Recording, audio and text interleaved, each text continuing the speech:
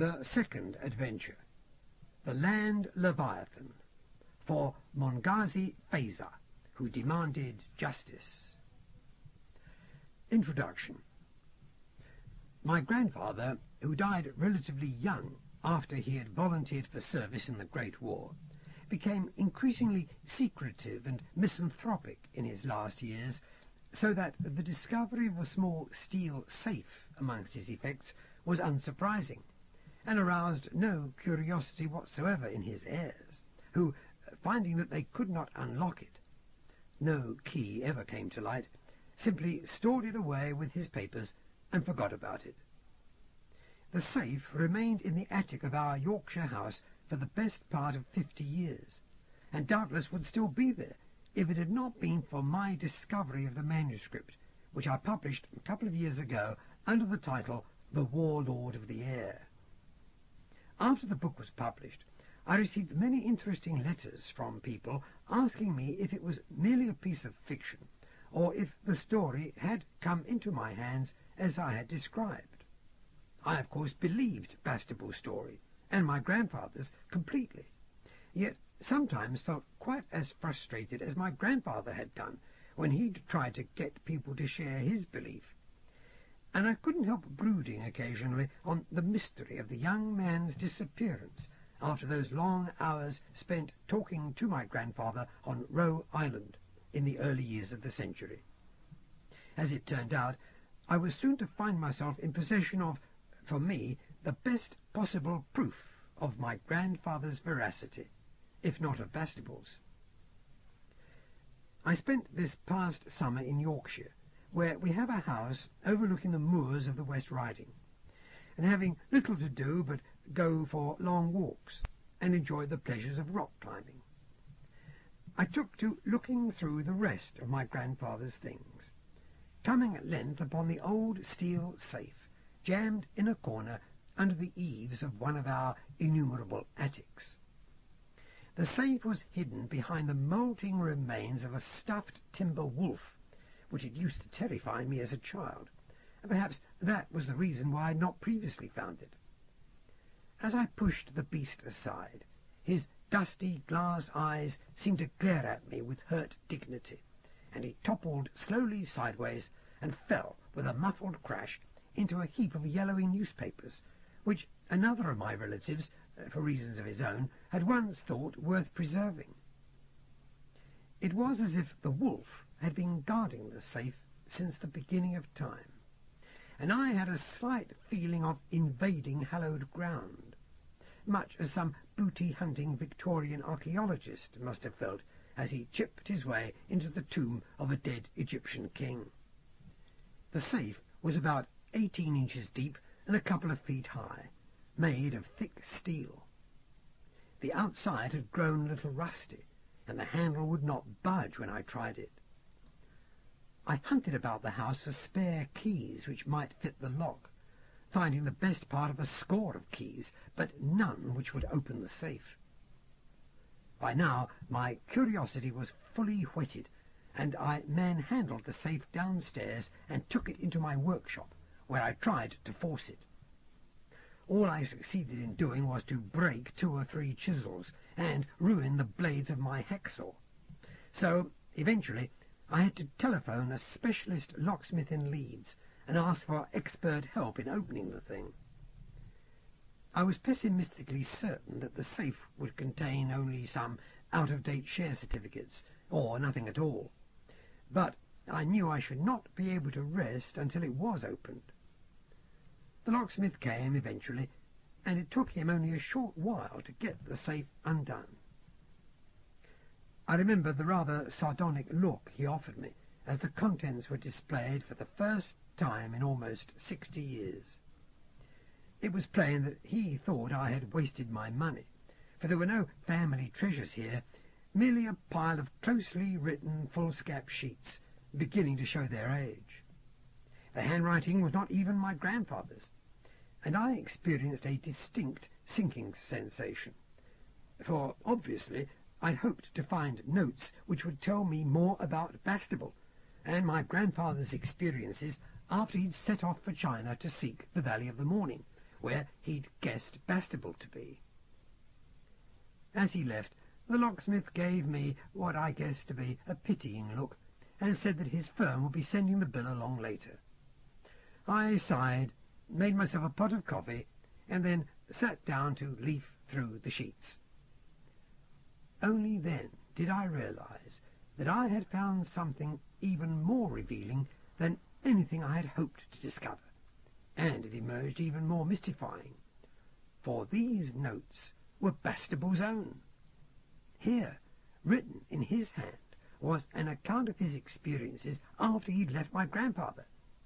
There was even a brief note addressed to him from Bastable.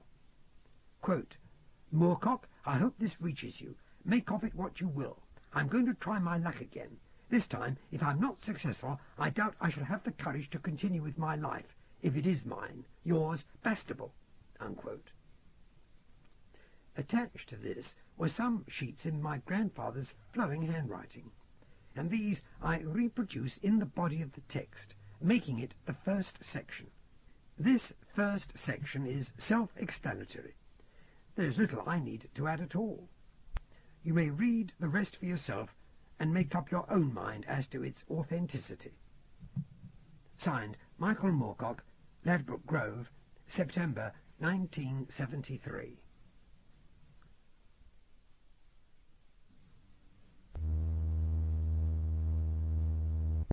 Prologue. In Search of Oswald Bastable. If I were ever to write a book of travel, no matter how queer the events it described, I'm sure I would never have the same trouble placing it with a publisher as I had when I tried to get into print Oswald Bastable's strange tale of his visits to the future in the year 1973. People are not alarmed by the unusual so long as it is placed in an acceptable context. A book describing as fact the discovery of a race of four-legged, three-eyed men of abnormal intelligence and supernatural powers who live in Tibet would probably be taken by a large proportion of the public as absolutely credible. Similarly, if I had dressed up Bastable's story as fiction, I'm certain that critics would have praised me for my rich imagination, and that a reasonably wide audience would have perused it in a couple of summer afternoons and thought it a jolly exciting read for the money, then promptly forgotten all about it.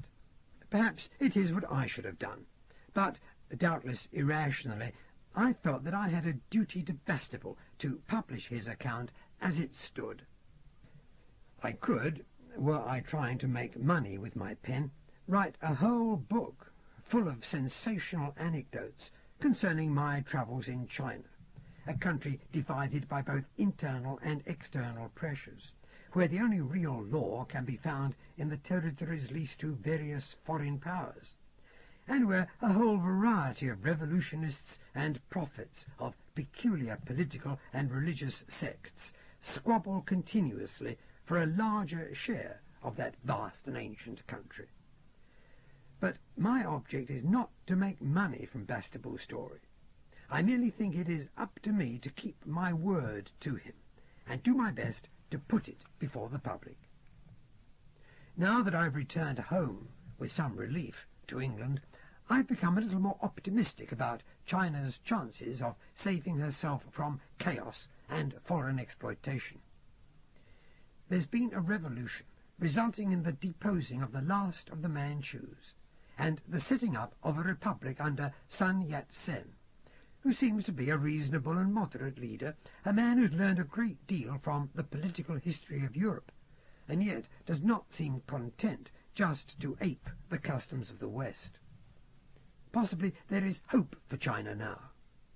However, it is not my business here to speculate upon China's political future, but to record how I travelled to the Valley of the Morning, following Bastable's somewhat vague description of its location.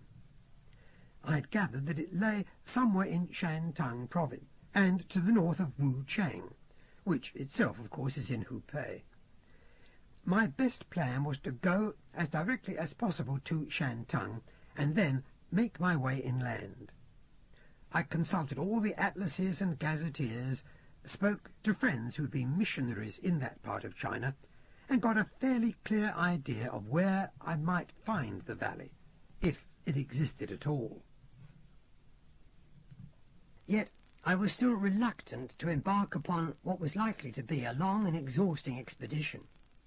For all that I had completely believed Bastable, I had no evidence at all to substantiate my theory that he had gone back to the Valley of the Morning, which by 1973 would contain the utopian city built by General Shaw, the warlord of the air, and called Ching Chiang Ta Chia, or in English roughly, Democratic Dawn City. Even if he had gone there and found nothing, he could easily have disappeared into the vastness of the Asian continent, and as easily have perished in one of the minor wars or uprisings which constantly ravaged those poor and strife-ridden lands. Therefore, I continued to lead my conventional life, putting the whole perplexing business of Captain Bastable as far into the back of my mind as possible, although I would patiently send his original manuscript to a fresh publisher every time it came back from the last.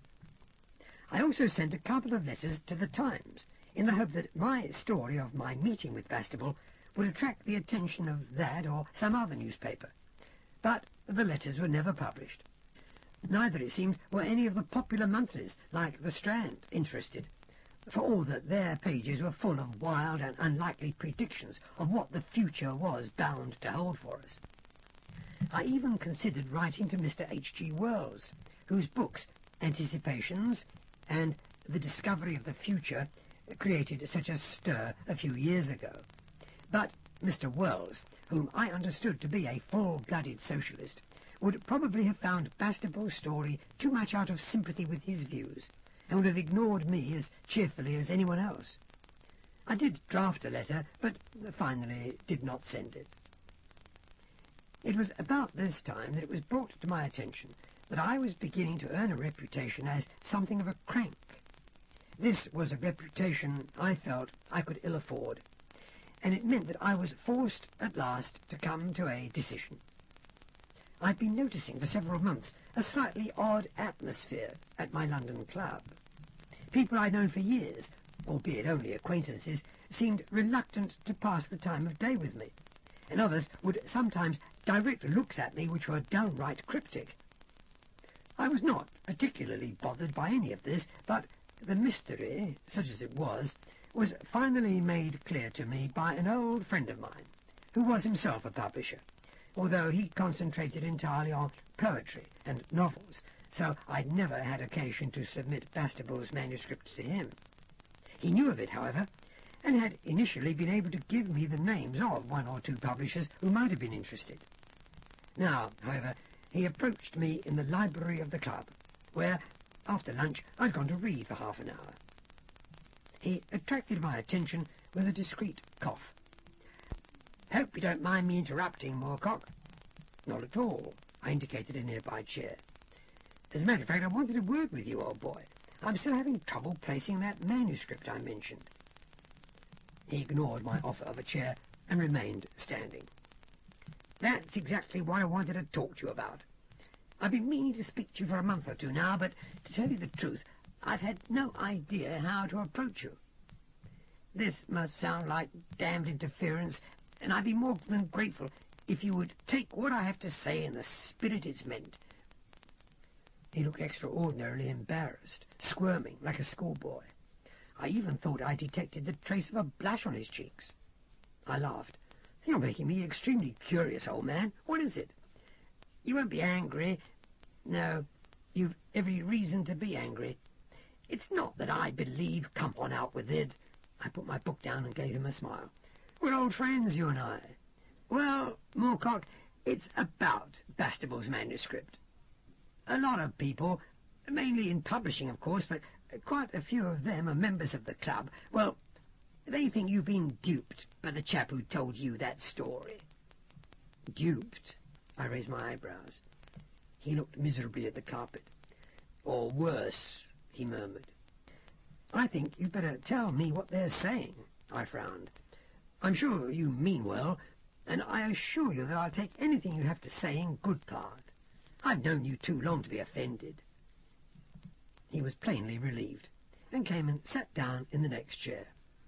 "Well," he began, "most people think that you're the victim of a hoax, but a few are beginning to believe that you've turned a bit eccentric, like those chaps who predict the end of the world all the time, or communicate with the astral plane and so on.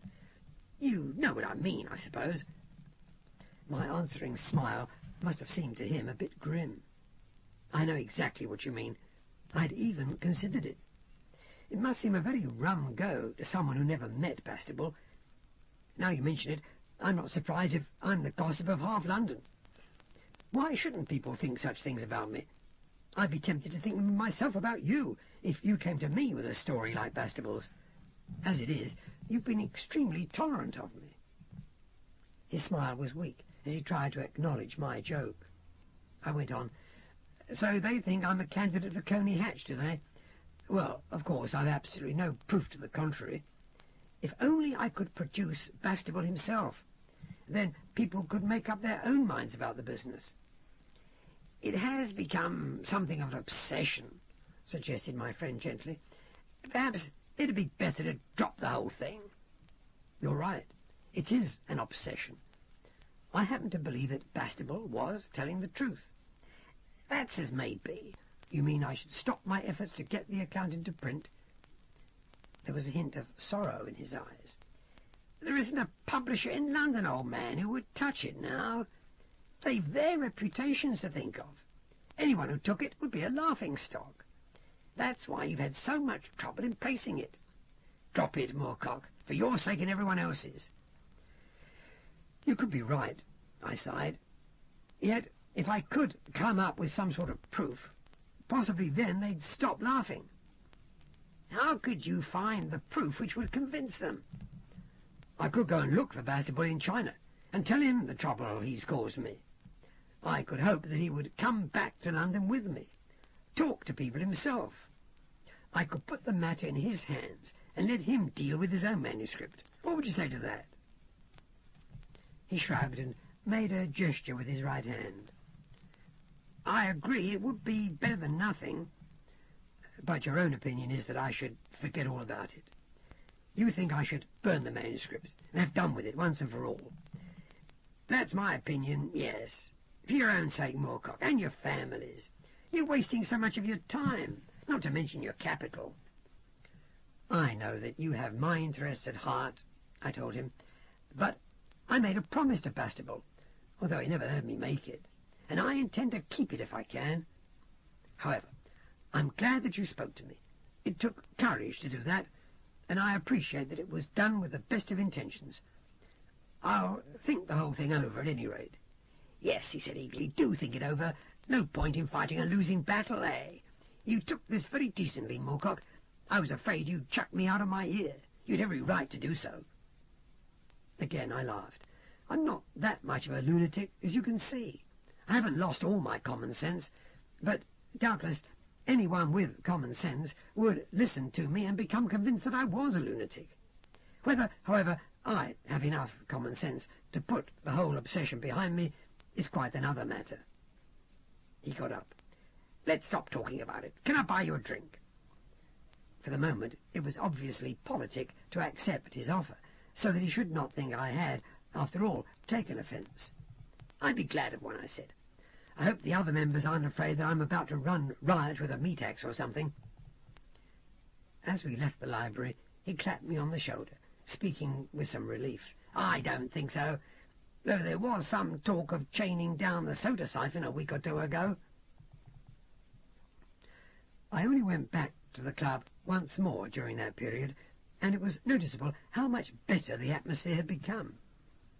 I determined there and then to give up all immediate attempts to get Bastable's story published, and I began to make concrete plans for a trip to China. And so, one bright autumn morning, I arrived at the offices of the Peninsular and Oriental Steam Navigation Company and booked the earliest possible passage on a ship called the Mother Ganga, which I gathered was not the proudest ship of that particular line, but would be the first to call it Way Highway, a city lying on the coast of that part of Shantung leased to Britain in 1898. I thought it only sense to begin my journey in relatively friendly country, where I could seek detailed advice and help before pressing on into the interior. Mother Ganga took her time. She was an old ship, and she'd evidently come to the conclusion that nothing in the world was urgent enough to require her to hurry. She called at every possible port to unload one cargo and to load another, for she was not primarily a passenger ship at all. It was easy to see why she rid herself of some of her cargoes, which seemed completely worthless, but hard to understand why the traders in those small, obscure ports should be prepared to exchange something of relative value for them. I was prepared for the slowness of the journey, however, and spent much of my time working out the details of my plans, and poring over my original shorthand notes to see if Bastable had told me anything more which might offer a clue to his whereabouts. I found little, but by the time I disembarked, I was fit, thanks to my habit of taking plenty of exercise every day on board, and rested, and ready for the discomforts which must surely lie ahead of me. The discomfort I had expected, but what I had not anticipated was the extraordinary beauty and variety of even this relatively insignificant part of China. It struck me as I went up on deck to supervise the unloading of my trunks, and I believe I must have gasped. A huge pale blue sky hung over a city which was predominantly white and red and gold, a collection of ancient Chinese pagodas and archways mixed with more recent European building. Even these later buildings had a certain magic to them in that light, for they'd been built of local stone, and much of the stone contained fragments of quartz which glittered when the sun struck them. The European buildings were prominent on the waterfront, where many trading companies had built their offices and warehouses, and the flags of a score of different Western nations fluttered on masts extended into the streets, while the names of the various companies were emblazoned in their native alphabets and often translated into the beautiful Chinese characters in black, silver, and scarlet.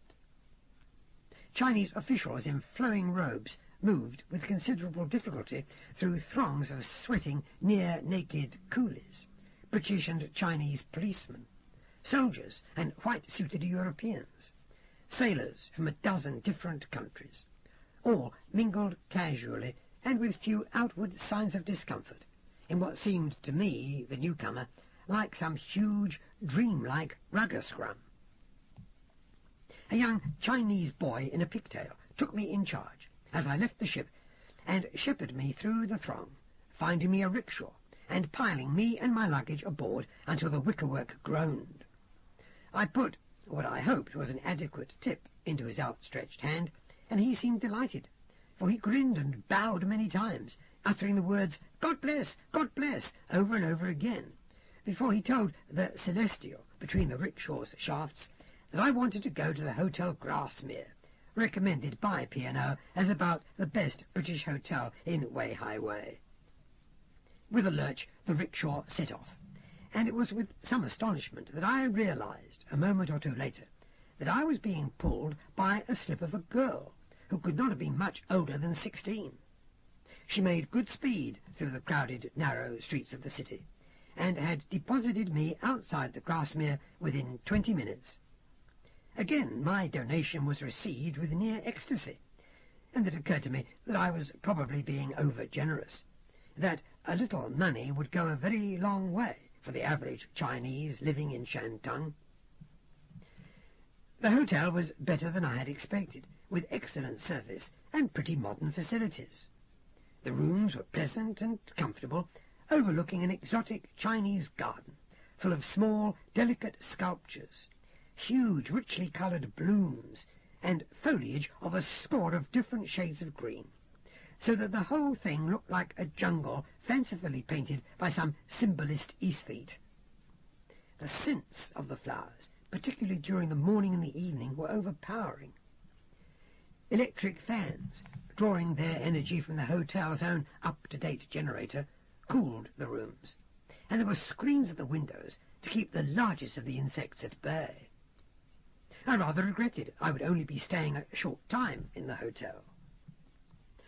The morning after my arrival, I paid a visit on the British consul, a youngish chap connected, I gathered, to one of our best families. A little on the languid, foppish side, he gave the impression of being infinitely bored with China and all things Chinese. But his advice seemed sound, and he put me in touch with a local man who made regular trading visits into the hinterland of the province, and who agreed, for a sum of money, to escort me all the way to the Valley of the Morning. This chap was a tall, slightly stooped Chinese of early middle age, who carried himself with the utmost dignity, and, while wearing plain cotton garments of the simplest sort, managed to convey the feeling, in me at least, that he had not always been a mere merchant. I could not help but be reminded of the aristocratic merchant adventurers of earlier European times, and, indeed, it was soon revealed to me that Mr. Lu Canfon betrayed a singularly fine command of English and French, knew German and Spanish pretty well, and could communicate adequately in Dutch. I also gathered that he had a good knowledge of Japanese. Moreover, he'd read a great deal in all of these languages, and, English aside, had a far better familiarity with the literature of those countries than had I. He had been educated, he said, by a European missionary who had taught him much of what he now knew. But I found the explanation inadequate, though I was too polite, of course, to tax him on it. I suspected him of being either a dishonoured aristocrat, perhaps from Peking, or the younger son of an impoverished family. The court intrigues of the Manchus and their followers were notorious, and it was quite probable that he had at some time played a game of politics in Peking, which he had lost. However, it was none of my business if he wished to disguise his past or his origins, and I was relieved, for my part, to know that I would be travelling in the company of a cultured companion whose English was almost as fluent as my own. I had privately dreaded the difficulties of communicating with a guide in the wilds of China, for my knowledge of Mandarin and Cantonese has never been particularly good. Mr. Lu told me that his little caravan would not be leaving Wei Hai Wei for several days, so, accordingly, I spent the rest of the week in the city, and did not waste it, as I saw it, but assiduously inquired of anyone named Bastable, or answering Bastable's description, who might have been there. I received no information of any obvious value, but at least felt content that I had not made the ironic mistake of going off to look for a man who could, by the laws of coincidence, be found living in the next room to mine in the hotel. At the end of the week, I took a rickshaw to Mr. Lu's large and rambling emporium near the centre of the old town, bringing with me the bare necessities I would need on the long journey. The rest of the party had already assembled by the time I arrived. They awaited me in a spacious stable-yard, which reminded me somewhat of a medieval English inn-yard. Riding horses and pack animals were being loaded and harnessed, their hooves churning the ground to mud. Chinese, dressed in stout travelling garments of heavy cotton, wool and leather, shouted to one another as they worked, and I noted that there was not a man, save for Lu Canfon himself, who did not have a serviceable modern rifle over his shoulders, and at least one bandolier of cartridges strapped about him.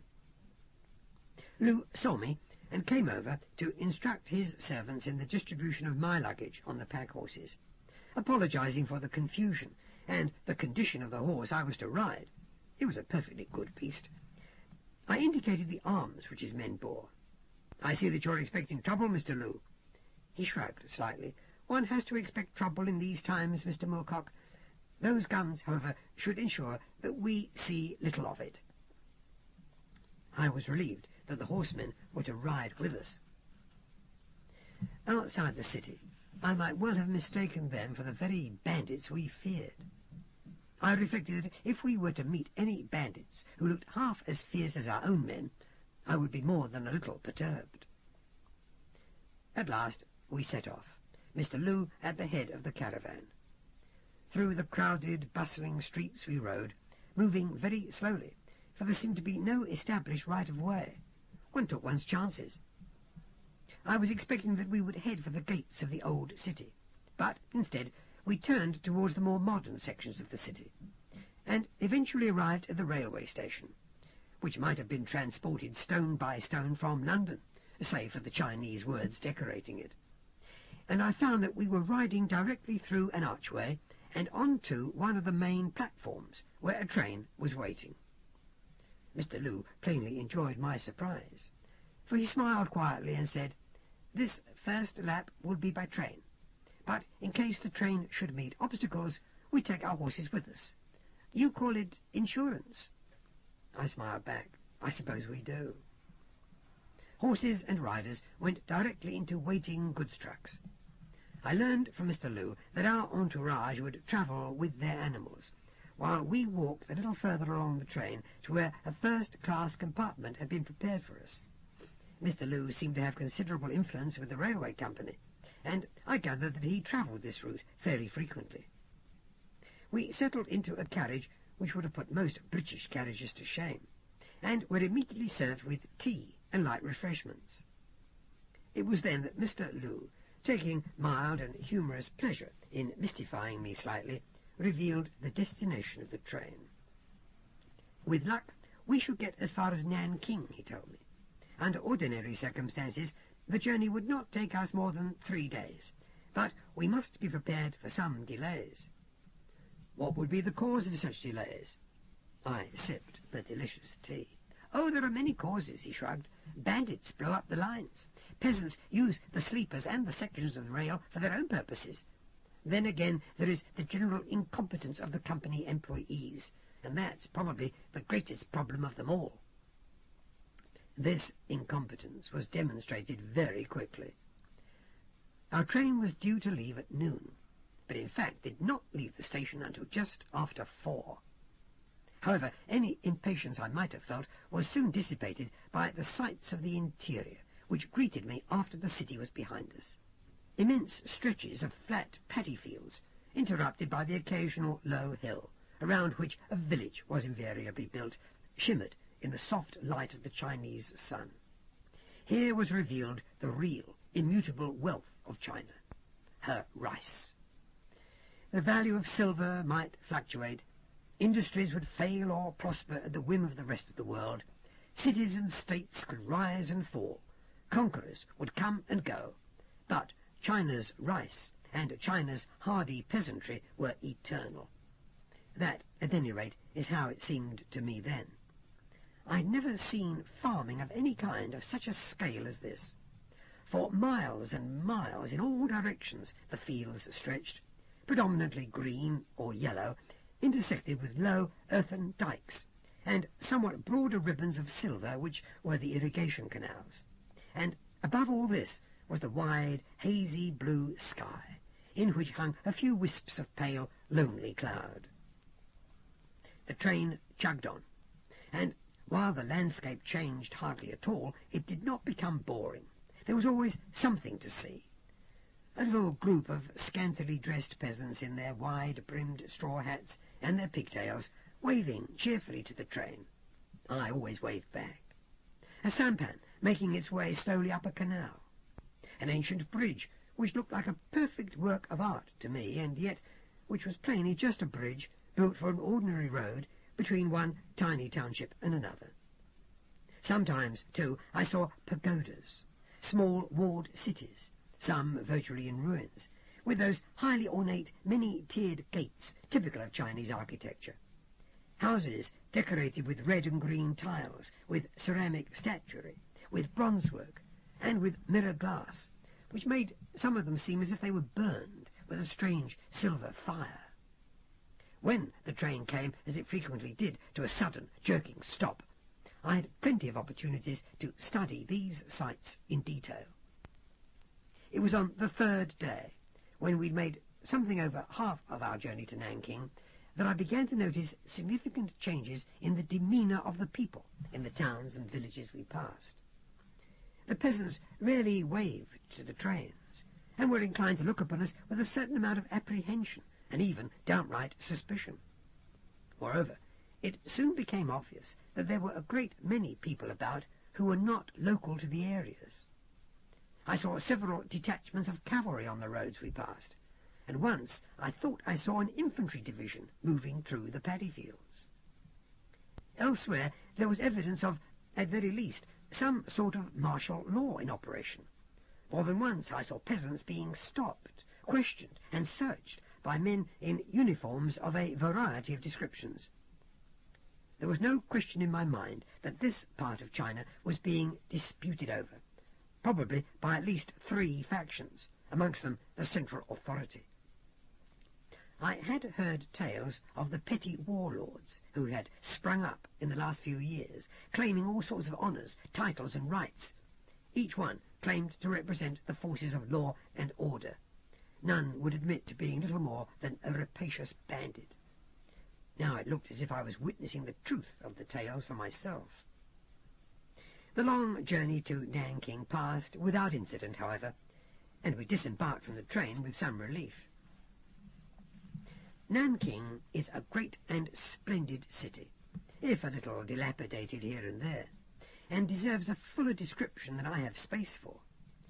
It is the capital of Kiangsu province, and one of China's major cities. It has on occasion been the capital. It lies at the foot of an impressive range of mountains, whose slopes are thickly wooded and richly cultivated with terraced fields, and it is built on the banks of the mighty Yangtze Kiang. It is at once one of China's most ancient cities and one of the most modern, ideal for trade, surrounded by some of the most fertile agricultural land in the world. It has a number of flourishing industries. Its financiers are famous for their wealth and their power, and Nanking cuisine is highly regarded. In contrast to most Chinese towns, Nanking's ramparts are irregular, spreading from the river along the banks of Lake Juan, to the hill of the Rain of Flowers. The naval shipyards and the marketplaces are on the west of the city, between the ramparts and the river. Again, one finds a strange mixture of the old Chinese architecture. Impressive, complicated buildings embellished with intricate ceramic work, and more modern buildings, some of them very dull, but some of them wonders of late Victorian Gothic, which, fortunately, is beginning to disappear in Europe, to be replaced by the more gracious architecture of those influenced by the Art Nouveau movements. There is much shipping on the river, sampans, junks and steamers used for every possible purpose, as ferry boats, trading vessels, military craft, and so on. There is a racecourse, an immense number of gardens, some large and ornate, some small and simple. There are libraries, museums, schools, and art galleries. The consulates of all the great European powers, luxurious hotels, temples, palaces, wide avenues lined with trees. I regretted greatly that our stay there was not to be longer, and made the best use of my time while Lu conducted his business, seeing as much of interest in the city as possible. I also called the British consulate to apprehend them of my movements, inquire after Bastable, and collect some cash I'd arranged to be cabled there. The second stage of our journey was by steamer, and still the horses had not been used. I began to envy the beasts. They seemed to be the most underworked animals I'd ever come across. Stables had been prepared for them in the hold of the big paddle steamer, and they seemed content to return to their cramped quarters, while Lu and myself retired to the merchant's stateroom, where lunch was immediately forthcoming. The steamer left on time, and we were soon heading up the broad Yangtze Kiang on our way to Wu Chang, which would be our next stopping place. I was fretting somewhat, for the journey was extremely roundabout. Yet I was assured by Mr. Lu that this was the safest route, and the one most likely to get me to my ultimate destination, for this part of China in particular was in a highly unstable political state. He had learned, in fact, that an army under General Zhang Jun was rumoured to be advancing on the city, and that there might well be heavy fighting in the outskirts. I had noted the number of soldiers occupying the streets around the centre, and could well believe that we had narrowly missed being mixed up in a war. At any other time I would have been delighted to have remained there and witnessed the sport. But it was important to me that Bastable be located, and I could not risk losing as competent a guide and travelling companion as Lu Canfon.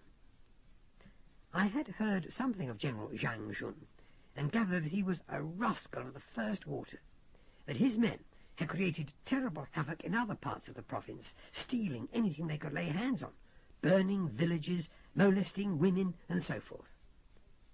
Soon Nanking and her problems had disappeared behind us, and it seemed that we were the only moving object in the whole wide world at times, for as the river broadened we saw fewer and fewer other vessels. The paddles of the steamer swept us along slowly but surely, with a heartening and steady beat. Our smoke drifted low behind us, hanging over the water, which was sometimes deep and blue, sometimes shallow and yellow.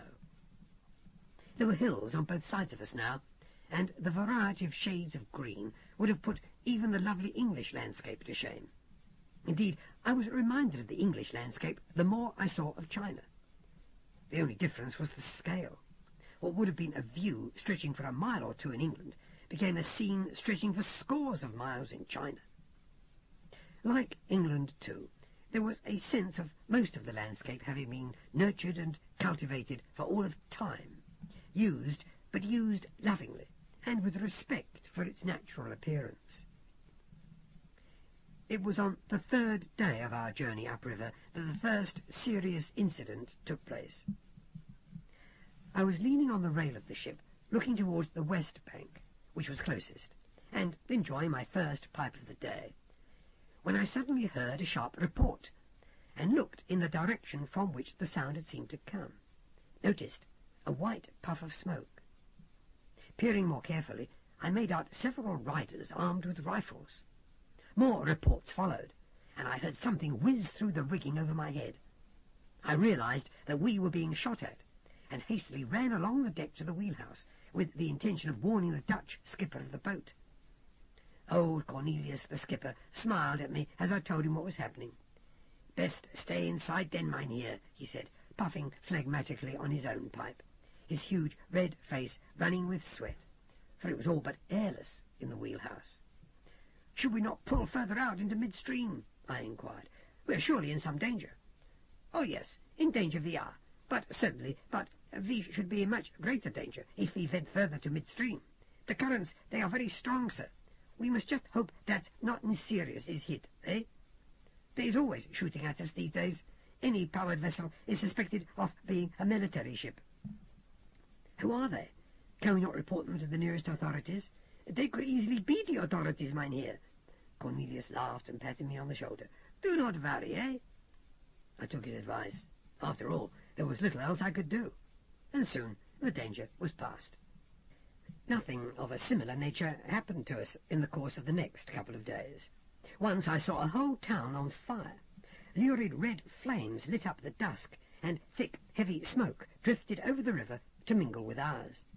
I saw panic-stricken people trying to crowd into sampans, while others hailed us from the bank, trying to get us to help them. But the skipper would have none of it, claiming that it was suicide to stop, and that we should be overrun. I saw his logic, but I felt a dreadful pang, for we sailed close enough to be able to see, with the aid of field glasses, the fear-racked faces of the women and children. Many women stood up to their waists in water, holding their infants to them and screaming at us to help.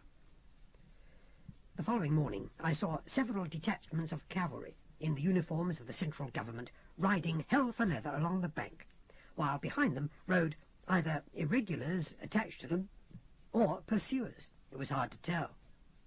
In the afternoon I saw field artillery being drawn by 6-horse teams over a tall bridge spanning a particularly narrow section of the Yangtze-Kiang. It had obviously been involved in a fierce engagement, for the soldiers were weary, wounded, and scorched, while the wheels and barrels of the guns were thick with mud, and there were signs that the guns had been fired almost to destruction. I saw only one ammunition tender, and guessed that the others, empty, had been abandoned. Framed against the redness of the setting sun, the detachment looked as if it had returned from hell itself. I was glad to reach Wu Chang, but somewhat nervous concerning the next stage of our journey, which would be overland by horse, backtracking to an extent, along the river, and then in the general direction of Shangcheng, unless we could get a train as far as Kwangshui. It was what we had originally hoped to do, but we had heard rumours that the line to Kwangshui had been blown up by bandits. Wu Chang faces the point where the Han Ho River merges with the Yangtze Kiang. It is one of 3 large towns lying close to each other, and of them Wu Chang is the loveliest. Hanyang and Hankow are beginning to take on a distinctly European character, giving themselves over increasingly to industry and shipbuilding. But there was no real rest in Wu Chang. Martial law had been declared, and a mood of intense gloom hung over the whole city. Moreover, it had begun to rain, a thin drizzle, which somehow managed to soak through almost any clothing one wore, and chilled one to the very bone. The various officials who appeared at the dock as we came in were overzealous in checking our papers and sorting through our baggage, suspecting us, doubtless, of being revolutionists or bandits. The better hotels had been taken over almost entirely by high-ranking officers, and we were forced at last to put up at a none-too-clean inn near the quays. And even here there were a good many soldiers to keep us awake with their drunken carousing into the night. I pitied any town they might be called upon to defend. Mr. Liu disappeared very early the next morning, and returned while I was eating an unpalatable breakfast of rice and some kind of stew, which had been served to me with genuine apologies on the part of our host. There was little else, he said. The soldiers had eaten everything, and no one was paying him. Mr. Liu looked pleased with himself, and soon took the opportunity to let me know that he'd managed to secure passage for us on the next train leaving Wu Chang. The train was chiefly a troop transport, but would take a certain number of boxcars. If I did not mind the discomfort of travelling with the men and horses, we could leave almost immediately. I was glad to agree, and we gathered up our luggage and went to meet the rest of our party on the far side of town, where they had been camped, sleeping in the open, curled up against their steeds. They looked red-eyed and angry, and were cursing at each other as they saddled up and prepared the baggage for the pack animals. We made our way to the station in something of a hurry, for there was precious little time. Mr. Liu said that a troop transport was more likely to leave on time, and even ahead of time if it was ready to go. The army could decide. We got to the station, and the train was still in, drawn by one of the largest locomotives I've ever seen. It belonged to no class I recognized. It was painted a mixture of bright blue and orange, and was bellowing more fire and smoke than Siegfried's dragon. We crowded into the boxcars. The doors were shut on us, and off we jerked, hanging on for dear life as the train gathered speed. Later, we were able to get one of the sliding doors partly open and look out. We were in high mountain country, winding our way steadily upwards through some of the loveliest country I've ever seen in my life. Old, old mountains, clothed in verdant trees, the very image of those Chinese paintings which seem so formalized until you've seen the original of what the artist described. And then you realize that it is nature herself who is formalized in China, that the country has been populated so long that there is scarcely a blade of grass growing in no matter what remote spot which has not in some way received the influence of man. And here, as in other parts of China, the wilderness is not made any less impressive by this imprint. If anything, it is made more impressive. Mr. Liu shared my pleasure in the sight, though he took a somewhat condescending, proprietorial attitude towards me as I gasped and exclaimed and wondered. I expected to be delighted with China, I told him, but I am more than delighted. I am overawed, and my faith in the beauties of nature is restored forever. Mr. Liu said nothing, but a little later he took out his cigarette case and, offering me a fine Turkish, remarked that even nature, at her most apparently invulnerable, was still in danger from the works of mankind. I had been thinking of Bastable and his description of the bomb which had blown him back into his own time. And I must admit that I gave Mr. Lou a hard look, wondering if perhaps he knew more of Bastable than he had said. But he added nothing to this remark, and I decided to accept it for one of generalized philosophy. Accepting the cigarette, I nodded. "That's true. I sincerely hope this civil strife does not destroy too much of your country," I said, leaning forward to give him a match. The train swayed as it took a bend, and revealed to me a lush forest full of the subtlest greens I'd ever seen. For I have fallen in love with China. "Unfortunately," said Mr. Lou, in a dry but good-humoured tone, "you are not the only European to be so smitten. But must one always take steps to possess that which one loves, Mr. Moorcock?" I accepted his point. "I do not approve of my government's Chinese policies," I told him, "but he will admit that there is more law and order in the territories controlled by Britain than in other parts of China. After all, the Chinese question remains a vexed one." "There would be no Chinese question, Mr. Moorcock," said Mr. Lou, with the ghost of a smile, "without Europe and Japan. Who was it introduced massive importation of opium into our country? Who was responsible for the devaluation of our currency? These were not internally created problems." "Probably not. And yet I could be wrong. Who's to tell?" "The Manchus cannot be said to be incorruptible," I told him, and I smiled a smile which echoed his. His own smile became a broad grin, and he sat back against the wall, waving the hand which held the cigarette, granting me, as it were, the match. I think the gesture was made graciously, rather than from any real agreement with the point of view I had presented. The train travelled steadily through the rest of the day and into the night. We slept as best we could on the shuddering floor of the wagon, ever in danger of a horse breaking free and trampling us.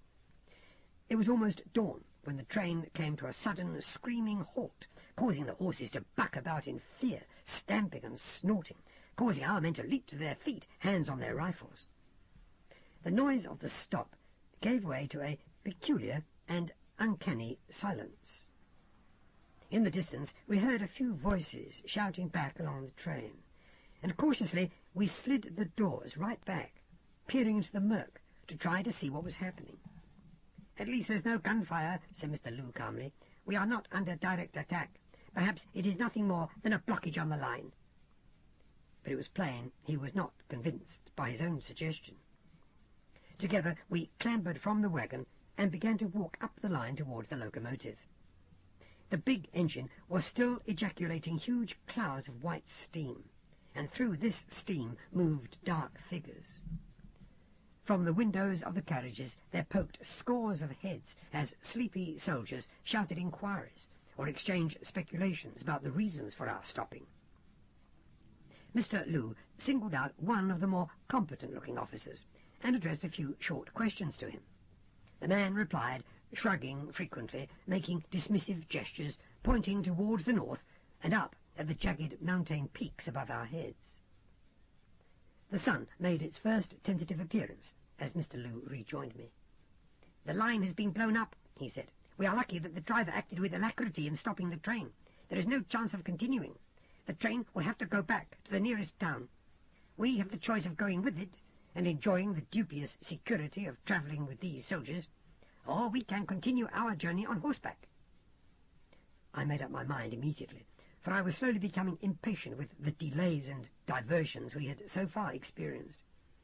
"I should like to continue," I told Mr. Lou. "It's time those horses were exercised." This was evidently the answer he had hoped for. With a quick smile he turned and began to stride back to our section of the train, calling out to his men to ready the horses and to load them, saying to me, in an English aside, "Personally, I think we stand a much better chance on our own. This territory at present is controlled by the warlord General Liu Fang. His main interest is in wiping out the troops which have been sent against him. I do not think he will bother an ordinary caravan, particularly if we have a European gentleman travelling with us. Liu Fang hopes, I gather, to recruit allies from Europe, a plan which is almost certainly doomed to failure, but it will be of help to us." Accordingly, we were soon on horseback, heading down the long slope away from the stranded train. By noon we were deep into unpopulated country, following the course of a river along the floor of a valley. The valley was narrow and thickly wooded, and at length we were forced to dismount and lead our horses through the moss-covered rocks. It had begun to rain quite heavily, and the ground was slippery, slowing our progress even more. Moreover, it had become hard to see more than a few yards ahead of us. Owing to my lack of sleep, and the hypnotic effect of the rain falling on the foliage above my head, I continued almost in a trance, hardly aware of my own tiredness. We exchanged few words, and emerged from the forest and remounted, when it was quite late in the afternoon, with only a few hours of daylight left. The river began to rise, and we still followed it, from one valley into another, until we came upon some reasonably level ground, where we decided to make camp and consult our maps, to see what progress we had so far made. It was as I watched the men erecting the tent which Lou and I would share, that I glanced up into the hills, and thought I saw a figure move behind a rock some distance away. I remarked on this to Mr. Lou. He accepted that I had probably seen someone, but he reassured me. It is not surprising, probably only an observer, a scout sent to keep an eye on us, make sure we are not a disguised military expedition. I doubt if we shall be bothered by him. I could not sleep well that night, and I must admit that in my exhaustion I had begun to regret the impulse which had sent me on this adventure. I wondered if it would all end in some sordid massacre, if by morning my stripped corpse would lie amongst the remains of our camp. I would not be the first European foolish enough to embark upon such a journey and pay the ultimate price for his folly. When I did sleep at last, my dreams were not pleasant. Indeed, they were the strangest and most terrifying dreams I've ever experienced. Yet, for some reason, I awoke from all this feeling completely refreshed and cleansed of my fears. I began to be optimistic about our chances of reaching the Valley of the Morning, and ate the crude fare served us for breakfast with immense relish. Mr. Lou was moved to comment on my demeanour. "We Chinese are famous for our stoicism," he said, "but we could learn something from your British variety." "It's not stoicism," I said, "merely a mood. I can't explain it." "Perhaps you sense good luck." "I hope so." He indicated the rocky hills on both sides of us. "A fairly large company of men has been moved up in the night. We are probably completely surrounded." "Do they mean to attack, I wonder?" I glanced about, but could see no sign of the soldiers. "I would suppose that this manoeuvre is a precaution. They are probably still wondering if we are spies or part of a disguised army." I now noticed that our men were betraying a certain nervousness, fingering their rifles and bandoliers, glancing around them at the rocks, and muttering amongst themselves in an agitated fashion. Lu Canfon was the only person who seemed unconcerned. Speaking rapidly, he gave orders for our pack-horses to be loaded, and, at first reluctantly, his men moved to obey. It was only when the last bundle had been secured, and we prepared to mount, that the soldiers revealed themselves. Unlike many of the government troops, these men wore uniforms which were distinctly Chinese, loose smocks and trousers of black, yellow, white and red. On the backs and fronts of the smocks were big circles on which had been printed Chinese characters, evidently giving the rank and regiment of the soldier. Some wore skull-caps, while others had wide-brimmed straw hats. All were clean-shaven and well-disciplined, and all possessed modern carbines, apparently of German manufacture. While their guns were pointed at us, they were held at the hip rather than at the shoulder, denoting that no immediate harm was intended to us. Immediately Mr. Lou held up his hand and ordered his men not to touch their own weapons, whereupon there emerged from behind a large bush a mounted figure of such splendid appearance that I thought at first he must surely be arrayed for a festival. He rode his shaggy pony slowly down the hillside towards us. He must have been well over 6 feet in height, and with massive shoulders and chest. He was wearing a long brocade gown, embroidered for about a foot around the bottom with waves of the sea and other Chinese devices. Over this was a long satin coat with an embroidered breastplate and a similar square of embroidery on the back, with the horseshoe cuffs forced upon the Chinese by the Manchus when the present dynasty came to the throne, falling over his hands. High official boots, an amber necklace of very large beads reaching to his waist, and aureole-shaped official cap with large red tassel completed the costume. There was a large sword at his side, but no other visible arms, and he guided his pony with one hand while keeping the other on the hilt of the sword, somehow managing to retain an impressive dignity while the horse picked its way down to where we waited, virtually frozen in position. His face was expressionless as he rode into our camp and brought his mount to a halt, looking us over through his slanting, jet-black eyes. Mr. Liu and myself came in for a particularly close examination, and it was while the man was inspecting me that I decided to try to break the atmosphere, and bowed slightly, saying, in English, "Good morning, sir. I am a British citizen on a private journey with these traders. I regret it if we have inadvertently entered territory which you would prefer to remain untravelled." My rather mealy-mouthed speech was interrupted by a grunt from the magnificent rider, who ignored me and addressed Mr. Liu in flowing Mandarin. "You know who I am. You know where you are. What's your excuse for being here?" Mr. Liu bowed low before speaking. "I know who you are, Honourable One, and I most humbly ask your forgiveness for giving you the trouble of needing to inspect our little caravan. But we were travelling by train until yesterday, when the train met an obstacle and was forced to return to the nearest town. We decided to continue overland." "You were seen leaving the troop train. You are spies, are you not?" "Not at all, mighty General Liu Fang. The troop train was the only available transport. We are merchants. We are on our way to trade in Shantung." "Who is the foreigner?" "An Englishman, a writer who wishes to write a book about our country." At this quick-witted piece of invention, the legendary General Liu Fang showed a flicker of interest. He also appeared slightly mollified, for he had no reason to suspect I was anything but a neutral party in his territory, as of course I was, and probably thought it might be in his interest to cultivate the goodwill of one of the foreigners whose aid he was rumoured to be seeking. "Tell your men to disarm themselves," he ordered, and Mr. Liu relayed the order at once. Scowling, his men unslung their guns and dropped them to the ground. "And where is your immediate destination?"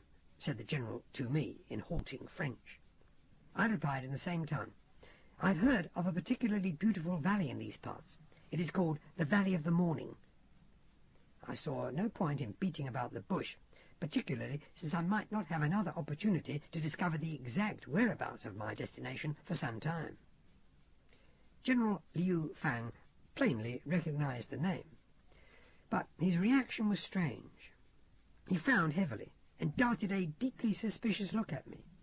"Who do you seek there?" "No one in particular," said I. "My interest in the place is purely, as it were, geographical." I, in turn, noting his reaction, had become cautious of revealing anything more. He seemed to relax, momentarily satisfied with my reply. "I would advise you against visiting the valley," he said. "There are bandits in the area." I wondered to myself, sardonically, what he called himself, but of course let nothing of this show on my face, as I said, "I'm grateful for the warning. Perhaps with the protection of your army." He gestured impatiently. "I am fighting a war, monsieur. I cannot spare men to escort foreign journalists about the country." "I apologize," I said, and bowed again. There was still considerable tension in the situation, and I noted that the soldiers had not relaxed, but were still pointing their rifles at us. There must have been at least 100 of them in well-protected positions on both sides of the valley. The general returned his attention to Mr. Liu. "What goods do you carry for trade?" Mr. Liu had folded his arms. He said impassively, "Many kinds, mainly articles of artistic interest, statuettes, ceramics, and the like." "They will be inspected," said the General. "Instruct your men to unload the goods." Again Mr. Lu obeyed without demur. As his men began to unpack the bundles which they had so recently strapped onto the pack-horses, he said to me in English, "We might escape with our lives, but not, I fear, our possessions." "Silence!" said the General firmly. He rode forward to where Mr. Lu's goods had been laid out, looked them over with the shrewd eye of a Chinese peasant woman inspecting fish in a market, and then rode back to where we stood. "They will be requisitioned," he said, "to help us win freedom from the Manchus." Fatalistically, Mr. Lu bowed. "A worthy cause," he said dryly. "The horses?" "The horses will also be requisitioned. They will be of particular use." It was at this point that he was interrupted by the sound of machine-gun fire, and I thought at first that he had somehow given the signal for our slaughter. But the gunfire came from higher up the hillside, and I saw at once that it was his men who were the target for the attack. My spirits lifted. Surely these must be government troops coming to our rescue. My relief was short-lived. Almost at once General Liu Fang shouted an order to his men, and, head well down over the neck of his horse, spurred rapidly for the cover of some nearby rocks. It had begun to rain suddenly, a heavy, misty rain which acted like fog to obscure visibility, and I had no idea of what was happening, save that the General's troops were firing on us. Mr. Lu's men dived for their own weapons, but half of them were cut down before they could reach their rifles. Those who remained snatched up their guns and sought what cover they could. Mr. Lu grabbed my arm, and together we ran towards a depression in the ground, where we might escape the worst of the concentrated fire from above. We flung ourselves down and buried our faces in the soft moss, while the three-sided battle went on all around us. I remember noting that the machine guns kept up an incredibly efficient chattering, and I wondered how any Chinese army could have acquired such artillery, for the Chinese are notorious for the poor quality of their arms and their inefficiency in maintaining those that they have. Bullets thudded about us, and I expected to be hit at any moment.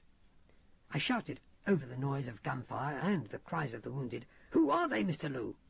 "I do not know, Mr. Moorcock. All I do know is that whereas we might have escaped with our lives, we now stand a very good chance of being killed. They doubtless consider it more important to destroy General Liu Fang than to save us." He laughed. "I regret that I should be forced to return your fee. I've not kept any part of the bargain. Your chances of finding the Valley of the Morning have become exceptionally slender. My protection has proved inadequate."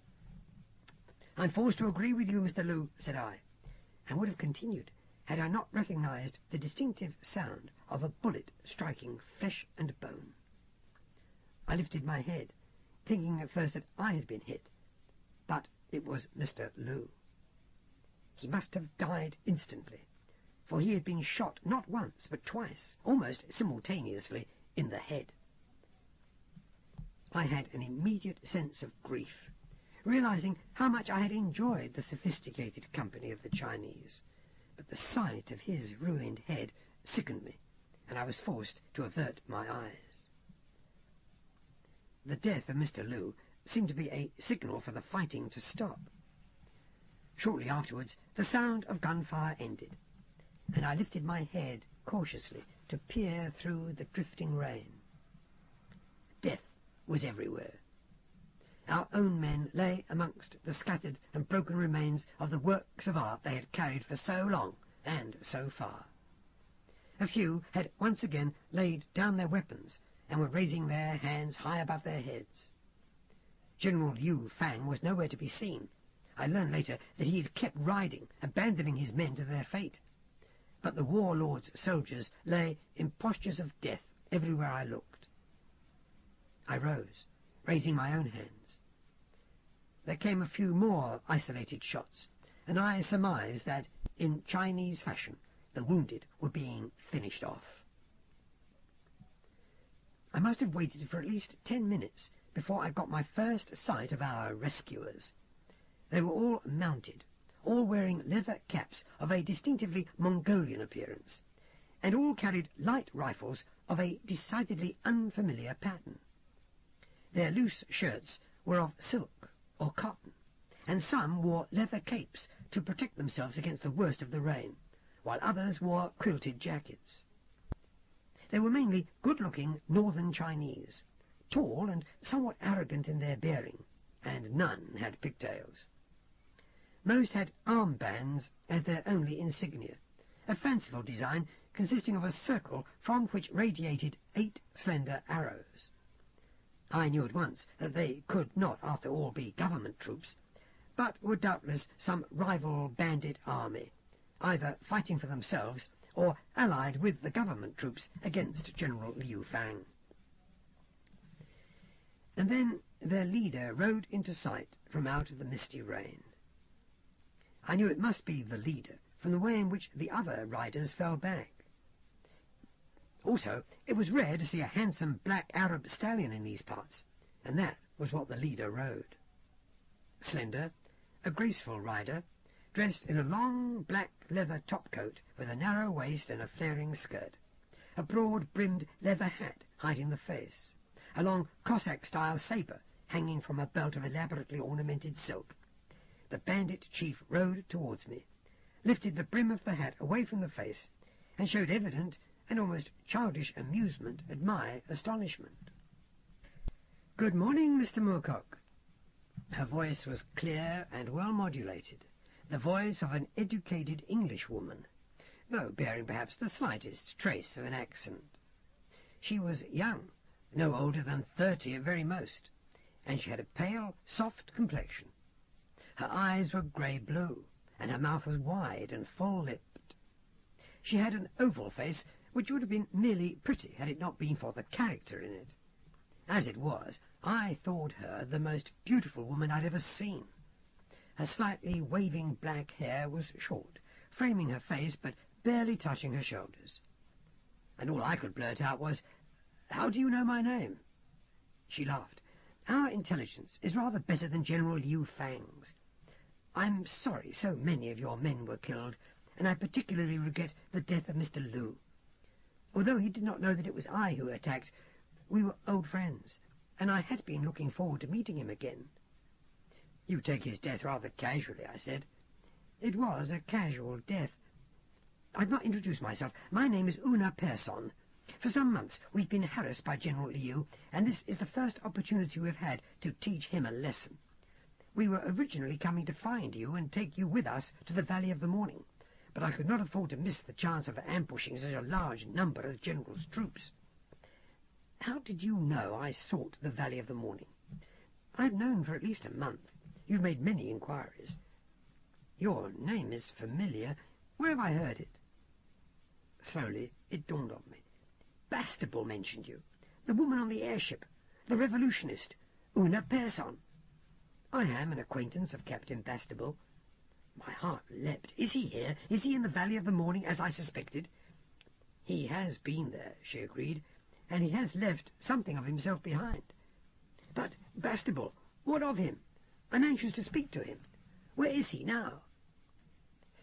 And then this mysterious woman made the most cryptic utterance she had made so far. She shrugged and gave a little tired smile, pulling on her horse's reins so that the beast began to move away. "Where indeed?" she said. "It is not a question easily answered, Mr. Moorcock, for we are all nomads of the time streams." I stood there, puzzled, chilled, miserable, and too weary to question her further. She rode to where Mr. Liu's goods lay scattered about and beneath the corpses of men and horses. She dismounted and stooped to inspect one shattered figurine, dipped her finger into the hollow which had been revealed, and lifted the finger to her nose. She nodded to herself, as if confirming something she had already known. Then she began to give orders to her men in rapid Cantonese dialect, which I could scarcely follow at all. Carefully they gathered up both the fragments and the few figurines which were still unbroken. It did not take a particularly subtle intelligence to put 2 and 2 together. Now I knew why Mr. Liu had taken such an oddly circuitous route, and why he'd been eager to leave the troop train as soon as possible. Plainly, he was an opium smuggler. I found it hard to believe that such an apparently decent and well-educated man could indulge in so foul a trade. But the evidence was indisputable. For some reason, I could not find it in my heart to loathe the dead man, and I guess that some sort of perverted idealism had led him to this means of making money. I also had an explanation of the General's interest in Mr. Liu's goods. Doubtless the bandit chief had guessed the truth, which was why he had been so eager to requisition the articles. The booty was collected quickly, and Una Persson mounted her sleek stallion without another glance at me, riding off through the rain. One of her silent warriors brought me a horse and signalled for me to climb into the saddle. I did so with eagerness, for I had no intention of becoming separated from the beautiful bandit leader. She was my first real link with Bastable, and there was every chance she would take me to him. I felt no danger from these rascals, and had an inkling that Una Persson was, if not sympathetic, at least neutral with regard to me. Thus, surrounded by her men, I followed behind her as we left that little vale of death and the remnants of Mr. Liu's party, and cantered along a narrow track which wound higher and higher into the mountains. I was hardly aware of the details of that journey, so eaten up was I with curiosity. 1,000 questions seethed in my skull. How could a woman who'd been described by Bastable as being young in the year 1973 be here, apparently just as young, in the year 1910? Once again, I experienced that almost fearful frisson which I had experienced when listening to Bastable's speculations on the paradoxes of time. And would democratic Dawn City, Ching Cheng Ta Chia, that secret utopian revolutionary citadel, be there when we arrived in the Valley of the Morning? And why was Una Persson taking part in China's internecine politics? Why did these tall, silent men follow her? I hoped that I would have at least some answers to these questions when we arrived in the Valley of the Morning. But, as it emerged, I was to be, in several ways, disappointed. It was after dark by the time that we reached Una Persson's camp, and the rain had fallen ceaselessly, so that it was still difficult to make out details. But it was obvious that this was no city of the future, merely the ruins of a small Chinese township with a few houses still inhabitable. For the most part, however, the soldiers and their women and children lived in makeshift shelters erected in the ruins, while others had set up tents or temporary huts similar to the Mongolian yurt. Cooking fires guttered here and there amongst the fallen masonry and half-burned timbers, which spoke of some disaster having befallen the town fairly recently. Much of the ground had been churned to mud, and was made even more treacherous by the arrival of our horses. As I dismounted, Una Persson rode up and pointed with a riding crop at one of the still standing houses. "You'll be my guest for supper, I hope, Mr. Moorcock?" "You're kind, madam," I replied, "but I fear I am not properly dressed to take supper with such a beautiful hostess." She grinned at the compliment. "You're picking up Chinese habits of speech, I see. Your clothes were rescued. You'll find them in your room. San Shui here will show you where it is. You'll be able to wash there, too." "Until later, then." She saluted me with the crop, and rode off to supervise the unloading of her spoils, which also consisted of most of the weapons which had, a short while ago, belonged to Mr. Liu's and the General's men. I had an opportunity to see one of the machine guns I had initially only heard, and was astonished that it was so light and yet so capable of dealing out death with extraordinary efficiency. This, too, was of a completely unfamiliar pattern. Indeed, it was the sort of weapon I might have expected to find in a city of the future. San Chui, impassive as his comrades, bowed and led the way into the house, which was carpeted in luxurious style throughout, but was otherwise of a somewhat Spartan appearance. In a room near the top of the house I found my baggage and my spare suit already laid out on my sleeping mat, and there was no bed. Shortly afterwards, another soldier, who had changed into a smock and trousers of blue linen, brought me a bowl of hot water, and I was able to get the worst of the mud and dust off my person, find a reasonably uncrumpled shirt, don the fresh suit, and walk down to supper, safe in the conviction that I was able to make at least an approximate appearance of civilized demeanour. I was to dine alone, it seemed, with my hostess. She herself had changed into a simple gown of midnight blue silk, trimmed with scarlet in the Chinese fashion. With her short hair and her oval face, she looked, in the light of the candles burning on the dining table, almost Chinese. She wore no ornament, and there was no trace of paint on her face. Yet she looked even more beautiful than the first time I'd seen her.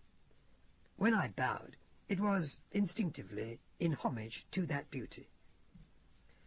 The ground-floor room held the minimum of furniture, a couple of chests against the walls, and a low Chinese table, at which one sat cross-legged on cushions to eat. Without inquiry, she handed me a glass of Madeira, and I thanked her. Sipping the wine, I found it to be amongst the very best of its kind, and I complimented her on it. She smiled. "Don't praise my taste, Mr. Moorcock. Praise that of the French missionary who ordered it in Shanghai, and who is still, I suppose, wondering what has become of it." I was surprised by her easy, even shameless admission of her banditry, but said nothing. Never having been a great supporter of the established church, I continued to sip the missionary's wine with relish, however, and found myself relaxing for the first time since I had left civilization.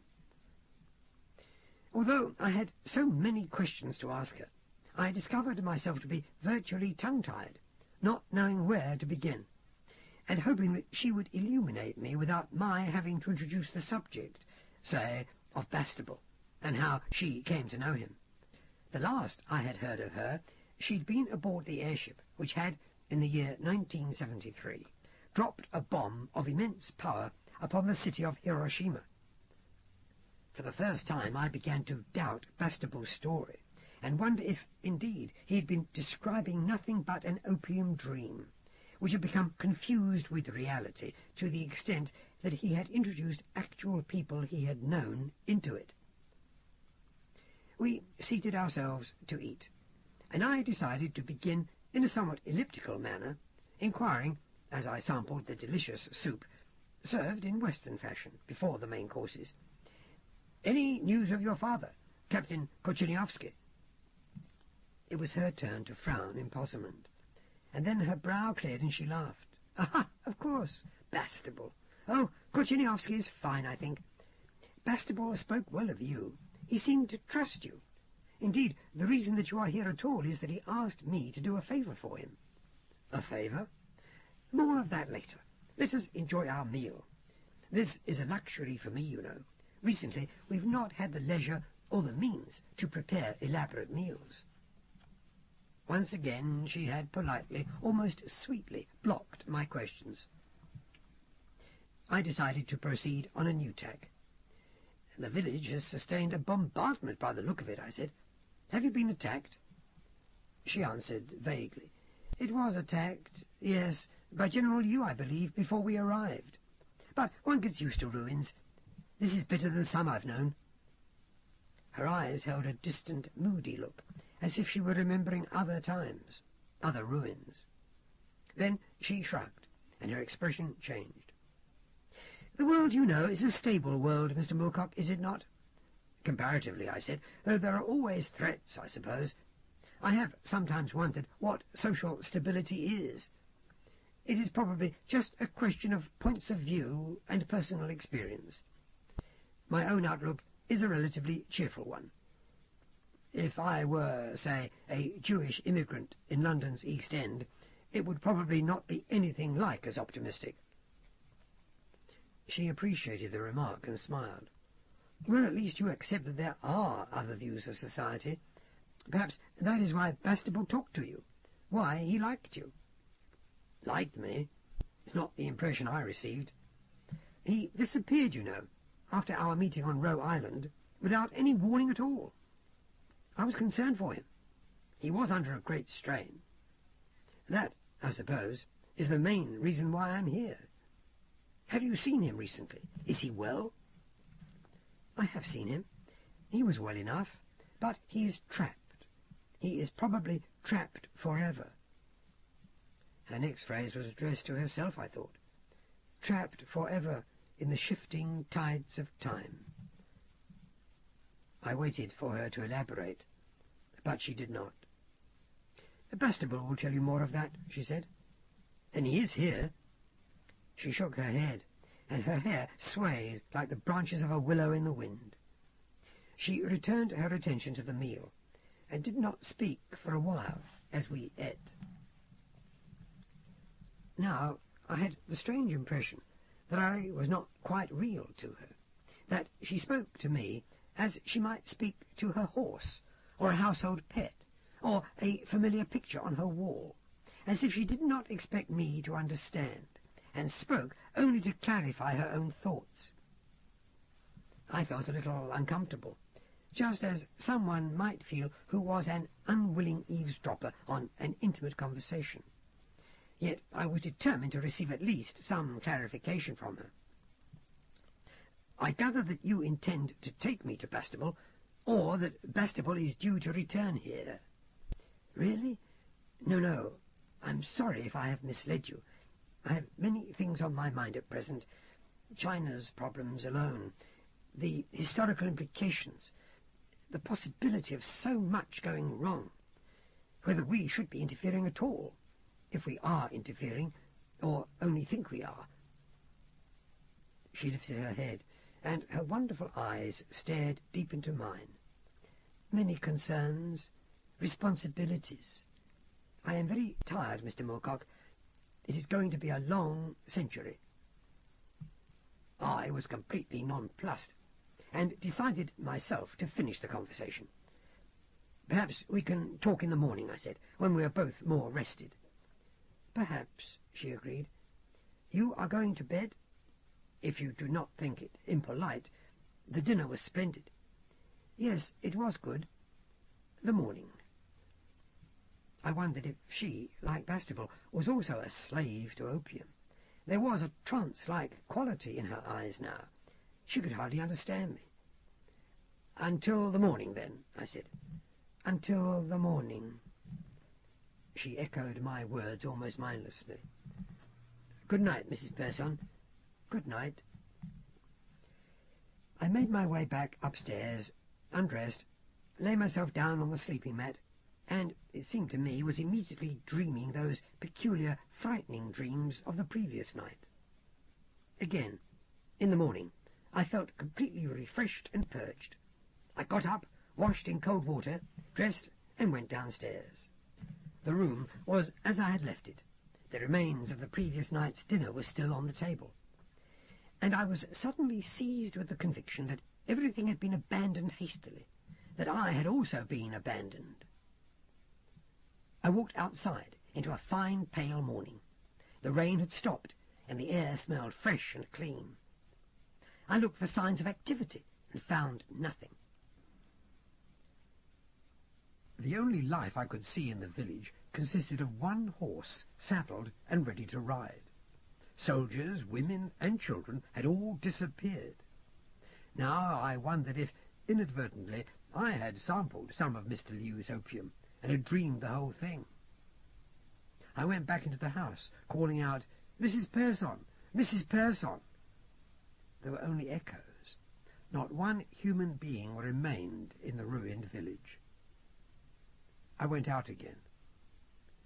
In the distance, the low green hills of the Valley of the Morning were soft, gentle, and glowing after the rain, which must have stopped in the night. A large watery sun hung in the sky. Birds sang. The world seemed to be tranquil, the valley a haven of perfect peace. I saw not one gun, one item of the spoils which the bandits had brought back with them. The cooking fires were still warm, but had been extinguished. The mud was still thick and deep, and there was evidence of many horses having left the village fairly recently. Perhaps the bandits had received intelligence of a large-scale counterattack from General Liu's forces. Perhaps they had left to attack some new objective of their own. I determined to remain in the village for as long as possible, in the hope that they would return. I made a desultory perambulation of the village. I explored each of the remaining houses. I went for a walk along the main road out of the place. I walked back. There was no evidence for my first theory that the village had been about to suffer an attack. By lunchtime, I was feeling pretty hungry, and I returned to the house to pick at the cold remains of last night's supper. I helped myself to a glass of the missionary's excellent Madeira. I explored the anterooms of the ground floor and then went upstairs, determined, completely against my normal instincts, to investigate every room. The bedroom next to mine still bore a faint smell of feminine perfume, and was plainly una person's. There was a mirror on the wall, a bottle of eau de cologne beside the sleeping mat, and a few wisps of dark hair in an ivory hairbrush on the floor near the mirror. Otherwise, the room was furnished as barely as the others. I noticed a small inlaid table near a window leading onto a small balcony which overlooked the ruins of the village. There was a bulky package lying on the table, wrapped in oilskin, tied with cord. As I passed it on my way to look out of the window, I glanced at the package. And then I gave it very much of a second glance, for I had recognized my own name written in faded brown ink on yellow paper. Just the word, Moorcock. I did not know the handwriting, but I felt fully justified in tearing off the wrappings to reveal a great heap of closely written foolscap pages. It was the manuscript which you, its rediscoverer, for I have no intention of making a fool of myself again, are about to read. There was a note addressed to me from Bastable, brief and pointed, and the manuscript itself was in the same writing. This must be, of course, what Una Persson had been referring to when she told me that Bastable had left something of himself behind in the Valley of the Morning. I felt, too, that it was reasonable to surmise that she had meant to give the manuscript to me before she left, if she had actually known she was going to leave so suddenly. I took the table, the stool, and the manuscript onto the balcony, seating myself so that I was looking out over the mysteriously deserted village and the distant hills containing the valley I had sought for so long. And I settled down to read a story which was, if anything, stranger than the first Bastable had told me.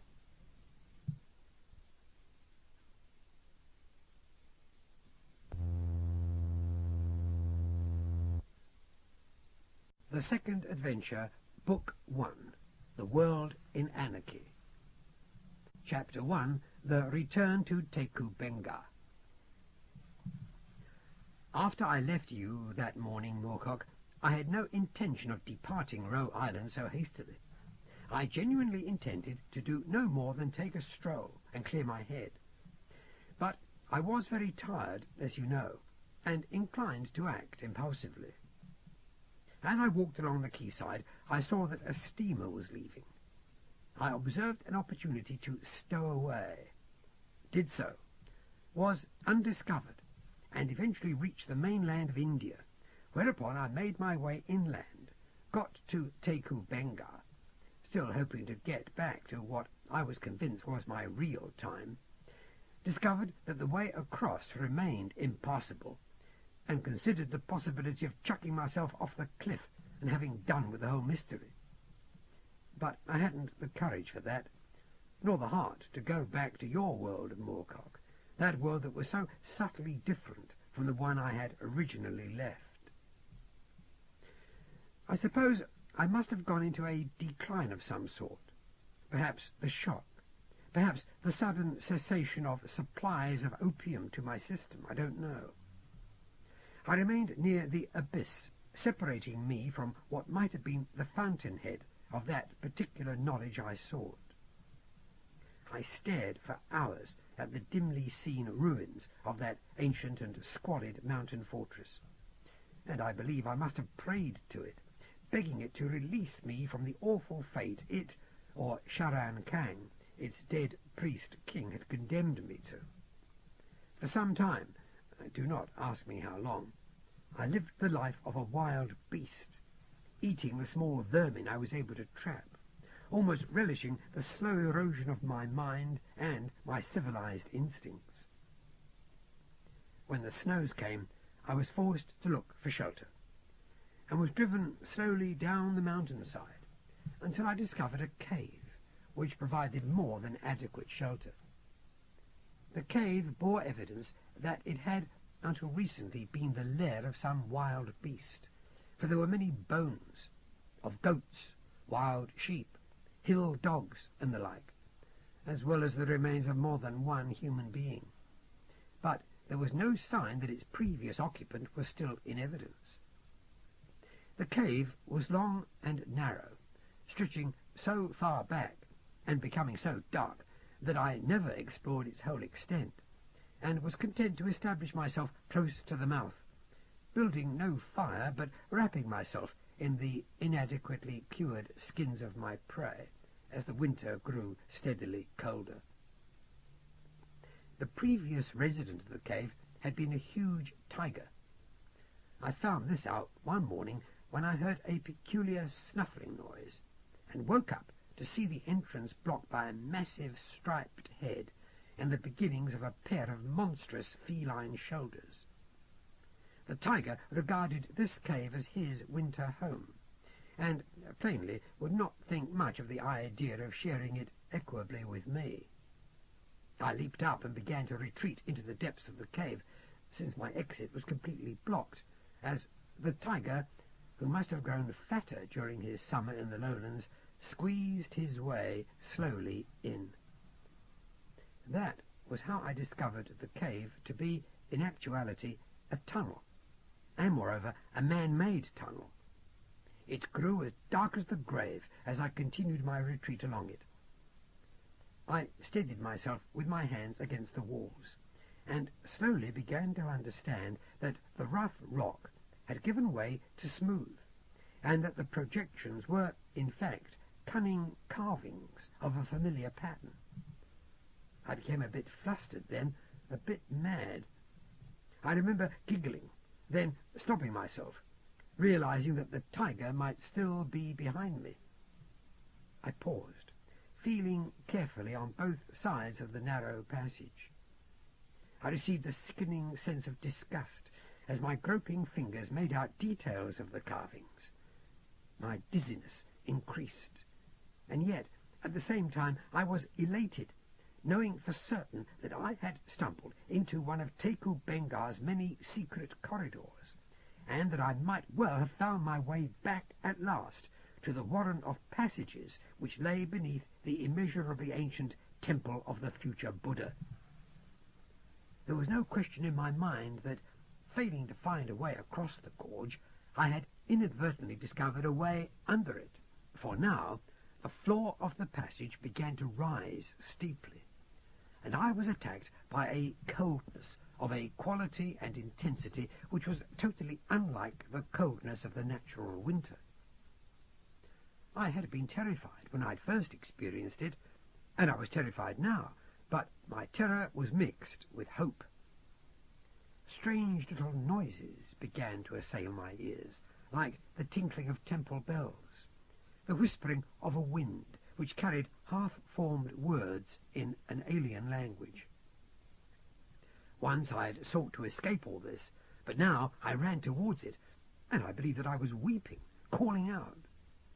And the floor of the passage seemed to sway as I ran on.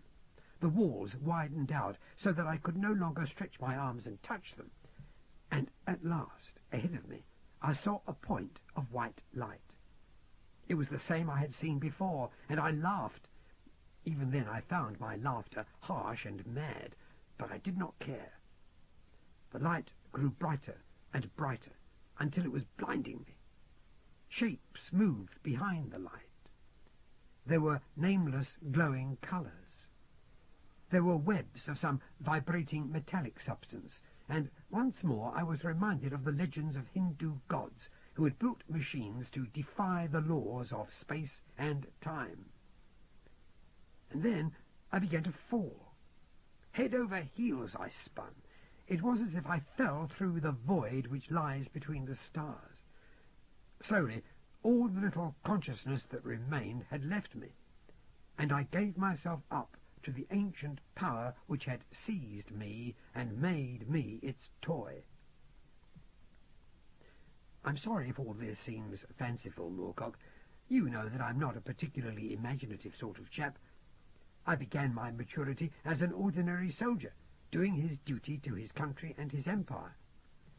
I should like nothing more than to continue my life in that vein, but fate had ordained otherwise.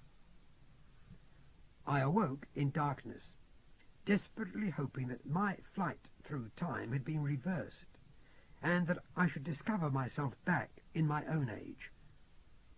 There was no way of knowing, of course, for I was still in darkness, still in the tunnel, but the sounds had gone, and that particular sort of coldness had gone. I got up, feeling my body, in the hope that I'd discover I was wearing my old uniform, but I was not. I was still dressed in rags.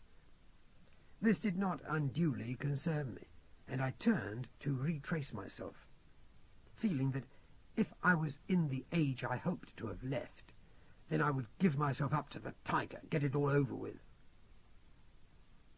At last I got back to the cave, and there was no tiger.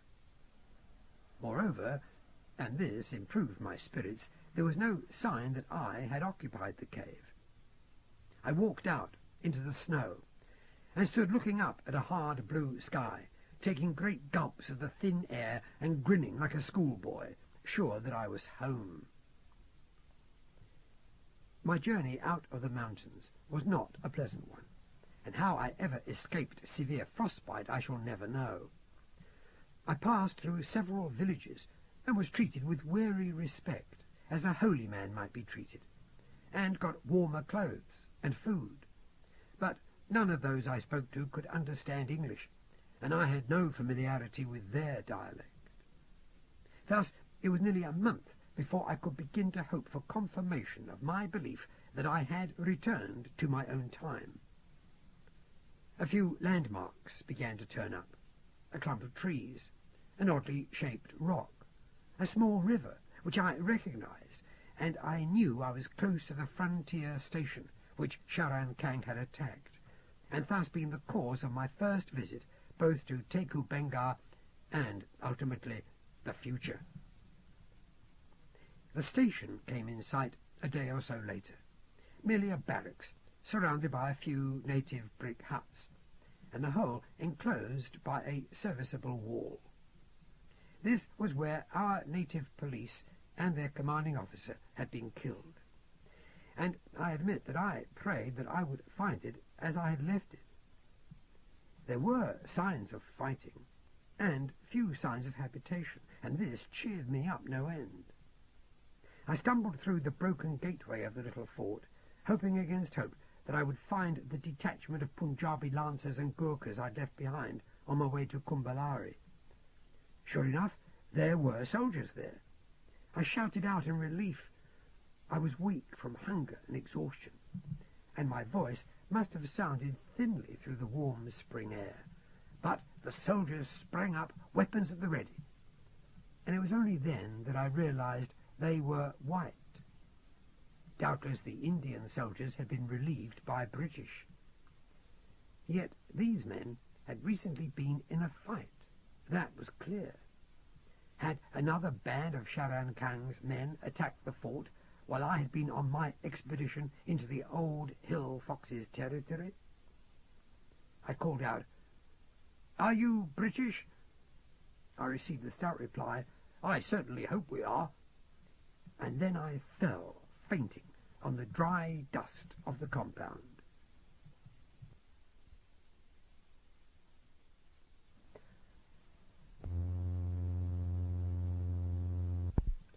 Book 1, Chapter 2, The Dream and the Nightmare of the Chilean Wizard. Naturally enough, my first words on regaining consciousness, lying on a truckle bed in what remained of the barracks dormitory, were, "What's the year?" "The year, sir?" The man who addressed me was a young, bright-looking chap. He had sergeant's stripes on his dusty scarlet tunic. It was a Royal Londonderry uniform, a regiment having close connections with my own. And he held a tin cup of tea in one hand, while the other was behind my head, trying to help me sit up. "Please, Sergeant, humour me, would you? What is the year?" "It's 1904, sir." So I'd been lost for 2 years. That would explain a great deal. I was relieved. Sipping the rather weak tea, I was later to discover that it was almost their last, I introduced myself, giving my rank and my own regiment, telling the sergeant that I was, as far as I knew, the only survivor of a punitive expedition of a couple of years earlier, that I'd been captured, escaped, wandered around for a bit, and had only just managed to make it back. The sergeant accepted the story without any of the signs of suspicion which I had come to expect. But his next words alarmed me. "So you would know nothing of the war then, Captain Bastable?" "A war? Here? On the frontier?" "The Russians. At the moment, sir, this is one of the few places scarcely touched by the war, though you're right in supposing that the Russians are amongst our enemies. The war is worldwide. Myself and less than a score of men are all that remains of the army which failed to defend Darjeeling. The city and the best part of these territories are either under Russian control, or the Russians have been, in turn, beaten by the Arabian alliance. Personally, I'm hoping that the Russians are still in control.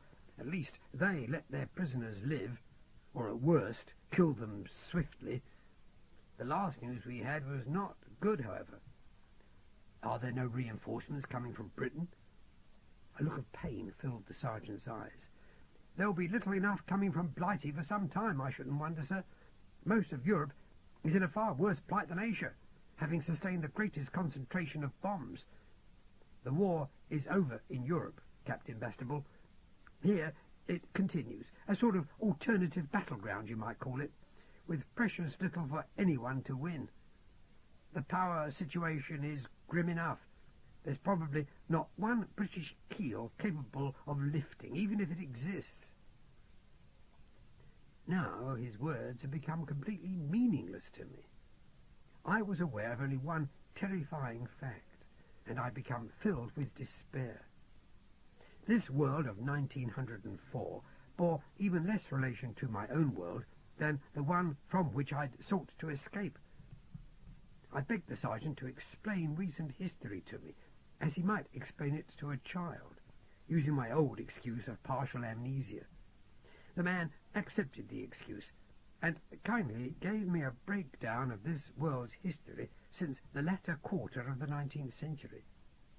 It was radically different either from your world, Moorcock, or from the world of the future I described to you.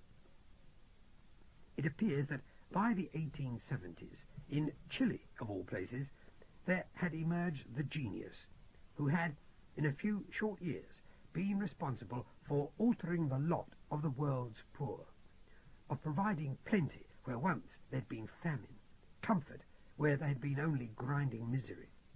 His name was Manuel O'Bean, the son of an Irish engineer who had settled in Chile, and the Chilean heiress, Esme Piatnitsky, perhaps the wealthiest woman in South or Central America. O'Bean had shown signs of enormous capacity to learn and to invent at an extraordinarily young age. His father, needless to say, had encouraged him, and O'Bean had learned everything his father could pass on by the time he was 8 years old.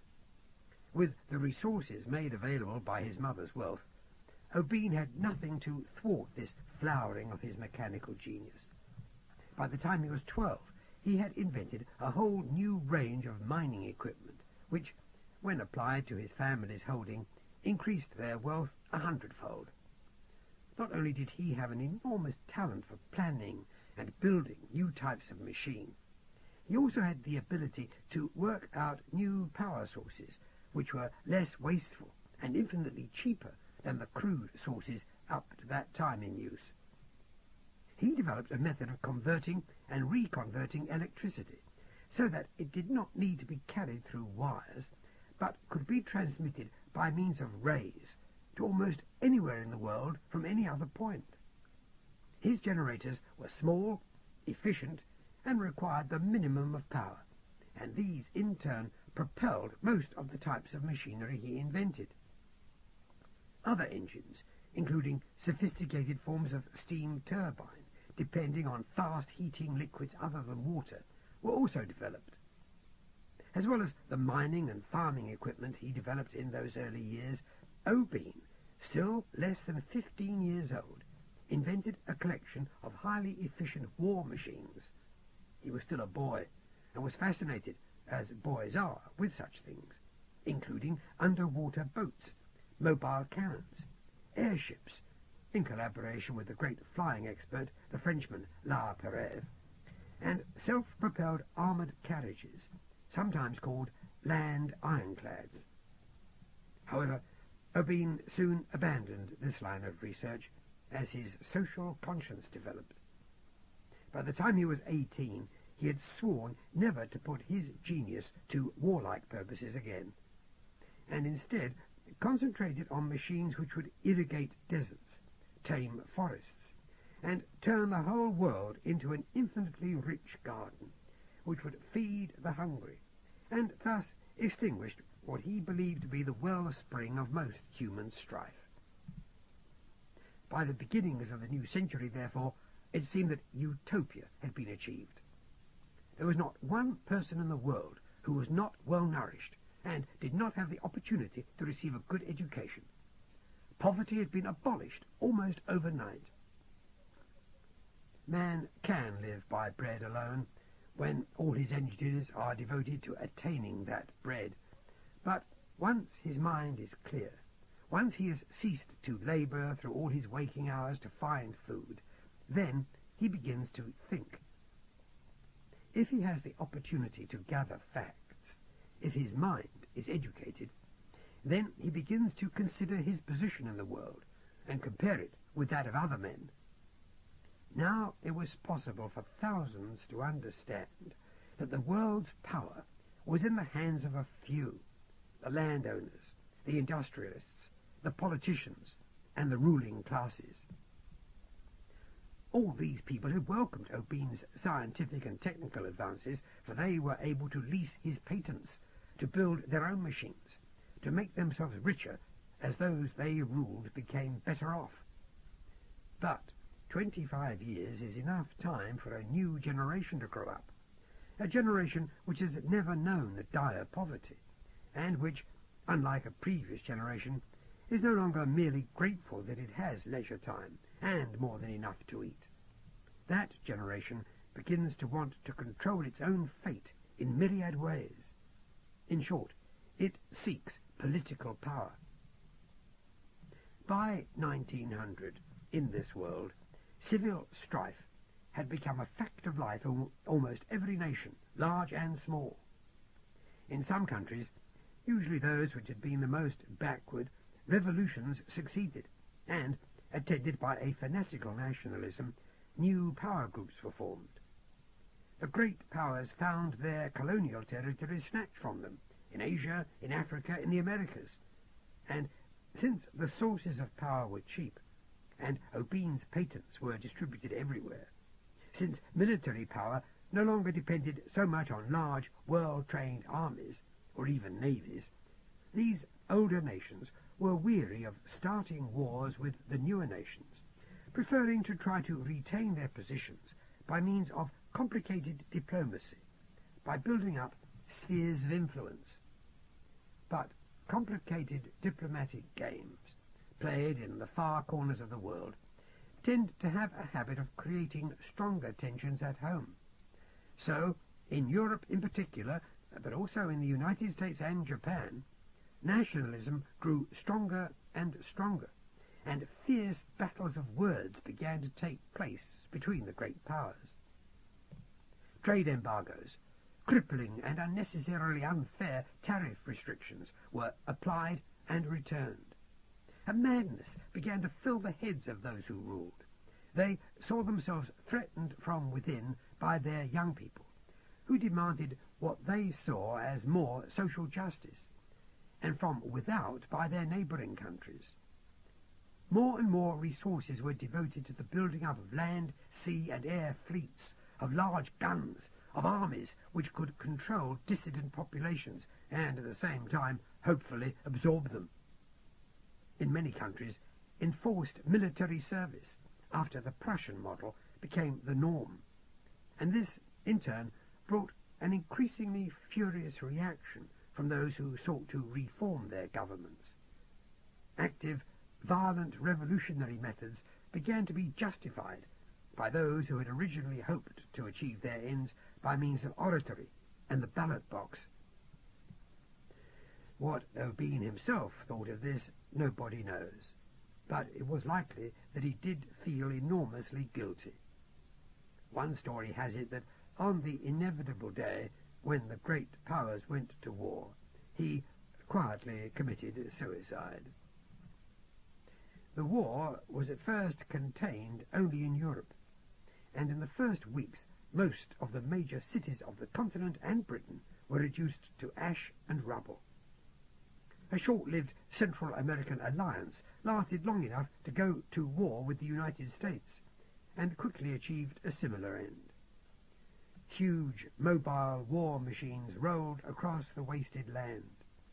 Sinister aerial battleships cruised smoke-filled skies, while under the water lurked squadrons of subaquatic men-of-war, often destroying one another without ever once rising to the surface, where more conventional ironclads blasted rivals to bits with the horrifically powerful guns invented by a boy of 13 years old. "But most of the real fighting's over now," said the sergeant with a tinge of contempt. "The fuel ran out for the generators and the engines. The war machines that were left just, well, stopped. It all went back to cavalry and infantry and that sort of stuff for a while. But there was hardly anyone knew how to fight like that. And precious few people left to do it. And not much ammunition, I shouldn't wonder. We're down to about 1 cartridge each." He tapped the weapon which hung at his belt. "It'll be bayonets if we ever do meet the enemy. The Bally Indians will be top dogs, those who still got swords and lances and bows and arrows and that." "You don't think the war will stop? People must be shocked by what's happened, sickened by it all." The soldier shook his head, waxing philosophical. "It's a madness, sir. We've all got it. It could go on until the last human being crawls away from the body of the chap he's just bashed to bits with a stone. That's what war is, sir. Madness. You don't think about what you're doing. You forget, don't you? You just go on killing and killing." He paused, almost embarrassed. "Leastways, that's what I think." I conceded that he could well be right. Filled with unutterable gloom, obsessed by the irony of my escape from a relatively peaceful world into this one, I yet felt the need somehow to get back to England, to see for myself if the sergeant had told me the truth, or whether he had exaggerated, either from a misguided sense of drama or from despair at his own position. I told him that I should like to try to return to my own country, but he smiled pityingly at me, telling me that there wasn't the slightest chance. If I headed, say, for Darjeeling, then I was bound to be captured by the Russians or the Arabians. Even if I managed to reach the coast, there were no ships in the harbours, if there were harbours, or the aerodromes. My best plan, he suggested, was to fall in with them. They'd done their duty, and their position was hopeless. They planned to get up into the hills and make some sort of life for themselves there. The sergeant thought that, with the population killing itself off so rapidly, game would proliferate, and we should be able to live by hunting. And live pretty well too. But I had had enough of the hills already. For better or worse, as soon as I had recovered my strength, I would try to get to the coast. A couple of days later, I bid farewell to the sergeant and his men. They begged me not to be so foolhardy, told me that I was going to certain death. There was talk of plague, sir, said the sergeant. Terrible diseases brought about by the collapse of the sanitary systems. I listened politely to all the warnings, and then politely ignored them. Perhaps I had had my share of bad luck, for good luck stayed with me for the rest of my journey across the Indian subcontinent. Darjeeling had indeed fallen to the Arabians, but they had evacuated the shell of that city soon after occupying it. Their forces were stretched pretty thin, and had been needed on the home front. There were still 1 or 2 divisions left, but they were busy looking for Russians, and when they discovered that I was English, they took this to mean that I was a friend. Towards the end, I gathered, there had been some attempt to make a pact between Britain and Arabia. And these chaps were under what turned out to be the utterly false impression that we were fighting on the same side. I fell in with them. They were heading for Calcutta, or where Calcutta had once stood, where there was some hope of getting a ship back to the Middle East.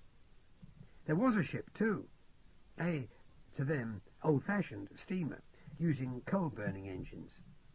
And although the name on its side was in Russian, it flew the crossed scimitar flag of the Arabian Alliance. It was in a state of terrible disrepair, and one took one's life in one's hands when going aboard. But there had been a chance in a million of finding any kind of ship, and I was not in a mood to miss it. She had been an old cargo ship, and there was very little room, as such, for passengers. Most of the men were crowded into the holds and made as comfortable as possible. As an officer and a guest, I got to share a cabin with 4 of the Arabians, 3 of whom were Palestinians, and 1 of whom was an Egyptian. They all spoke perfect English, and, while somewhat reserved, were decent enough company, going so far as to lend me a captain's uniform, and most of the necessities of life which I had learned in recent months to do without. The ship made slow progress through the Bay of Bengal, and I relieved my boredom by telling my companions that I'd been the prisoner of a Himalayan tribe for several years, and thus getting them to fill in certain details of their world's history, which the sergeant had been unable to give me. There was some talk of a man whom they called the Black Attila, a leader who had emerged of late in Africa, and whom they saw as a threat to themselves. Africa had not suffered as badly from the effects of war as Europe, and most of her nations, mainly only a few years old, had done their best to remain neutral. As a result, they had flourishing crops, functioning harvesting machines, and a reserve of military power with which to protect their wealth. The Black Attila had growing support in the Negro nations for a jihad against the whites. The Arabians were included in this category, as were Asiatics. But, at the last my informants had heard, were still consolidating local gains, and had shown no signs of moving against what remained of the countries of the West. There were other rumours, which said that he had already been killed, while some said he had invaded and conquered most of Europe. The ship had no radio apparatus. Another example of my good fortune had emerged, for the Arabians had never reached the point of signing a pact with Britain, and thus there was no means of confirming or denying these reports. We sailed down the coast of India, through the Gulf of Mannar, managed to take on coal at Agati in the Laccadives, got into heavy weather in the Arabian Sea, lost 3 hands and most of our rigging, entered the Red Sea, and were a few days away from the approach to the Suez Canal, when, without any warning at all, the ship was struck by several powerful torpedoes and began to sink almost immediately. It was the work of an undersea torpedo boat, one of the few still functioning, and it was not, it emerged, an act of war at all, but an act of cynical piracy. However, the pirate had done his work too well. The ship sighed, coughed, and went to the bottom with most of her passengers and crew. I and about a dozen others were left clinging to what little wreckage there was. The undersea boat lifted its prow from the water for a few seconds to observe its handiwork, saw that there was nothing to be gained by remaining, and left us to our fate. I suppose we should have been grateful that it did not use the guns mounted along its sides to finish us off. Ammunition had become scarce almost everywhere, it seemed.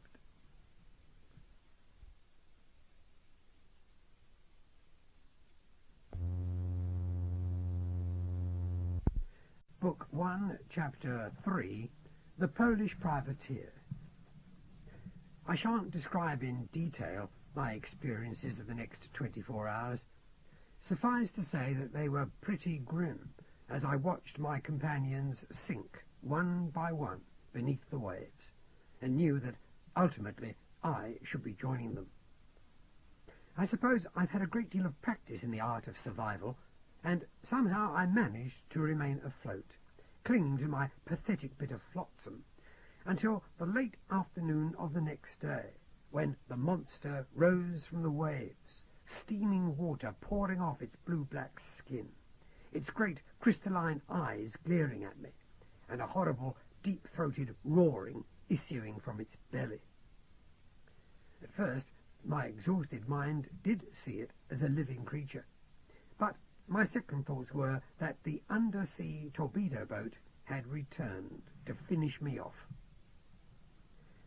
Slowly, the disturbance in the water ceased, and the growling subsided to a quiet purring, and the sleek and slender craft came to rest on the surface.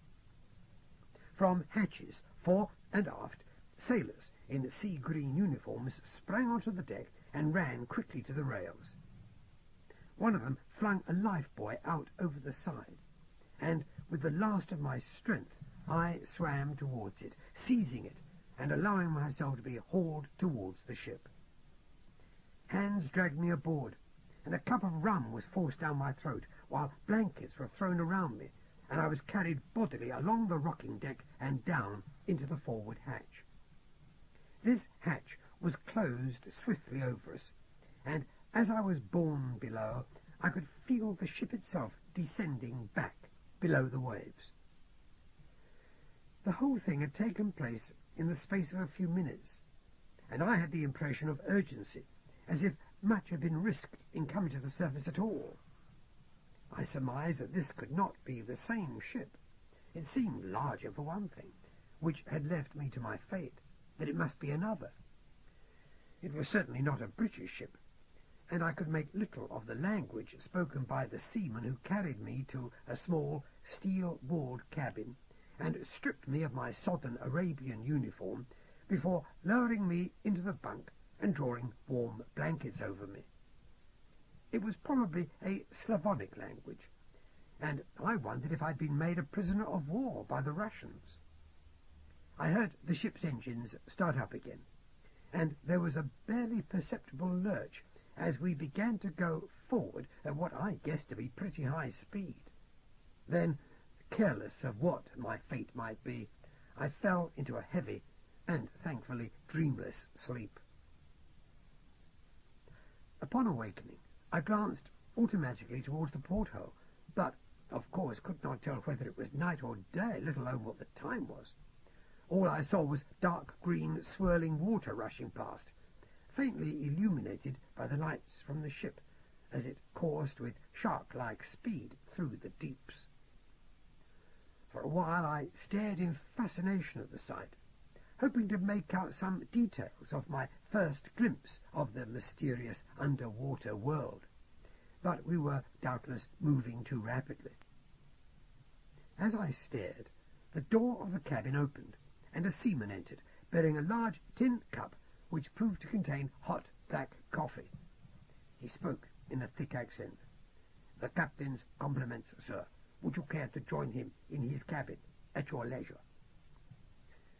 I accepted the coffee, noting that my borrowed uniform had been washed, dried and pressed, and that a fresh set of undergarments had been laid out on the small table fixed against the opposite wall to the bunk. "Gladly," I replied. "Will there be someone to escort me there when I have completed my toilet and dressed?" "I will wait for you outside, sir." The sailor saluted and left the cabin, closing the door smartly behind him. There was no question that this was a superbly disciplined ship. The efficiency with which I had been rescued spoke of that, and I hoped that the discipline extended to the honouring of the ordinary conventions of war. As quickly as I could, I readied myself, and soon presented myself outside the cabin door. The sailor set off along the narrow tubular passage, which was remarkable for possessing cork catwalks positioned on sides and ceiling, as well as floor, indicating that the ship was designed to function at any of the main positions of the quadrant. My surmise proved to be accurate. There were also decks on the outside of the hull to match the catwalks, while the main control room was a perfect globe pivoting to match the angle of the ship. Merely, it emerged one of Opine's throwaway ideas, and the underwater craft was essentially much in advance of anything I had encountered in that other future of 1973. The tubular passage led us to an intersection, and we took the port side direction, climbed a small companionway, and found ourselves outside a plain, circular steel door, upon which the seaman knocked, uttering a few words in his unfamiliar language. A single word answered him from the other side of the door, and he pulled back a recessed catch to open it and admit me, saluting again before he left. I found myself in an almost familiar version of any captain's quarters of a ship of my own world. There was plenty of well-polished mahogany and brass, a few green plants in baskets hanging from ceilings and walls, a neatly made single bunk, a small chart table, on which were several maps, and around the edges of which were clipped a variety of instruments. Framed prints of clipper ships and of old charts were fixed to the walls. The lighting glowed softly from the whole ceiling, and had the quality of daylight, yet another of Opine's casual inventions. A smallish, dapper figure, with whiskers trimmed in the imperial style, rose to greet me, adjusting his cap on his head and smiling almost shyly. He was a young man, probably not much older than myself, but he had the lines of experience upon his face, and his eyes were the eyes of a much older man, steady and clear, yet betraying a certain cool irony. He stretched out a hand, and I shook it, finding the grip firm and not ungentle. There was something naggingly familiar about him, but my mind refused to accept the truth, until, in good but gutturally accented English, he introduced myself. "Welcome aboard the Lola Montez, Captain. My name is Kocheniowski, and I am her master." I was too stunned to speak, for I was confronting a much younger version of my old mentor from the days I spent aboard the Rover. Then Kocheniowski had been, or would be, a Polish airship captain. The implications of all this were frightening. Was there now a chance that I might meet a version of myself in this other world? I recovered my politeness, Plainly, Korcheniowski knew nothing of me, and I introduced myself, for better or worse, by my name and my real regiment, explaining quickly how I had come to be wearing my rather elaborate Arabian uniform. I hope Poland is not at war with the Arabian alliance, I added. Captain Korcheniowski shrugged, turning towards a cabinet containing a number of bottles and glasses. "What will you have, Captain Bastable?" "A whisky with a splash of soda, if you please. You're very kind." Korcheniowski took out the whisky decanter, gesturing casually with it as he extracted a glass from the rack. "Poland is not at war with anyone now. First Germany broke her, then Russia extinguished her, then Russia herself ceased to exist, as a nation at least. Poor Poland. Her struggles are over for all time. Perhaps something less ill-fated will emerge from the ruins." He handed me a full glass, made as if to toss off his own, in the Polish manner, then restrained himself, and sipped it, almost primly, tugging at the lobe of his left ear, seeming to reprove himself for having been about to make a flamboyant gesture. "But you and your crew are Polish," I said. "The ship is Polish." "We belong to no nation now, though Poland was the birthplace of most of us. The ship was once the finest in our navy. Now it is the last survivor of the fleet. We have become what you might call privateers.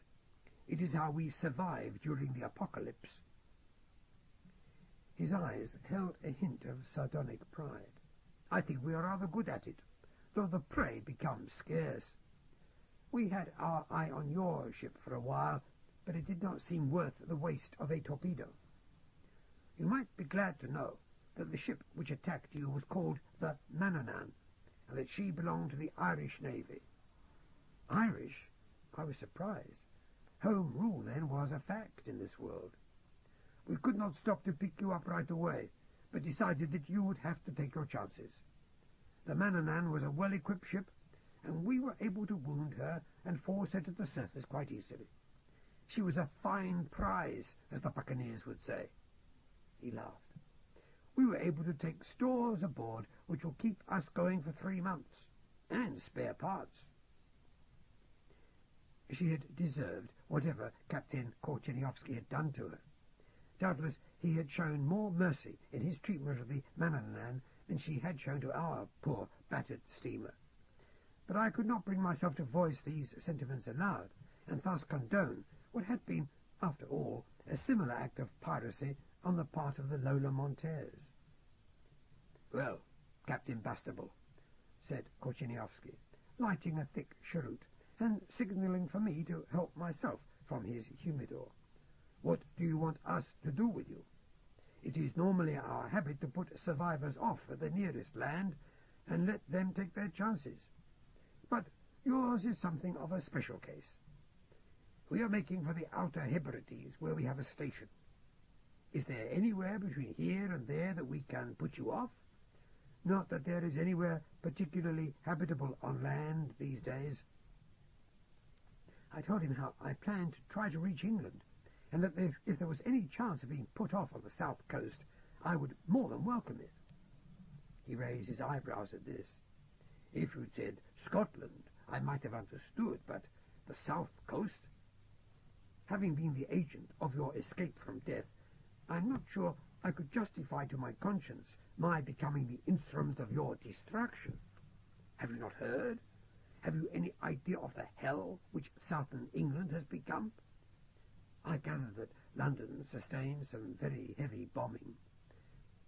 Evidently, Korcheniowski could not restrain a bleak smile at this. "I've always appreciated British understatement," he told me. "What else have you gathered?" "That there's a risk of catching disease, typhus, cholera, and so on." "And so on, yes. Do you know what kind of bombs the air fleets were dropping towards the end, Captain Bastable?" "Pretty powerful ones, I should imagine." "Oh, extremely. But they were not explosive. They were bacteria. The bombs contained different varieties of plague, Captain. They had a lot of scientific names, but they soon became known by their nicknames. Have you seen for instance, the effects of the devil's mushroom? I hadn't heard of it. It is called by that name after the fungus which begins to form on the surface of the flesh less than 2 hours after the germs have infected the victim. Scrape off the fungus and the flesh comes away with it. In 2 days you look like one of those rotten trees you might have seen in a forest sometime. But happily, by that time you are quite dead, and you have no pain at all. Then there's Prussian emma, which causes hemorrhaging from all orifices. That death is singularly painful, I'm told. And there's eye rot, red blotch, Brighton blight. Quaint names, aren't they? As colourful as the manifestations of the diseases on the skin. Aside from the diseases, there are roving gangs of cutthroats warring on one another and killing any other human being they find, not always prettily. From time to time you might set foot on a gas bomb, which is triggered as you step on it and blows a poison gas up into your face. If you escape those dangers, there are a dozen more. Believe me, Captain Bastable, the only clean life now, the only life for a man, is on the high seas or under them. It is to the sea that many of us have returned, living out our lives by preying upon one another, admittedly, but it is an existence infinitely preferable to the terrors and degradations of the land. And one still has a certain amount of freedom, is still somewhat in control of one's own fate. Dry land is what the medieval painters imagined hell to be. Give me the purgatory of the sea. I'm sure I would agree with you, I told him, but I would still see it for myself. Korcheniowski shrugged. Very well, we'll put you off at Dover if you like.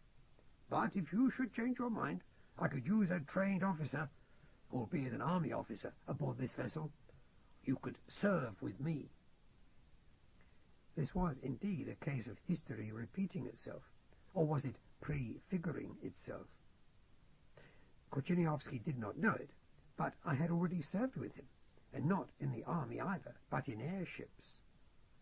It would be second nature for me to sail with him now, but I thanked him and told him that my mind was made up.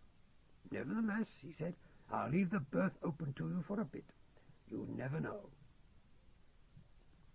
A few days later, I was put ashore on a beach just below the familiar white cliffs of Dover, and waved goodbye to the Lola Montez as she sank below the surface of the waves and was gone. Then I shouldered my knapsack of provisions, took a firm grip on the fast-firing carbine I'd been given, and turned my steps inland towards London.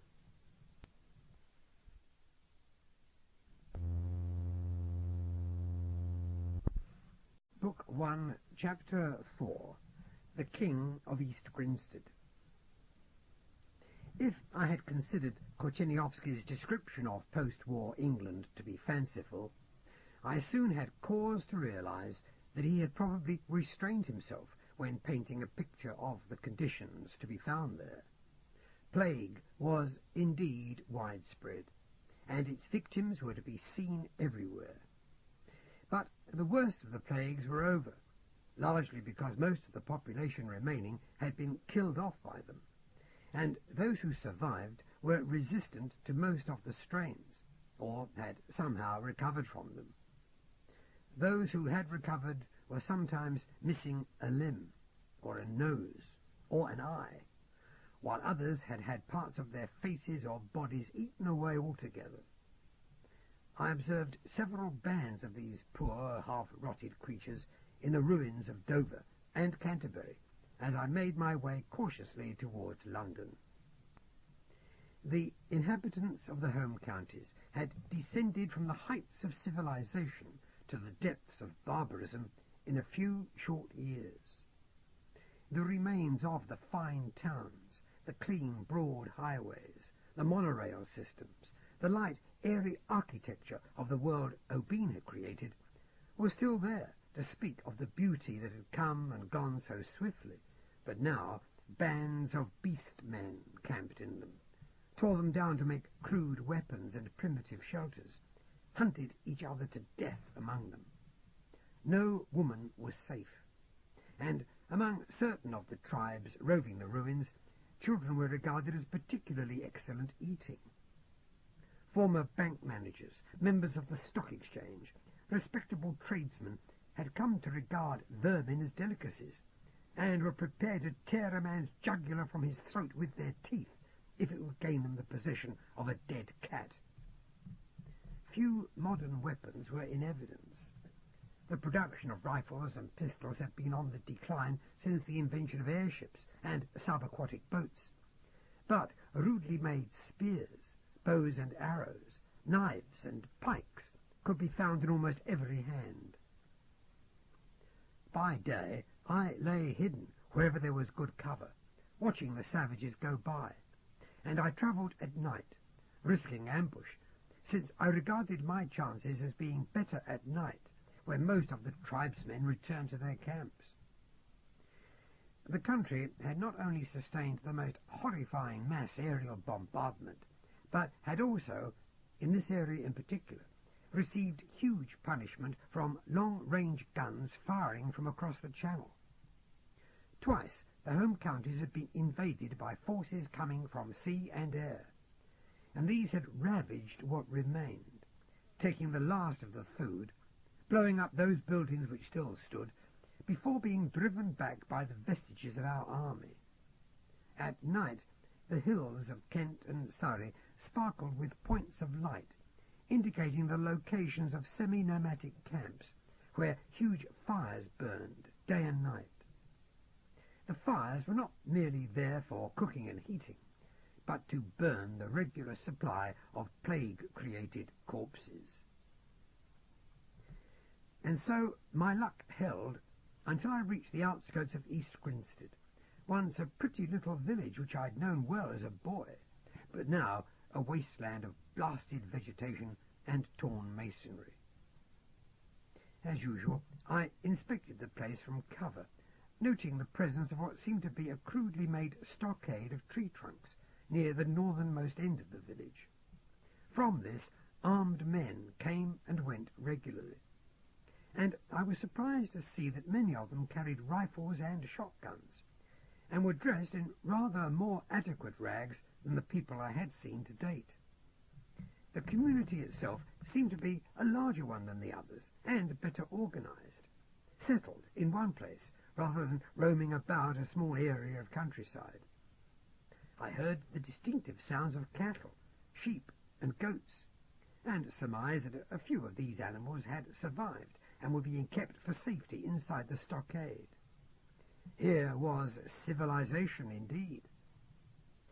I considered the possibility of making my presence known and seeking aid from the inhabitants, who might be expected to behave in a somewhat less aggressive manner than the people I had observed up to now. But, warily, I continued to keep watch on the settlement and see what information I could gather before I revealed myself. It was a couple of hours later that I had reason to congratulate myself on my caution. I had hidden in a small brick building which had somehow survived the bombing. It had been used, I think, as a wood store, and was barely large enough to admit me. A grill designed for ventilation was the means by which I could look out at the stockade without being seen.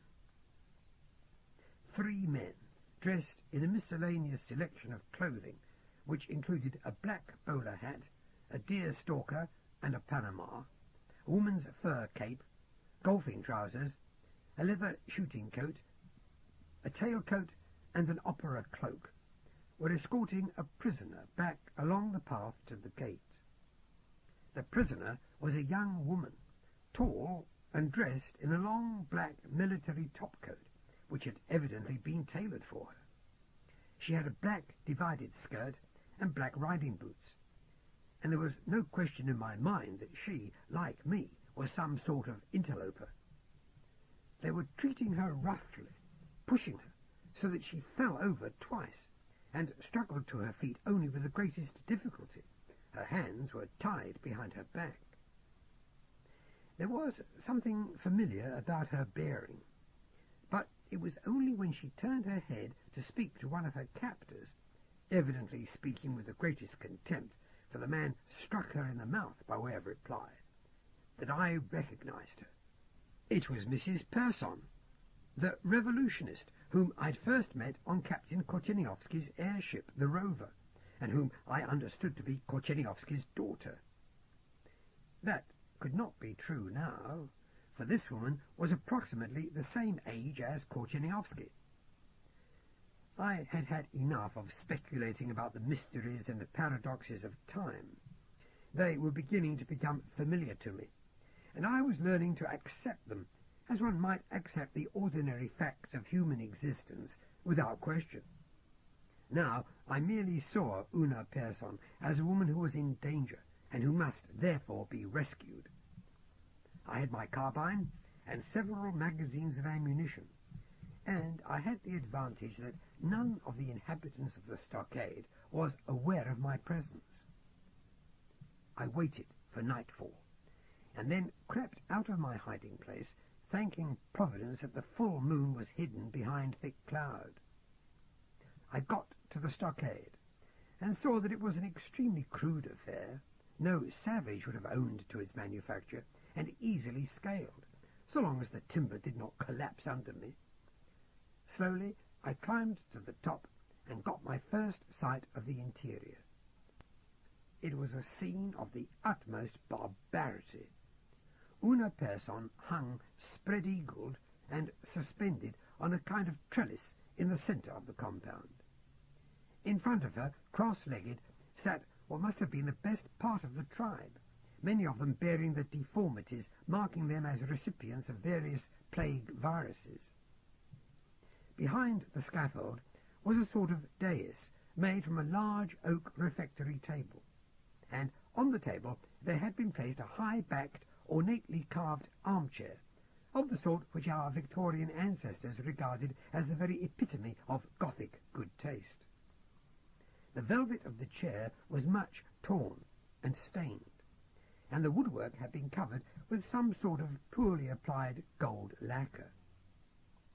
A number of fairly large fires blazed in a semicircle behind the dais, and oily smoke drifted across the scene, while the red flames leaped about like so many devils, and were reflected in the sweating faces of the gathered inhabitants of the stockade. This was what I saw before I dropped to the other side of the fence and crept into the shadow of one of the ramshackle shelters clustered nearby. A sort of hideous crooning now issued from the throats of the onlookers, and they swayed slowly from side to side, their eyes fixed on Una Persson's half-naked body. Una Persson herself did not struggle, but remained perfectly still in her bonds, staring back at them with an expression of utter disgust and contempt. As I had admired it once before, again I admired her courage. Few of us in her position could have behaved so well. Since she did not seem to be in any immediate danger, I waited to see what would next develop.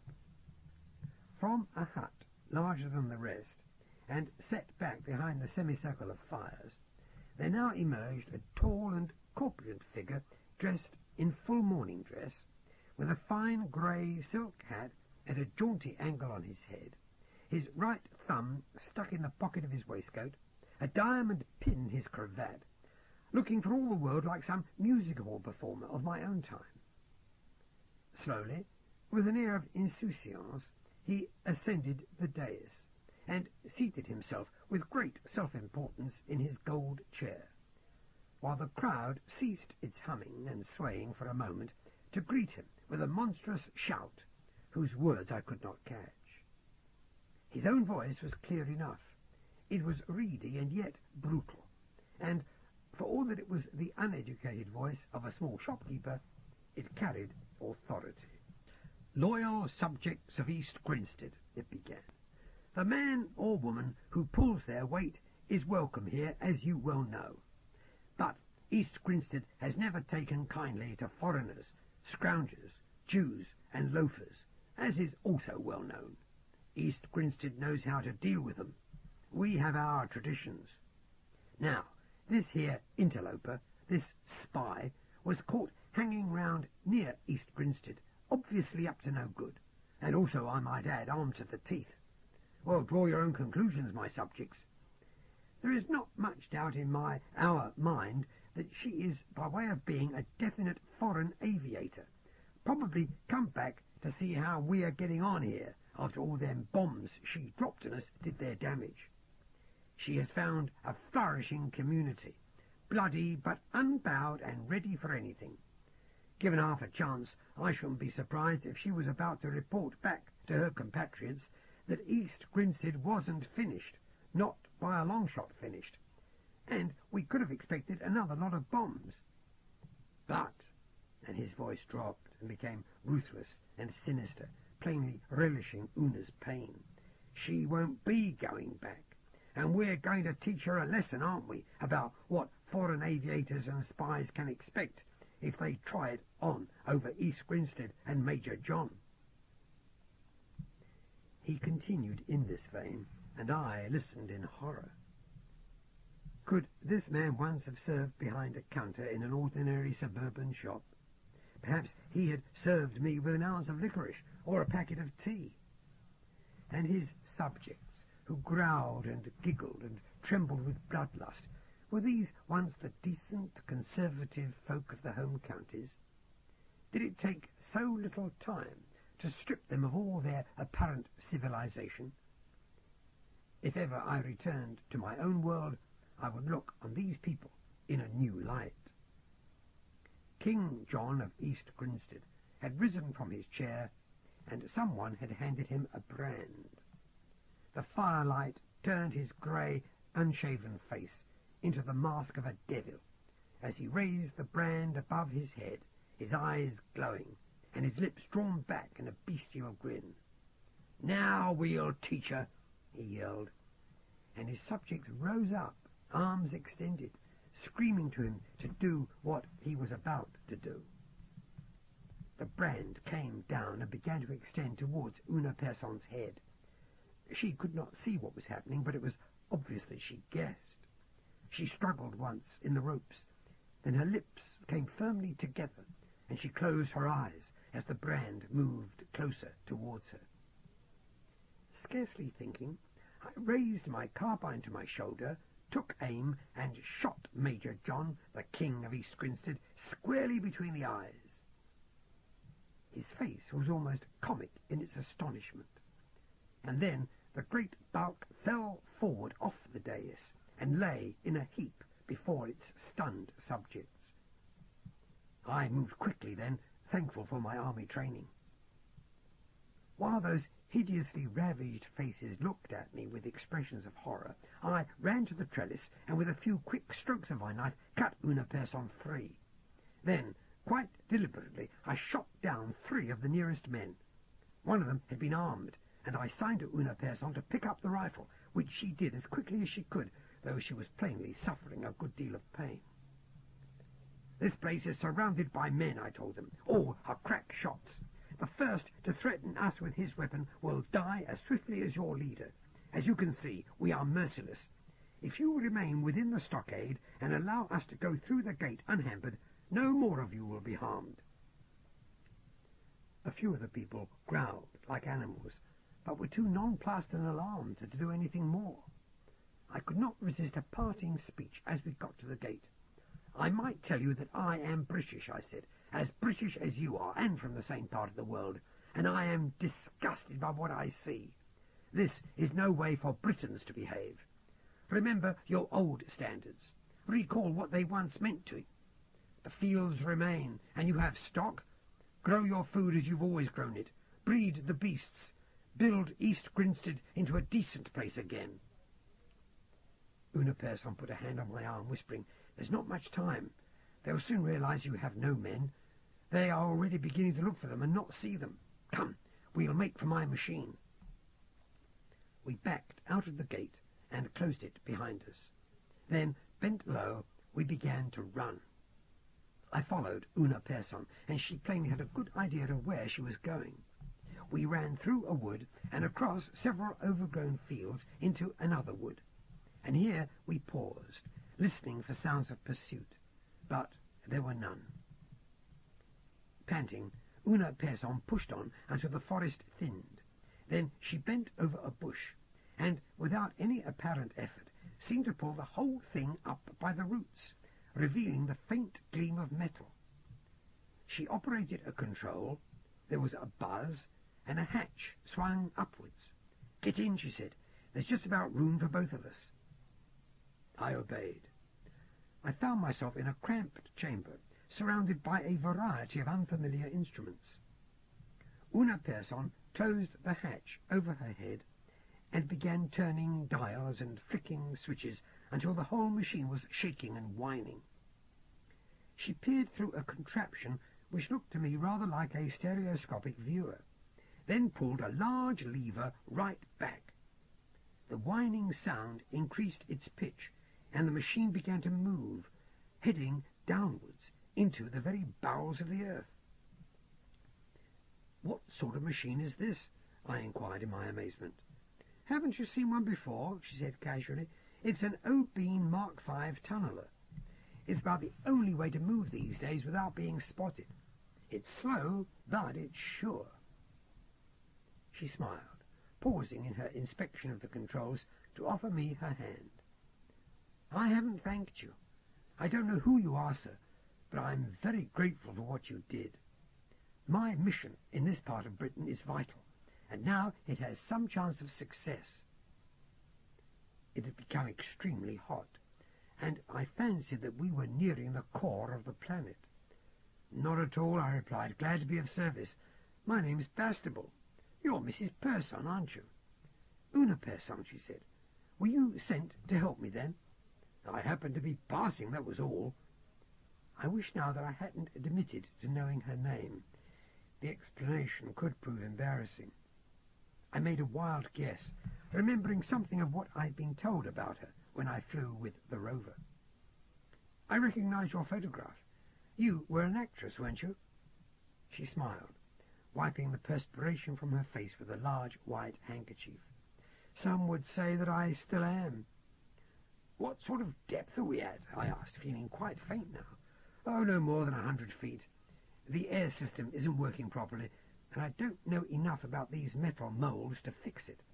I don't think we're in any immediate danger, however." "How did you come to be in East Grinstead, Mrs. Persson?" She did not hear me above the shaking of the machine and the weird whining of its engine. She made some sort of adjustment to our course as she cupped her hand to her ear and made me repeat the question. She shrugged. What I was looking for was nearby. There was some attempt to set up a secret centre of government towards the end. There were plans for an O-beam machine which was never perfected. There is only one of its type in Africa. The plans will clarify one or two problems which were troubling us. "In Africa? You've come from Africa?" "Yes. Ah, here we are." She pushed 2 levers forward, and I felt the tunnelling machine begin to tilt, rising towards the surface. The ground must have been mainly clay. We made good speed. She cut off the engines, took one last glance into the viewer, seemed satisfied, moved to the hatch, and pressed a button. The hatch opened, letting in the refreshing night air. "You'd better get out first," she said. I clambered thankfully from the machine, waiting for my vision to adjust itself. The ground all around me was flat and even. I could just make out the silhouette of what at first appeared buildings arranged in a circle which enclosed us. There was something decidedly familiar about the place. "Where are we?" I asked her. "I think it used to be called the Oval," she told me as she joined me on the grass. "Hurry up, Mr. Bastable, my airboat should be just over here." It was a ridiculous emotion to feel at the time, I know, but I could not help experiencing a tinge of genuine shock at our having desecrated one of the most famous cricket pitches in the world.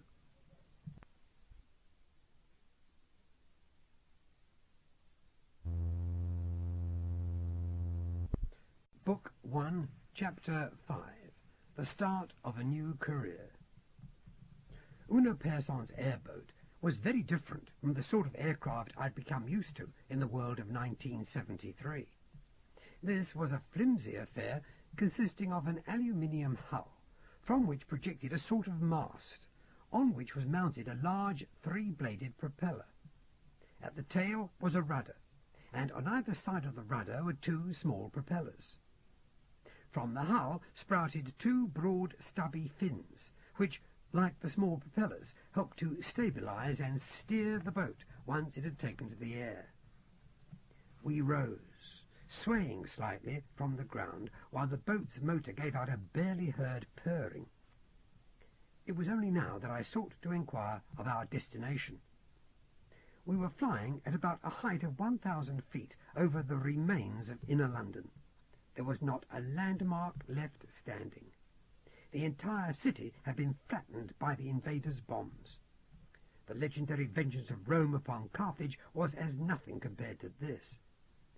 What had possessed one group of human beings to do such a thing to another? Was this, I wondered, how Hiroshima had looked after the Shantian had dropped her cargo of death? If so, I had much on my conscience.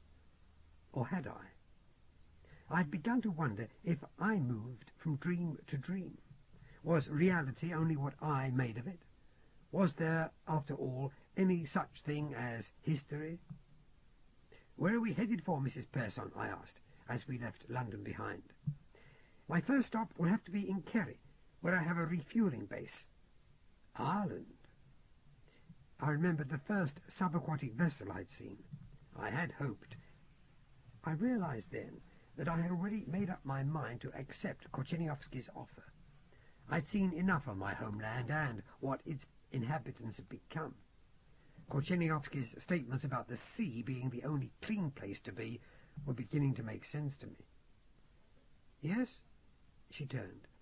"I would take you all the way with me, Mr. Bastable. I owe you that, really. But I've scarcely enough power to get myself back, and another passenger would make a crucial difference. Secondly, you'd probably have no taste for the kind of life I would take you to. I could drop you somewhere less dangerous than southern England. It's the best I can offer." "I was thinking of making for Scotland," I said. "Would I stand a better chance of survival there?"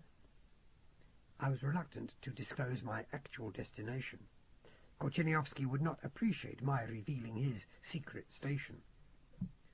She frowned. "The coast of Lancashire is about the best I can suggest, somewhere beyond Liverpool. If you avoid the large cities, such as Glasgow, you should be all right. The Highlands themselves sustained very little bombing, and I doubt if the plagues reached there." And so it was that I bid farewell to Una Person on a wild stretch of saltings beside the coast of Morecambe Bay, near a village called Silverdale. It was dawn, and the scenery around me made a welcome change from that I had so recently left. The air was full of the cries of sea birds searching for their breakfast, and a few sheep grazed on the salt flats, taking a weary interest in me as they cropped the rich grass. In the distance was the sea, wide, flat, and gleaming in the light of the rising sun. It was a comforting picture of rural tranquillity, and much more the England I had hoped to find when I had first landed at Dover. I waved goodbye to Mrs. Person, watching her airboat rise rapidly into the sky and then swing away over the ocean, heading towards Ireland. Then I shouldered my carbine and tramped towards the village. The village was quite a large one, consisting mainly of those fine stone houses one finds in such parts, but it was completely deserted. Either the inhabitants had fled under the threat of some supposed invasion, or else they'd died of the plague and been buried by survivors who, in turn, had prudently gone away from the source of the disease. but there were no signs of any sort of disaster. Hoping to find food, maps, and the like, I searched several houses, finding them completely in order. Much of the furniture had been neatly draped with dust covers, and all perishable food had been removed, but I was able to discover a good quantity of canned meats and bottled fruit and vegetables, which, while heavy to carry, would sustain me for some time.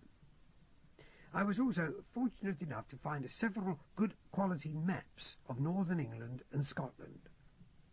After resting for a day in Silverdale, and granting myself the luxury of sleeping in a soft bed, I set off in the general direction of the Lake District. I soon discovered that life was continuing at a fairly normal pace in these parts. The farming is largely sheep, and while the people who remained were forced to live in what was comparative poverty, the war had hardly altered their familiar patterns of existence. Instead of being regarded with fear and superstition, as I had been in the home counties, I was welcomed, given food, and asked for any news I might have about the fate of the South. I was happy to tell all I knew, and to warn these friendly northerners to beware of the insanity which had swept the counties around London. I was told that similar conditions existed near Birmingham, Manchester, Liverpool, and Leeds, and I was advised to skirt Carlisle if I could, for while the survivors of that city had not descended to the level of barbarism I had experienced in East Grinstead, they were still highly suspicious of those who seemed better off than themselves, and there had been minor outbreaks of a variant of the disease known as devil's mushroom, which had not improved their disposition towards those who were not local to the area. Heeding such warnings, proceeding with caution, taking advantage of what hospitality I was offered, I slowly made my way north, while the autumn weather, perhaps the finest I'd ever known, lasted. I was desperate to get to the islands before winter set in, and the mountains became impassable. The Grampians, those stately monarchs of the Western Highlands, were reached, and at last I found myself crossing the great Rannoch Moor, heading in the general direction of Fort William, which lay under the shadow of Ben Nevis. The mountains shone like red Celtic gold in the clear sunshine of the early winter. There is no sight like it in the whole world, and it is impossible to think of the British Isles as being in any way small, as they are in comparison with most other land areas, when you see the Grampians stretching in all directions, inhabited by nothing save the tawny Highland cattle, grouse, and pheasant, their wild rivers full of trout and salmon. I ate like a king during that part of my journey. Venison became a staple, and I was tempted to forget about my plan for joining Korcheniowski in the Outer Hebrides, and to make my life here, taking over some abandoned croft, tending sheep, and letting the rest of the world go to perdition in any way it chose. But I knew that the winters could be harsh, and I heard rumours that the old clans were beginning to reform, and that they were riding out on cattle raids, just as they had done in the days before the dreams of that drunken dandy Prince Charles Edward Stuart had brought the old Highland ways of life to a final and bitter end. So I continued towards Skye, where I hoped I might find some sort of ferry still operating on the Kyle of Loch Alsh. Sure enough, the inhabitants of Skye had not abandoned their crucial links with the mainland. Sailing boats plied a regular trade with the island, and a haunch of venison bought me a passage on one of them, just as the first snows of the winter started to drift from out of vast and steely skies. My real difficulties then began. The people of Skye are not unfriendly. Indeed, I found them among the most agreeable folk in the world. But they are close-mouthed at the best of times, and my inquiries as to the possible whereabouts of an underwater vessel called the Lola Montez fell on deaf, if polite, ears. I could not gain an ounce of information. I was fed, given a considerable quantity of strong, mellow local whisky, invited to dances all over the island, I think I was regarded as an eligible bachelor by many of the mothers, and allowed to help with any work which needed to be done. It was only when I offered to go out with the fishing boats, hoping fast to spot Kucheniovsky's ship, that my help was refused. From Ardvassar in the south to Kilmaluag in the north, the story was the same. No one denied that underwater boats called from time to time at the islands, and no one admitted it either. A peculiar, distant expression would come over the faces of young and old, male or female, whenever I broached the subject. They would smile, they would nod, they would purse their lips, and they would look vaguely into the middle distance, changing the subject as soon as possible. I began to believe that not only was there at least one fueling station in the Outer Hebrides, but that the islanders derived a good deal of their wealth, and therefore their security in troubled times, from the ship or ships which used such a station. It was not that they mistrusted me, but they saw no point in giving away information which could change their situation. At least, that is what I surmised. Not that this made any great difference to me, it emerged. It was evident that an effort was made to help, that the fueling station was contacted, and that my description and name were registered there.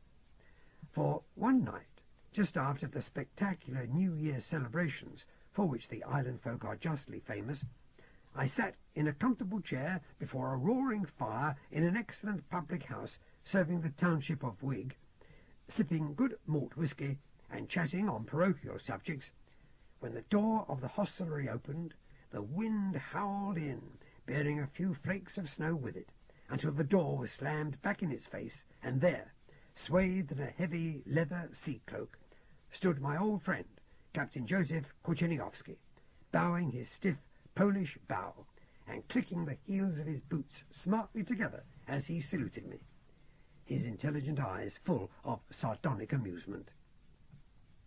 He was evidently well known to the regular customers of the inn, and was greeted with warmth by several of them.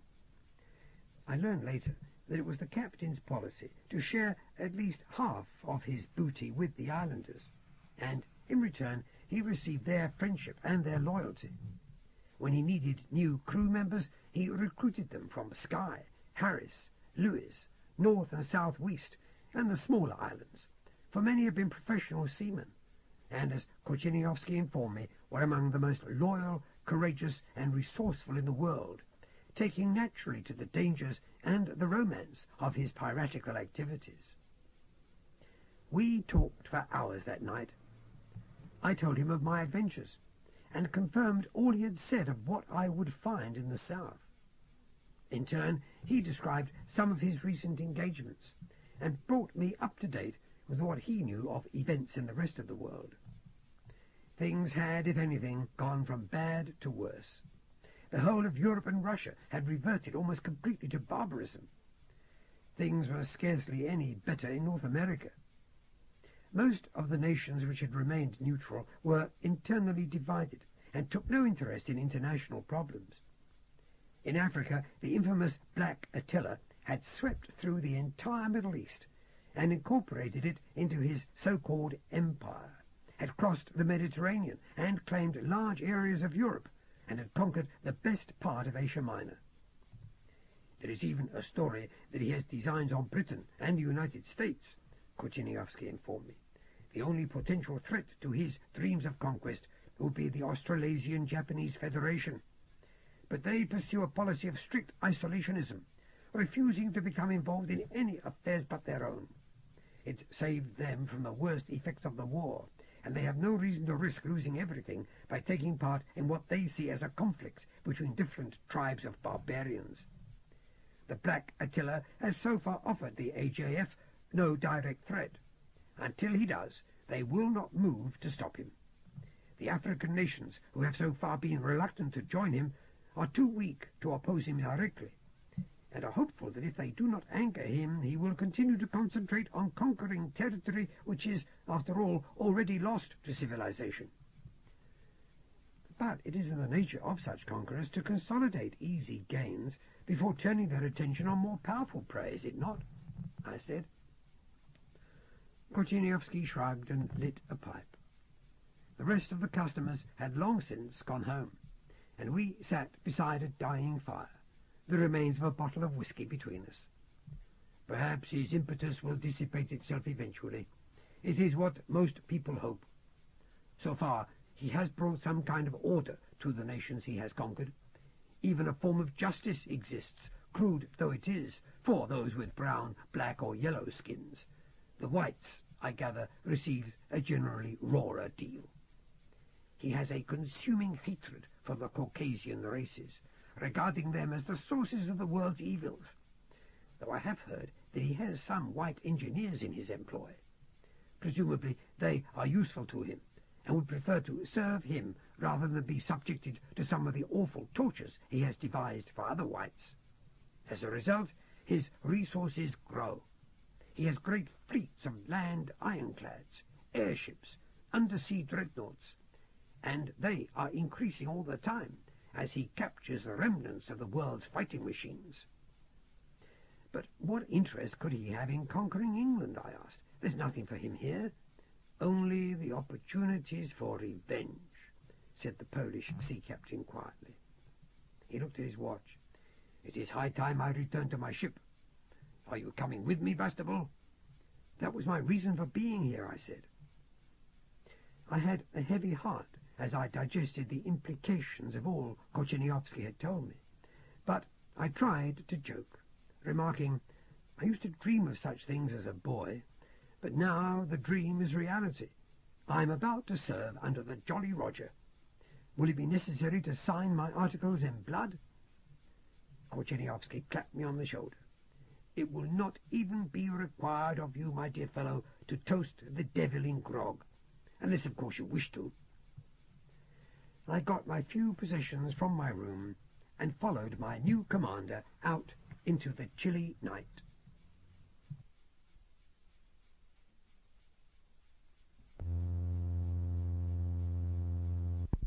Book 1, Chapter 6, A Haven of Civilization.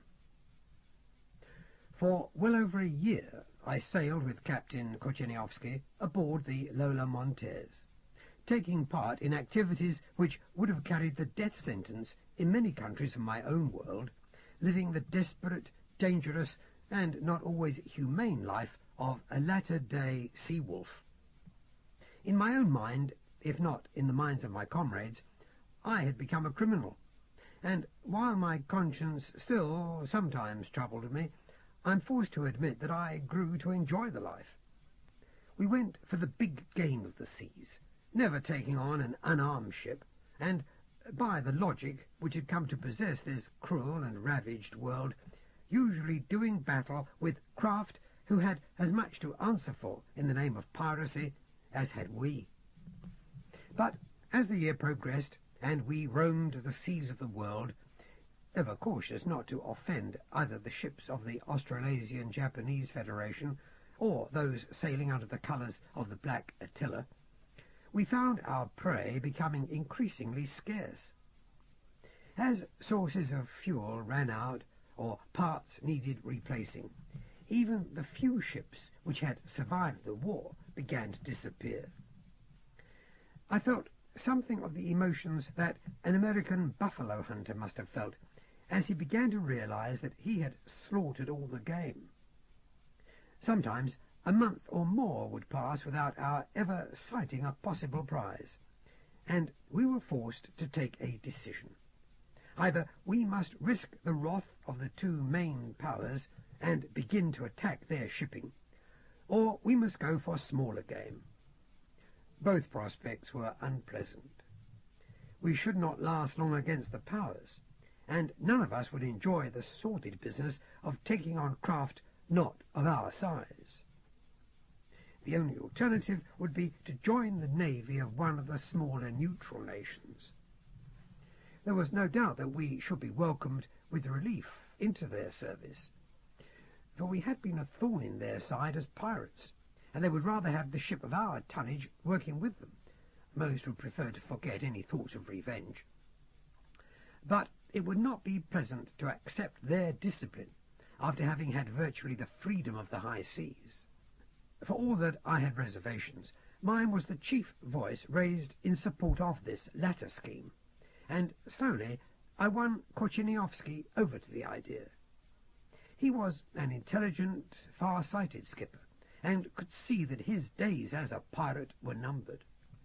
He confided to me that he had yet another consideration. "I could always scupper the Lola Montez and retire," he told me. "I'd be welcome enough in the islands, but I'm afraid of the boredom. I once entertained the notion of writing novels, you know. I always felt I had a book or two in me, but the notion isn't as attractive as it once was. For who would read me? Who indeed would publish me? And I can't say I'm optimistic about writing for posterity when posterity might not even exist. No, I think you're right, Bastable. Time for a new adventure. There are still a couple of largish navies in South America and Indochina.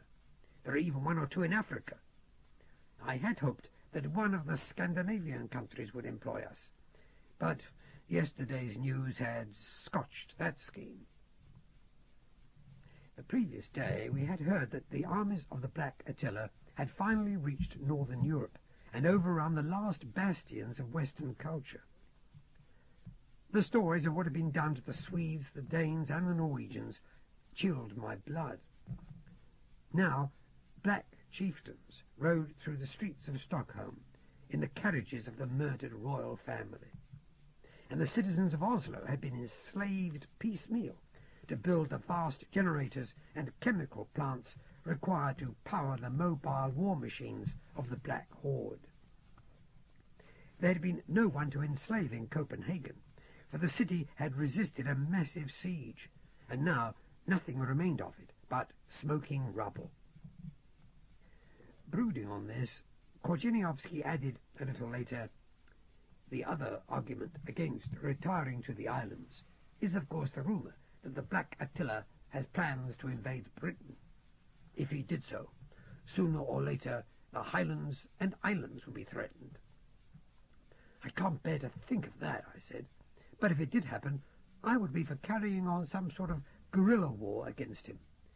We'd go under sooner or later, but we'd have done something." Korcheniowski smiled. "I have no special loyalties to Britain, Bastable. What makes you think I'd agree to such a scheme?" I was nonplussed. Then his smile broadened. "But I would, of course. The Scots have been good to me. If I have any sort of homeland now, I suppose it is in the Outer Hebrides. However, I've a hunch that the Black conquest of Britain would only be a token affair. Cicero Hood has his eye on larger spoils." General Cicero Hood, or so he called himself, was the military genius now known as the Black Attila. We had heard that he was not a native of Africa at all, but had been born in Arkansas, the son of a slave. It was logical to suspect that his next main objective would be the United States of America, though the word united meant precious little these days. If his main motive for attacking the Western nations was revenge upon the white race for the supposed ills it had done him and his people. I commented on the massive egotism of the man. Even his namesake had somewhat nobler motives than simple vengeance in releasing his Huns upon the world. "Certainly," agreed Korcheniowski, "but there is a messianic quality about Hood. He pursues the equivalent of a religious jihad against the enslavers of his people. We've had leaders like that in Poland. You would not understand such feelings, I suppose, being British, but I think I can. Moreover, whatever your opinion of his character, and we know little of that really, you must admit that he is something of a genius. First, he united a vast number of disparate tribes and countries, fired them with his ideals, and worked with amazing speed and skill to make those ideals reality." I said that I did not doubt his ability as a strategist, or indeed his intelligence, but it seemed to me that he had perverted a great gift to a mean-spirited ambition. Korcheniowski only added, "But then, Mr. Bastable, you are not a Negro." I hardly saw the point of this remark, but dropped the subject, since there was nothing more I had to say on it. It was perhaps ironic, therefore, that a couple of months later, having sounded out possible employers, we sailed for Bantustan, with the intention of joining that country's navy. Bantustan had been better known in my own world as South Africa.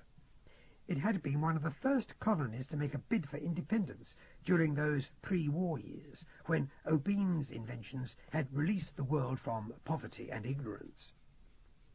Under the leadership of a young politician of Indian parentage called Gandhi, it had succeeded in negotiating a peaceful withdrawal from the British Empire, almost without the Empire realizing what had happened.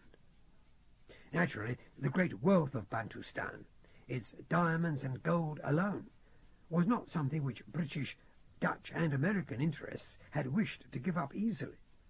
Yet Gandhi had managed to placate them by offering them large shareholdings in the mines without their having to invest any further capital. Since most of the companies had been public ones, shareholders' meetings had all voted for Gandhi's schemes. Then the war had come, and there was no longer any need to pay dividends to the dead and the lost. Bantustan had prospered greatly during and after the war, and was well on its way to becoming an important and powerful force in the post-war political game. By building up its military strength, by signing pacts with General Hood, which ensured him of important supplies of food and minerals at bargain prices, President Gandhi had protected his neutrality. Bantustan was probably one of the safest and most stable small nations in the world, and since it required our experience and our ship, it was the obvious choice for us. Moreover, we were assured we should find no racialistic nonsense there. Black, brown and white races lived together in harmony, a model to the rest of the world. My only reservations concerned the political system operating there. It was a republic based upon the theories of a German dreamer and arch-socialist called Karl Marx. This man, who in fact lived a large part of his life in a tolerant England, had made most radicals sound like the highest of high Tories, and personally I regarded his ideas as at best unrealistic, and at worst morally and socially dangerous. I doubted if his main theories could have worked in any society, and I expected to have quick proof of this as soon as we docked in Cape Town.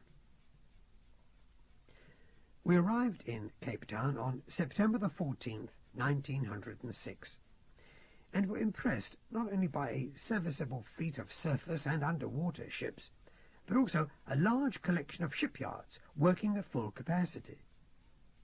For the first time, I was able to see what Obine's world must have been like before the war. A great clean city of tall, beautiful buildings, its streets filled with gliding electric carriages, crisscrossed by public monorail lines.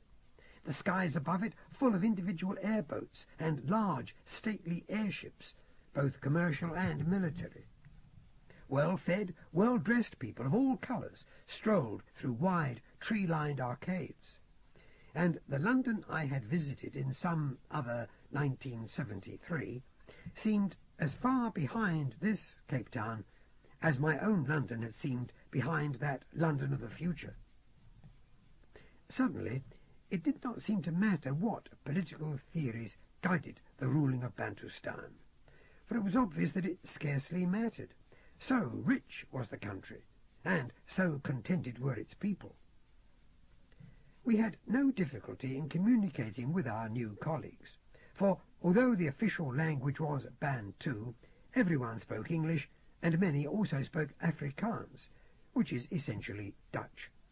Here there had been no South African war, and as a result there had been little bitterness between the English and Dutch settlers, who had formed a peaceful alliance well before President Gandhi had risen to political power. Seeing what South Africa had become, I almost wept for the rest of the world. If only it had followed this example. I felt prepared to spend my life in the service of this country and give it my loyalty as I had once given Britain my loyalty. President Gandhi personally welcomed us. He was a small, gnome-like man, still quite young, with an infectious smile. In recent years he had devoted quite a lot of his energies to attracting what remained of the West's skilful and talented people to Bantustan. He dreamed of a sane and tranquil world in which all that was best in mankind might flourish. It was his regret that he needed to maintain a strong military position, and thus, in his opinion, waste resources, in order to guard against attack from outside. But he managed it gracefully enough, and felt, he told us at a private dinner, to which Korchiniovsky and myself were invited, that there was some chance of setting an example to men like Cicero Hood. Perhaps he will begin to see how wasteful his schemes are, how his talents could be better put to improving the world, and making it a place where all races live in equality and peace together. I'm not sure that, presented with these ideas in my own world, I could have agreed wholeheartedly with President Gandhi. But the proof of what he said lay all around us. O'Bean had thought that material prosperity was enough to abolish strife and fear. But Gandhi had shown that a clear understanding of the subtler needs of mankind was also necessary, that a moral example had to be made, that a moral life had to be led without compromise, that hypocrisy, almost unconscious among a nation's leaders, led to cynicism and violence among the population. Without guile, without deceiving those he represented, President Gandhi had laid the foundations for lasting happiness in Bantustan. "This is indeed a haven of civilization you have here," Captain Korchiniovsky said approvingly, as we sat on a wide veranda overlooking the great city of Cape Town, and smoking excellent local cigars, drinking a perfect home-produced port. "But you are so rich, President Gandhi. Can you protect your country from those who would possess your wealth?" And then the little Indian gave Korchiniovsky and myself a shy, almost embarrassed look. He fingered his tie and stared at the rooftops of the nearby buildings, and he sounded a trifle sad. "It is something I wished to speak of later," he said. "You are aware, I suppose, that Bantustan has never spilled blood on behalf of its ideals." "Indeed we are," I said emphatically. "It never shall," he said. "In no circumstances would I be responsible for the taking of a single life." "Only if you were attacked," I said. "Then you would have to defend your country. That would be different." But President Gandhi shook his head. "You have just taken service in a navy, gentlemen, which exists for only one reason. It is effective only while it succeeds in dissuading those we fear from invading us. It is an expensive and impressive scarecrow. But it is, while I command it, as capable of doing harm as any scarecrow you will find erected by a farmer to frighten the birds away from his fields. If we are ever invaded, it will be your job to take as many people aboard as possible and evacuate them to some place of relative safety. This is a secret that we share. You must guard it well. All our officers have been entrusted with the same secret." The enormity of President Gandhi's risk in revealing this plan took my breath away. I said nothing. Korchiniovsky frowned and considered this news carefully before replying, "You place a heavy burden on our shoulders, President." "I wish that I did not have to, Captain Korchiniovsky." "It would only take one traitor." He did not finish his sentence. Gandhi nodded. Only one, and we should be attacked and overwhelmed in a few hours. But I rely on something else, Captain Korzeniowski. People like General Hood cannot believe in pacifism. If a traitor did go to him and inform him of the truth, there is every chance that he would not believe it. He grinned like a happy child. You know of the Japanese method of fighting called Jiu-Jitsu? You use your opponent's own violence against him. Hopefully that is what I do with General Hood. Violent men believe only in such concepts as weakness and cowardice. They are so deeply cynical, so rooted in their own insane beliefs, that they cannot even begin to grasp the concept of pacifism. Suppose you were a spy, sent by General Hood to find out my plans. Suppose you left here now and went back to the Black Attila and said to him, General, President Gandhi has a large, well-equipped army, an air fleet and a navy, but he does not intend to use them if you attack him. What would General Hood do? He would almost certainly laugh at you, and when you insisted that this was a fact, he would probably have you locked up or executed as a fool who had ceased to be of use to him. President Gandhi grinned again. There is less danger, gentlemen, in living according to a set of high moral principles than most politicians believe. And now our audience was over. President Gandhi wished us happiness in our new life, and we left his quarters in a state of considerable confusion. It was only when we got to our own ship and crossed the gangplank to go aboard, seeing the 100 or so similar craft all about us, that Korzeniowski snorted with laughter and shook his head slowly from side to side. Well, Bastable, what does it feel like to be part of the most expensive scarecrow the world has ever known?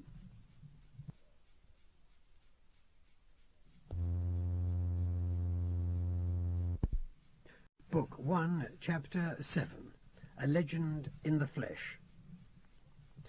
A peaceful year passed in Bantustan.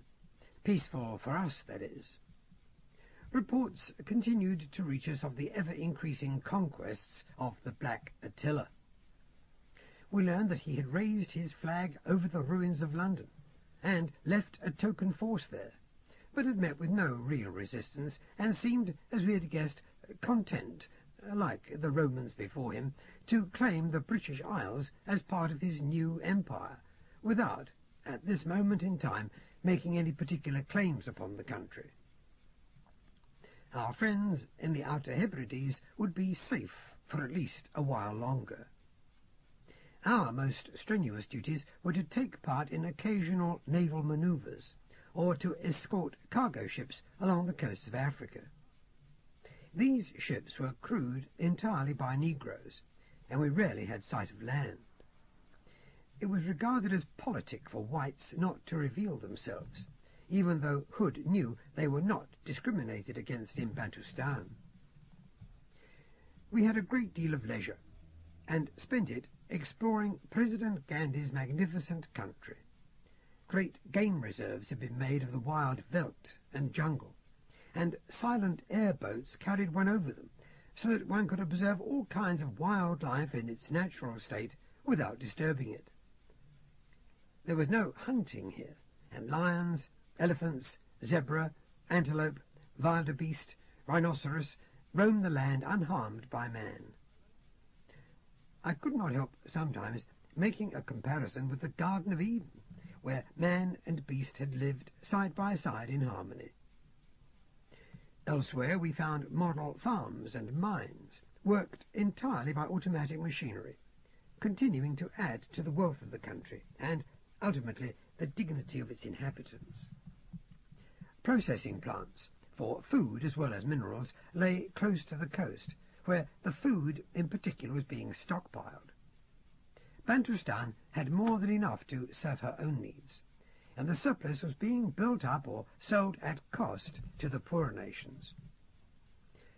I had begun to wonder why so much food was being stored in warehouses when President Gandhi called a meeting of a number of his air and sea officers, and told us of a plan he'd had for some time. All over the world there are people reduced to the level of savage beasts, he said. They are brutes, but it is no fault of their own. They are brutes because they are hungry, and because they live in fear. Therefore, over the last few years, I have been putting aside a certain percentage of our food, and also medical supplies, serums, which my chemists have developed to cope with the various plagues still lingering in Europe and parts of Asia.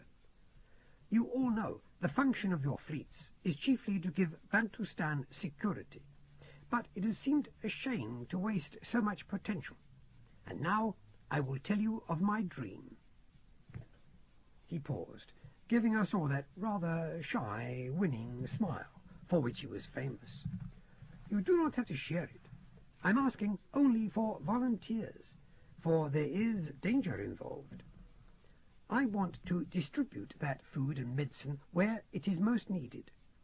You, Mr. Bastable, have seen and reported what has happened in southern England. Would you not agree that these supplies would help to alleviate some of the worst aspects of the conditions there? I nodded. I think so, sir.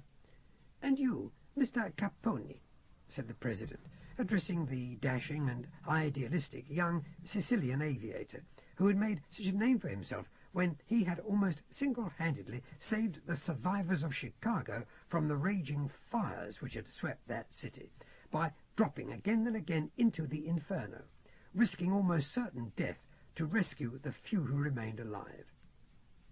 You have told me how your countrymen have turned to cannibalism and reverted to their old feuding ways. You would see that changed, would you not? Caponi nodded eagerly, his eyes blazing. Give me the supplies, Mr. President, and I'll have my keels over Sicily by morning. Most of the other commandos echoed Captain Caponi's sentiments, and President Gandy was well pleased by their response. There are matters I must attend to before we embark on this scheme, he said, but we can probably begin loading the food and medicine by the end of the month. In the meantime, I had better warn you, gentlemen, that General Hood is soon to make a state visit to Bantustan. The news was received with consternation by most of us, and with undisguised disgust by some, including Caponi, who was never one to hide his feelings. He expressed what a good many of us, particularly the whites, refrained from saying. The man is a mass murderer, a bloody-handed looter, a maniac. Many of us have had relatives done to death by his minions. Why, I have sworn that if I should ever have the opportunity, I should kill him. With my bare hands I should kill him. The little President glanced at the floor in some embarrassment. I hope you will not be so tempted, Captain Caponi, when General Hood is here as my guest. Your guest? Caponi clapped his hand to his forehead. Your guest?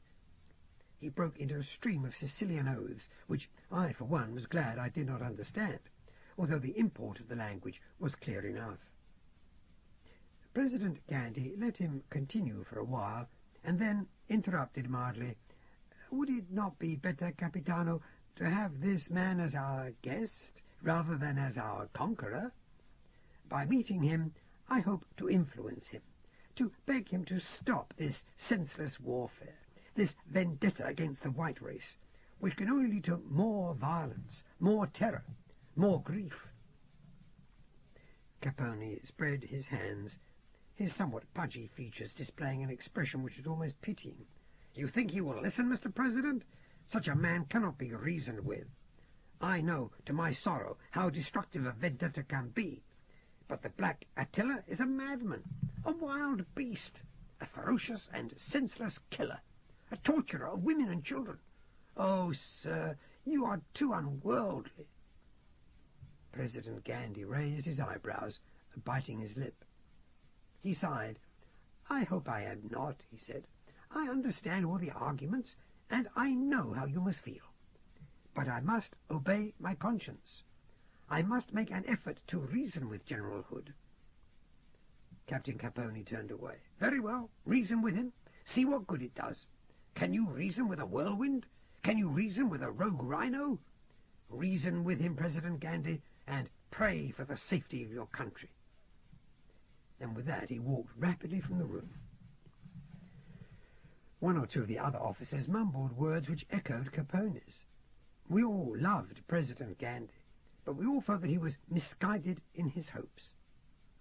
Finally he said, "Well, gentlemen, I hope some of you will agree to be present at the banquet I intend to hold for General Hood. If your voices are added to mine, at least you will know, as I will know, that you have done your best." He dismissed us then, and we all left with heavy hearts, speculating variously on what General Hood would be like to meet him in the flesh, and how we should react when, or if, we saw him. Personally, I had mixed feelings. It was not every day, after all, that one received the opportunity of dining with a legend, a world-conquering tyrant, whom history would rank with Genghis Khan or Alexander the Great. I was determined to accept the President's invitation. Besides, I had to admit that I was beginning to get a little bored with my life in Bantustan. I was first and foremost a soldier, a man of action, trained in a certain way of life, and not, by nature, contemplative, or much of an intellectual. General Hood's visit would, if nothing else, relieve that boredom for a while. A week later there was a black fleet hanging in the skies of Cape Town. Between 20 and 30 good-sized keels lay anchored to specially built masts. They swayed slightly in the warm wind from the west, each of them displaying the insignia of the Black Attila's so-called New Ashanti Empire, a black, rampant, snarling African lion in a scarlet circle. Hood claimed as an ancestor the famous Kwaku Dua, King of Ashanti in the 1860s, and it was initially on the Gold Coast that he began to build his army, starting with a handful of Ashanti and Fanti nationalists pledged to the overthrow of the first native government of Ashantiland, as it had been renamed after independence. Although the Black Horde consisted of members of all African peoples, as well as those from beyond Africa, it had somehow retained the name of Ashanti, just as the Roman Empire had kept its name, even after it had few connections with Rome at all. Also, the Ashanti people were well respected throughout most of Africa, and since Hood claimed to be a Kwaku Dua's direct descendant, it suited him to keep the name. Many of those who had sworn to have nothing whatever to do with the whole affair were drawn reluctantly to the streets or their balconies to watch the descent of Cicero Hood and his retinue from the flagship, diplomatically named the Chaka, which hung just above the main formation. For the first time we saw Hood's famous Lion Guard, huge, perfectly formed warriors, with skin like polished ebony and proud, handsome features, drawn from all the tribes of Africa. On their heads were steel caps, from which projected tall, nodding ostrich plumes dyed scarlet and orange. From their shoulders hung short cloaks made from the manes and skins of male lions. They wore short, sleeveless jackets of midnight blue, similar to the jackets worn by the French zouaves, trimmed with gold and silver braid, and tight cavalry-style breeches to match. High boots of black, gleaming leather were on their feet, and each man carried 2 weapons, symbolic of the old and the new Africa, an up-to-date carbine on the back, and a long-shafted, broad-bladed spear in the right hand. Standing in the open-air carriages, scarcely moving a muscle, their faces expressionless, they were undoubtedly amongst the most impressive soldiers in the world. Their carriages formed a perfect circle around that of General Cicero Hood himself, a carriage painted in splendid colours and flying the black and scarlet flag of the Black Attila's empire. From where I stood on the roof of my apartment building, many of my colleagues were with me, including Korcheniowski, I could see that there were 2 figures in the carriage, but I was too far away to make out details of their features, although it seemed to me that one of the occupants was white. Upon landing, Hood and his guard transferred to open electrical broughams, and began a long procession through the streets of Cape Town, that was received with surprising enthusiasm from many of the citizens, admittedly most of them Negroes, but I could see little of this procession from my vantage point. I retired to the bar downstairs, where a number of other officers were coming back from the street where they had witnessed the scene. Not a few of the white and the number of the black officers had looks of grudging admiration on their faces, for there had been no doubt about the excellence of the stage management involved in Hood's arrival. A man I knew slightly, who'd been a land fleet commander in India before he had joined the army of Bantustan, his name as I recall was Lawrence, ordered himself a stiff brandy and drained it in a single swallow before turning to me and saying, in a tone of awe, "I say, Bastable, the chap's got a bally white woman in tow. Rum go, eh? His distaste for us doesn't seem to extend to the female of the species, what?" Another acquaintance called Horton, who'd been an officer in the Sierra Leone Navy before the nation was annexed by Hood, said dryly, "To the victor the spoils, old man." There was a look of amusement on his brown face, and he winked at me, enjoying Lawrence's discomfort. "Well, I mean to say," began Lawrence, realizing his lack of tact, "it's not that I feel, it's just that you do." Horton laughed and turned to order Lawrence another drink. "You would think Hood's taken a white concubine as a sort of gesture. It could be that he finds her so attractive he doesn't care what colour she is. I've heard of Europeans falling in love with African women, haven't you?" Lawrence's next point was undeniably a good one. "But not Europeans with a deep loathing of Negroes, Horton. I mean, it rather shakes his case about us being awful fiends, doesn't it?" Horton grinned. "Maybe he prefers the devil he knows." Nikolai, a lieutenant who'd begun his career in the Russian Navy, put in, "I must admit, I wouldn't mind knowing her myself. What a beauty! I think she's the most ravishing creature I've ever seen. Good luck to Hood on that score, say I." The conversation continued on these lines for a while, until those of us who had accepted invitations to attend the banquet had to leave to get ready.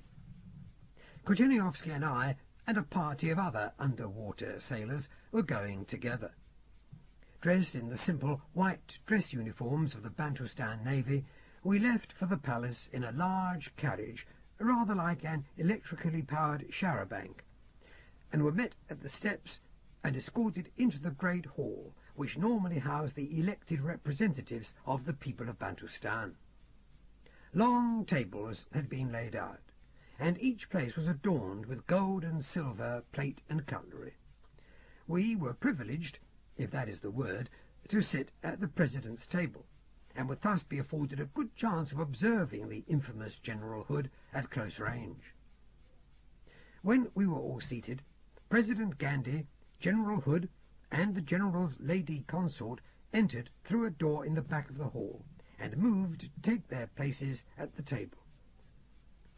I believe that I had by this time learned enough self-control not to register my surprise upon recognizing the woman whose hand was now placed on the arm of the despot who had become master of most of Africa and all of Europe. Our eyes met, and she acknowledged me with a ghost of a smile, before turning her head to say something to Hood. It was una person. Now I knew why she had wished to return to Africa so speedily, and why she'd been reluctant to take me with her. Had she, even then, been keeping this association with the Black Attila? General Hood was not what I expected. He was as tall as any member of his Lion Guard, but fairly slender, moving with what I can only describe as a sort of awkward grace. He wore perfectly cut, conventional evening dress, which was entirely without decoration. I had expected a fierce-eyed warlord, but this man was close to middle age, with the distinguished air of a high-ranking diplomat. His hair and beard were greying a little, and his large dark eyes held a mildness which could only be deceptive. I was reminded, against my will, of a sort of a black Abraham Lincoln. President Gandhi was beaming. It seemed he had had a conversation with General Hood which had proved satisfactory to him. The little Indian was dressed, as always, in a light cotton suit of what we used to term Bombay cut. They took their places, and we, who'd been standing, resumed ours. The meal began in a rather grim silence, but slowly the atmosphere improved. General Hood chatted amiably to President Gandhi, to the President's aides, and to Una Persson. I heard a little of the conversation, enough to know that it was the usual sort of polite small talk which goes on among politicians on occasions like this one. From what might have been a mistaken sense of tact, I tried not to look at Mrs. Persson during the dinner, and addressed myself primarily to the lady on my left, who seemed to be obsessed with the notion of trying to breed back in Africa many of the species of bird life which had been made all but extinct during the wars in Europe. The meal was an excellent compromise between European and African dishes, and I think it is probably the best I've ever eaten. But we were on the sweet course before I was saved from the conversation of the amateur ornithologist on my left. Quite suddenly I heard the deep, mellow tones of General Hood speaking my name, and I looked up in some embarrassment. "You are Mr. Bastable, then?" I stuttered a reply to the effect that his information was correct. I was not even sure how one addressed a despotic conqueror who had on his hands the blood of hundreds of thousands of innocents. "You have my gratitude, Mr. Bastable." I was conscious of a decided lull in the conversation around me, and I think I might have been blushing a little. I noticed that Mrs. Persson was smiling broadly at me, as was President Gandhi, and I felt very foolish, for no particular reason. "I have, sir," was, I think, what I answered. It sounded insane to my ears, and I tried to recover my equilibrium by reminding myself that this man, in spite of appearances, was the sworn enemy of my race. It was, however, difficult to maintain an attitude of disdain, while at the same time behaving in a way which suited the social situation. I had accepted the invitation to dine at the palace, and therefore had a duty to President Gandhi not to offend his guests. General Hood laughed, a deep, full-throated laugh. "You saved the life of someone I hold very dear." He patted Una Persson's hand. "Surely you remember, Mr. Bastable?" I said that it had been nothing, that anyone would have done the same, and so on. "You showed great courage, Mrs. Persson tells me." I made no answer to this. Then General Hood added, "Indeed, if it had not been for you, Mr. Bastable, it is unlikely that I should have been able to continue with certain military ambitions I've been entertaining. White though your skin is, I think you have the heart of a black man." A calculated irony, surely. He managed to implicate me in his crimes, and I think relished my embarrassment. Next, he added, "If at any time you wish to leave the employment of Bantustan, the Ashanti Empire could make use of your services. After all, you have already proved your loyalty to our cause." I saw the eyes of all the whites in the hall staring at me. It was too much.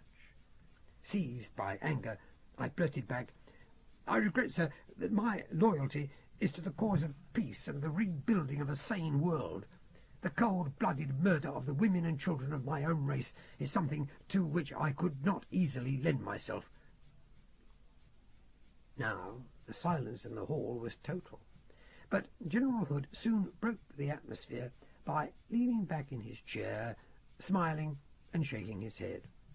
"Mr. Bastable, I have no dislike of the white man. In his place he performs a large number of useful functions. I employ white men in a good many capacities. Indeed, there are individuals who show all the qualities I would value in an African. Such individuals are given every opportunity to shine in the Ashanti Empire. You have a poor impression of me, I fear, whereas I have nothing but respect for you." He raised his glass to toast me. "Your health, Mr. Bastable. I am sincere in my offer. President Gandhi and I have been discussing exchanging emissaries. I shall put in a strong plea to him that you be among those invited to New Kumasi. There you shall see for yourself if I am the tyrant you have heard about." I was far too angry by now to make any sort of reply. President Gandhi tactfully drew General Hood into conversation, and a little later Korcheniowski came up behind me and tapped me on the shoulder, leading me from the hall. My emotions were, to put it mildly, mixed. I was torn between boiling anger, social embarrassment, loyalty to President Gandhi and his dream of peace, as well as by my own responses to Hood himself. It was no surprise now that he had risen so swiftly to eminence in the world. Tyrant and murderer he might be, but it was undeniable that he had a magnetic personality, that he had the power to charm even those who hated him most. I had expected a swaggering barbarian, and had encountered instead a sophisticated politician, an American, I learned later, who'd been educated at Oxford and Heidelberg, and whose academic career had been an outstanding one before he put down his books and picked up the sword. I was shaking and close to tears as Korcheniowski took me back to my quarters and devoted himself to calming me down. But it was hours before I finished my mindless ranting. I drank a good deal too, and I think it was a combination of alcohol and emotional exhaustion which finally shut me up. One moment I was raging at the insults of the Black Attila, and the next moment I'd fallen face forward onto the floor. Korcheniowski must have put me to bed. In the morning I woke up with the worst headache of my life, still in a filthy temper, but no longer capable of expressing it. It was a knocking at the door which had awakened me. My batman answered it, and a short while later brought me my breakfast tray. On the tray was an envelope bearing the seal of the President himself. I pushed the tray aside and inspected the envelope, hardly daring to open it. Doubtless it contained some kind of reproof for my behaviour of the previous evening, but I was unrepentant. I lay in bed, the envelope still in my hand, considering the answers I should have given Hood if I had had my wits about me. I was determined not to be charmed by him, to judge him only by his actions, to remember how whole European cities had been destroyed by him, and their populations enslaved. I regretted that I had mentioned none of this during our encounter. I have never believed in violent solutions to political problems, but I felt if there was one man who deserved to be assassinated, it was Cicero Hood.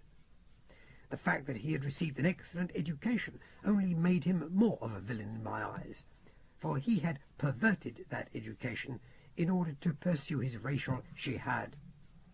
He might blandly deny his policies of genocide, but what he had done in the past few years spoke for itself.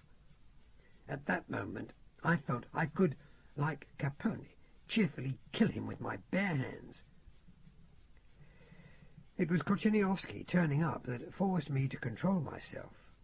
He stood at the end of my bed, looking down at me with a kind of sympathetic irony, asking me how I felt. Not too good, I told him. I showed him the letter. I think I'm due for the sack. I'll be leaving Bantustan soon enough, I shouldn't wonder. But you haven't opened the letter, old man. I handed it up to him. You open it. Tell me the worst. Korcheniowski went to my desk and took a paper knife to slit the top of the envelope. He removed the contents, a single sheet of paper, and read it out in his precise, guttural English. Dear Mr. Bastable, if you have the time today, I should be grateful if you would visit me in my office. About 5 would be convenient for me, if that would suit you. Yours sincerely, Gandhi. Korcheniowski handed me the letter. Typical of him, he said admiringly. If you have time, Mr. Bastable. He's giving you the option. I shouldn't have thought that meant a carpeting, old chap, would you? I read the letter for myself, frowning. Then what on earth does it mean? I said.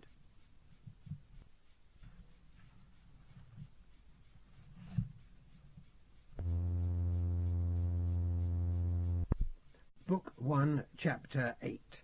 A Decision in Cold Blood.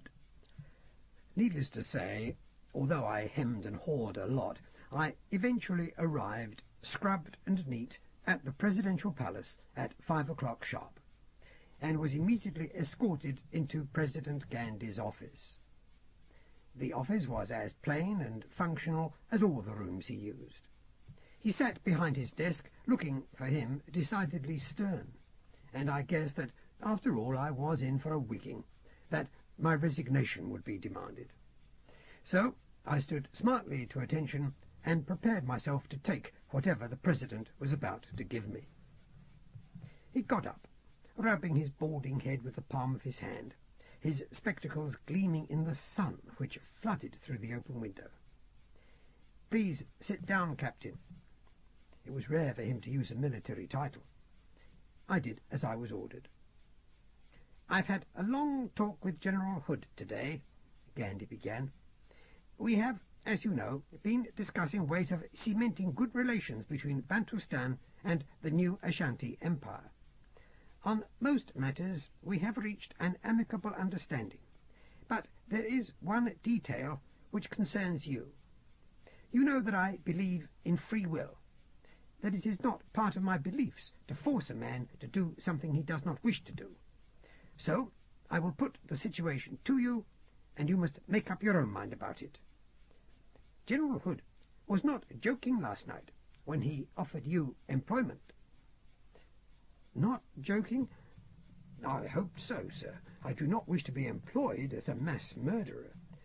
President Gandhi raised his head. "Of course not. But General Hood, it seems, has taken a liking to you. He admired the way in which you answered him back last night." "I thought it a poor performance. I meant to apologize, sir." No. I understand your position completely. You showed great self-control. Perhaps that was what Hood was doing, testing you. He is genuinely grateful for the part you played, apparently, in saving Mrs. Pearson's life in England. And I could be completely wrong, but I have the feeling he wants to vindicate himself in your eyes. Perhaps he sees you as a representative of, in his terms, the better sort of white man. Perhaps he is tired of killing, and actually does want to begin building a safer and saner world, though his present military plans seem to contradict that. Whatever the reason, Bastable, he has insisted that you be part of the diplomatic mission sent to his capital at New Kumasi. Indeed, he has made it a condition.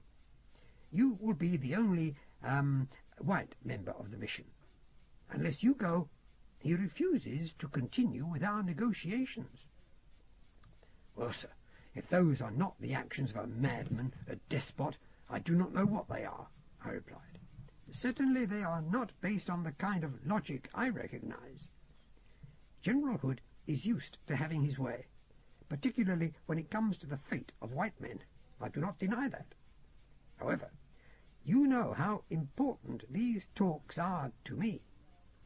I hope to influence the General, at least to temper his future policies towards those he conquers.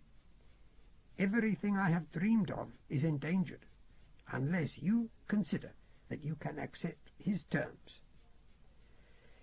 "You must look to your own conscience, Mr. Bastable. I do not want to influence you. I have already gone against my principles. I am aware that I am putting moral pressure on you. You must forget what I want and do only what you think is right." It was then that I reached what was perhaps the most cold-blooded decision of my life. If I accepted then I should be in an excellent position to get close to Hood, and, if necessary, put an end to his ambitions for good and all. I had contemplated assassination. Now I was being given the opportunity to perform it. I decided that I would go to New Kumasi. I would observe the Black Attila's actions for myself. I would be Hood's jury and his judge. If I decided that he was guilty, then I would take it upon myself to be his executioner. Naturally, I said nothing of this to President Gandhi. Instead, I frowned, pretending to consider what he had said to me. I think I was a little mad then. It seems so to me now. The strain of finding myself in yet another version of history, of being in no way in control of my own destiny, was probably what influenced me to seek to alter events in this world. Still, I will not try to justify myself. The fact remains that I had decided to become, if necessary, a murderer. I will leave it to you, the reader, to decide on what sort of morality it is that justifies such a decision. At last, I looked up at President Gandhi and said, "When would I have to leave, sir?" Gandhi seemed relieved. "Within 2 weeks. I must select the other members of the mission." "Have you any idea, sir, what part Mrs. Persson has played in this?" "No," he admitted. "No clear idea. It could be quite a large one for all I know. She seems to have considerable influence with General Hood. She is an extremely enigmatic woman." I was bound to agree with him. It was with great regret that I said goodbye to Captain Korchenniowski and the other friends I had made in Cape Town. All felt that I had been forced into this position, and I wished that I might confide in them my secret decision. But of course it was impossible. To share a secret is to share a burden, and I had no intention of placing any part of such a burden on the shoulders of anyone else.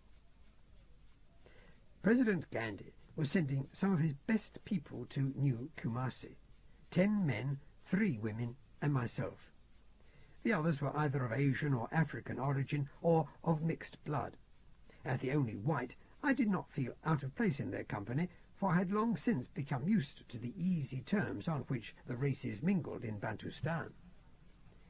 In his choice, President Gandhi had shown that he was a shrewd as well as an idealistic politician.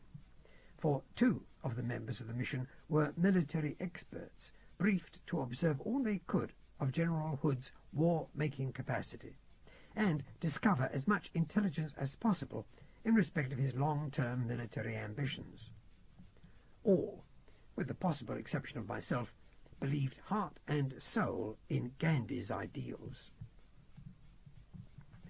The day came when we were ferried up to the waiting aerial frigate. Its hull was a gleaming white, and it hung in the deep blue sky like some perfectly symmetrical cloud, with the plain pale green flag of Bantustan flying from its rigging. Within moments of our going aboard, the ship dropped its anchor cables and began to head northwest towards the shining waters of St. Helena Bay. I looked back at the slender spires of Cape Town and wondered if I should ever see that city of my friends again. Then I put such thoughts from my head and gave myself up to polite conversation with my colleagues, all of whom were speculating on what they would find in New Kumasi, and how we might expect to be treated if relations between New Ashanti and Bantustan became strained. None of us were used to dealing with despots who had absolute powers of life and death over their subjects. 24 hours passed as we crossed the greater part of Western Africa and hung, at last, in the air over General Cicero Hood's capital. It was very different from Cape Town. Those new buildings which had been erected were of a distinctly African character, and not, I must admit, unpleasant to look at. A preponderance of cylindrical shapes, topped by conical roofs, reminded one somewhat of the kind of huts found in a typical kraal in the old days.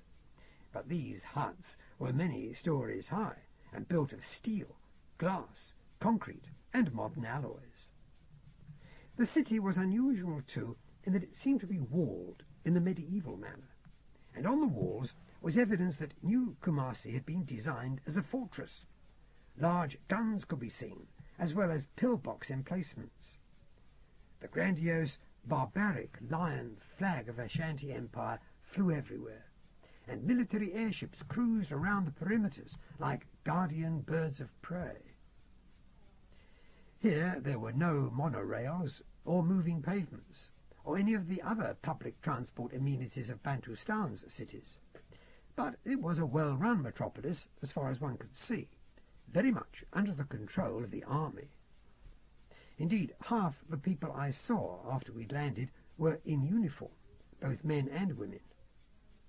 There were no signs of poverty, but no sign either of the bountiful wealth of Cape Town. The majority of the population were Negro, and the only whites I saw seemed to be doing fairly menial tasks. One or two of the porters of the aerodrome were European, but were not evidently ill-treated. There were very few private vehicles in the streets, but a good many public omnibuses, of, for this world, a slightly old-fashioned sort, running off wire-borne electrical current. Other than these, there were chiefly military vehicles moving about.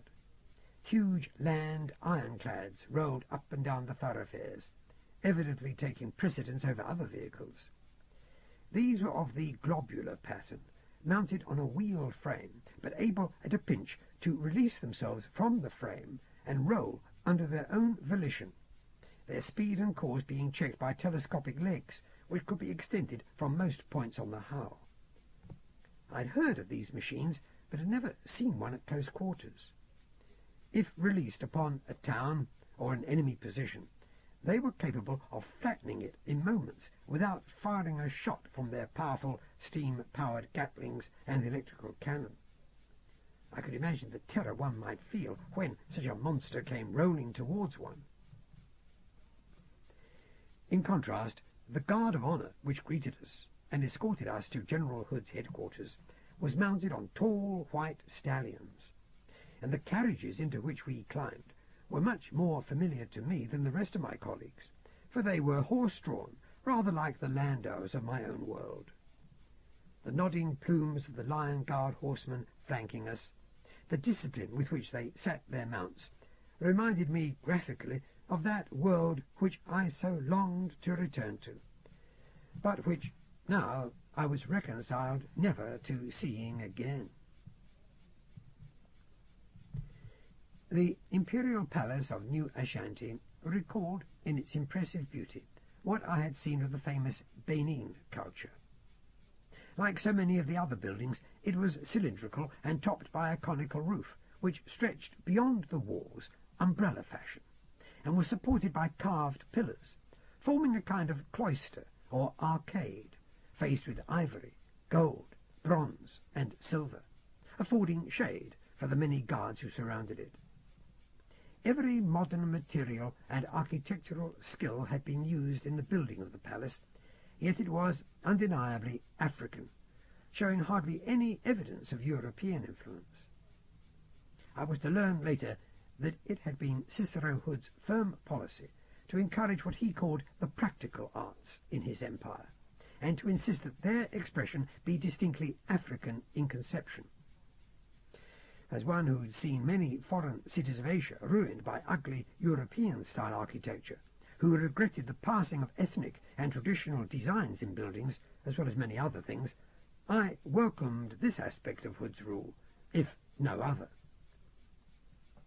Having had some experience of the petty tyrants of India, I fully expected the Black Attila to behave as they behaved, and to keep us waiting for hours in his anterooms before we were granted an audience.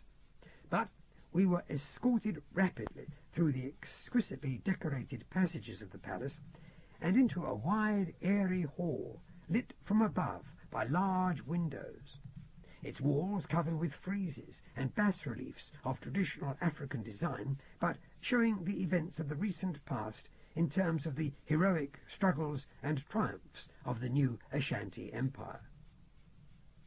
Hood himself was recognizable as featuring in several scenes, including the conquest of Scandinavia, and there were representations of land fleets, aerial battles, underwater skirmishes and the like, giving the panels a very strange appearance, a mingling of ancient and almost barbaric emotions, with examples of the most modern technical achievements of mankind. At the opposite end of the hall, from the great double doors through which we entered, stood a dais, carpeted in zebra skin, and upon the dais, I was reminded for a moment of the King of East Grinstead, was placed a throne of carved ebony, its scarlet quilted back bearing the lion motif one saw everywhere in New Kumasi. Dressed in a casual, white, tropical suit, Cicero Hood stood near his throne, looking out of a tall window. He turned when we were announced, dismissing the guards with one hand while keeping the other in his trouser pocket, crossing with a light step to a table where there had been arranged a variety of drinks and non-alcoholic beverages. Hood had doubtless been informed that there were several in our party who did not drink. He served each of us personally, and then moved about the hall arranging chairs, so that we might all be seated close together. No European king could have behaved with greater courtesy to guests he was determined to honour, and yet equally determined to impress, for he had made sure we saw all the outward signs of his power. He had taken the trouble to find out the names of each individual in our party, and to know something of their interests and special responsibilities in Bantustan, and he chatted easily with them, showing a good knowledge of most subjects, and ready to admit ignorance where he had it. Again, I was surprised. These were by no means the swaggering ill manners of a parvenu monarch. There had been kings and emperors in my own world who might have learned much of the art of noblesse oblige from the Black Attila. He did not address me individually until he had talked for a while with the others. Then he grinned at me and shook me warmly by the hand, and I had the unmistakable impression that the tyrant actually liked me, a feeling I could not reciprocate, and could not equate with my knowledge of his much publicized hatred of the white race. My own response was polite, self-controlled, but reserved. "I'm so glad, Mr. Bastable, that you could agree to come," he said. "I was not aware, sir, that I had a great deal of choice," I answered. "President Gandhi seemed to be under the impression that you had insisted on my being part of the mission." "I expressed the hope that you might be able to join it, certainly. After all, I must show impartiality." This was said with a smile, which doubtless he hoped would disarm me. "The token European, you know." Deliberately or not, he made me feel self-conscious by referring to the colour of my skin. Even a joke had the effect of emphasizing the difference we both felt. And it would not have mattered if the man who made it had been my best friend. I should still have had the same feelings, particularly since there were no other whites in the room. Noting my discomfort, Cicero Hood patted me on the shoulder. "I'm sorry, Mr. Bastable, a remark in bad taste, but hard for the son of a slave to resist. I'm sure you'd agree." "It would seem to me, sir, that your own success would be sufficient to help you forget any stigma." "Stigma, Mr. Bastable?" His voice hardened. "I assure you that I do not feel it is a stigma. The stigma surely belongs to those who enslaved my people in the first place." It was a good point. "Perhaps you're right, sir," I mumbled. I was no match for Hood's intellectual swiftness. Hood's manner instantly became condescending again. "But you're right. I have mellowed in the last year or two, thanks in some measure to the good fortune I have had. I have only one goal left, and then I shall be content. However, that goal is the most difficult I have set myself, and I have a feeling I shall meet strong resistance from a certain power which has, up to now, remained neutral. You mean the Australasian-Japanese Federation, sir? This was Field Marshal Akari, the man we had elected as chief spokesman for our mission. A distinguished officer and one of President Gandhi's oldest friends and supporters, he was owed much by Bantustan, and had frequently acted as the President's deputy in the past. Surely they would not risk everything they've built up over the last few years. They cannot feel threatened by Ashanti. I'm afraid that they do, Field Marshal, said Hood, in a tone of the utmost regret. It would seem that they regard the Pacific as their territory, and they have had some news of my plans. I made no secret of them, and feel that if my ships begin to sail their ocean, it will only be a matter of time before I cast greedy eyes upon their islands. Mrs. Nzinga, but lately Minister of Communications in Gandhi's government, said quietly, "Then you intend to attack the United States? Is that what you mean, sir?" Hood shrugged. "Attack is not the word I would choose, Mrs. Nzinga. My intention is to liberate the black peoples of the United States, to help them build a new and lasting civilization there. I know that I am thought of as a senseless tyrant by many, embarked upon a crazy course of genocide, a war of attrition against the whites. But I think there is a method to my madness. For too long, the so-called coloured peoples of the world have been made to feel inferior by the Europeans. In many parts of Africa, an awful, soul-destroying apathy existed, until I began to show those I led that the whites had no special skills, no special intelligence, no special rights to rule. My speeches against the whites were calculated, just as my nationalism was calculated. I knew that there was little time after the war to make the gains I had to make. I had to use crude methods to build up my resources, my territory, the confidence of those I led. I happen to believe, rightly or wrongly, that it is time the black man had a chance to run the world. I think if he can rid himself of the sickness of European logic, he can make a lasting utopia.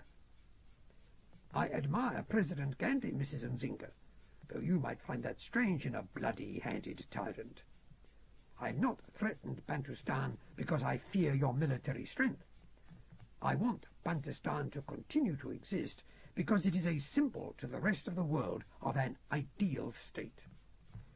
Because it is Bantustan's good fortune, not any special virtue, which has made it what it is. The rest of the world is not so fortunate, and if President Gandhi tried to set up his state, say in India, he would find that it would not last for long. First, the world must be united, and the way to unite it is to form large empires, and the way to form large empires, I regret, madam, is by war and bloodshed, by ferocious conquest." "But violence will be met by violence," said Professor Hira, whose university program had been such a success in Bantustan. A small, tubby man, his shiny face positively glowed with emotion. "Those you conquer will, sooner or later, try to rise up against you. It is in the nature of things."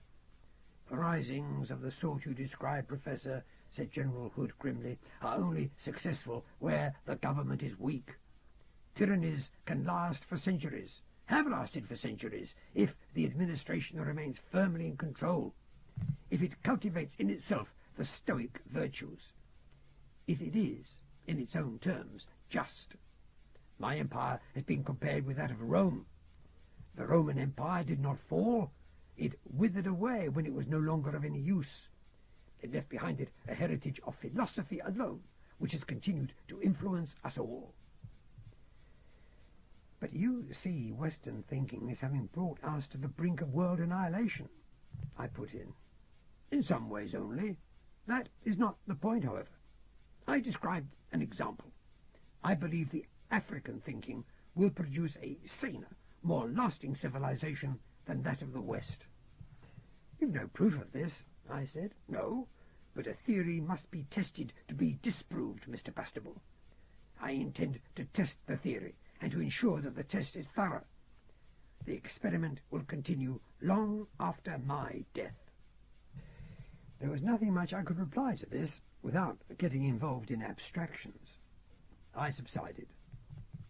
"You may see my ambitions in America as being motivated merely by revenge," Cicero Hood continued, "but I wish to build something in the country of my birth as strong as that which I am building here. The whites of the United States are decadent. Perhaps they've always been decadent. A new enthusiasm, however, can be generated amongst the blacks. I intend to put power into their hands. I intend to liberate America. Have you heard what is happening there now?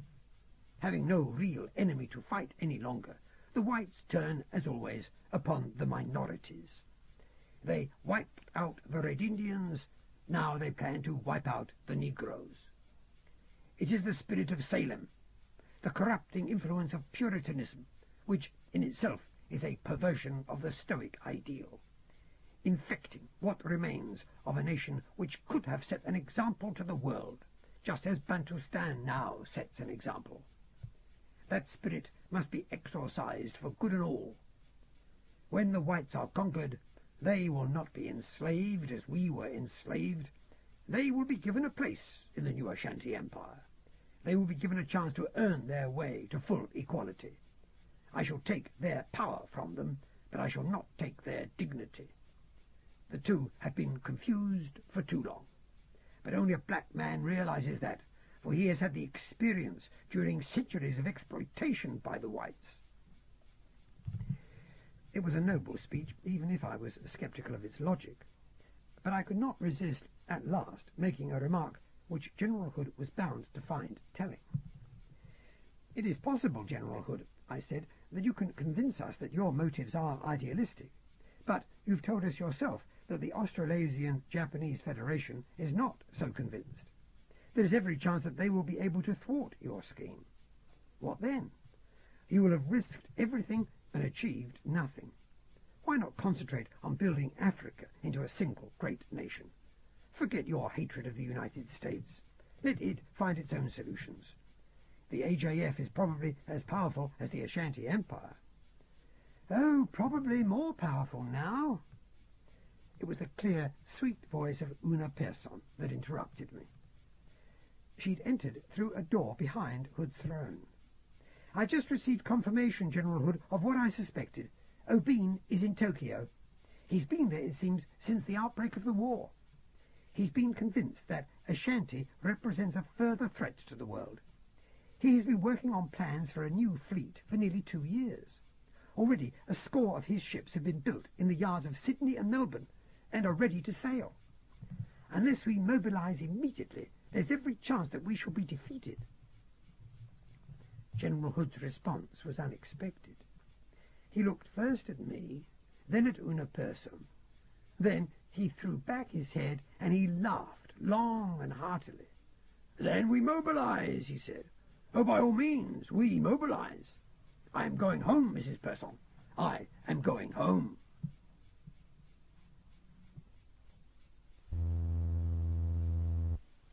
The Second Adventure, Book 2, The Battle for Washington. Chapter 1, The Two Fleets Meet.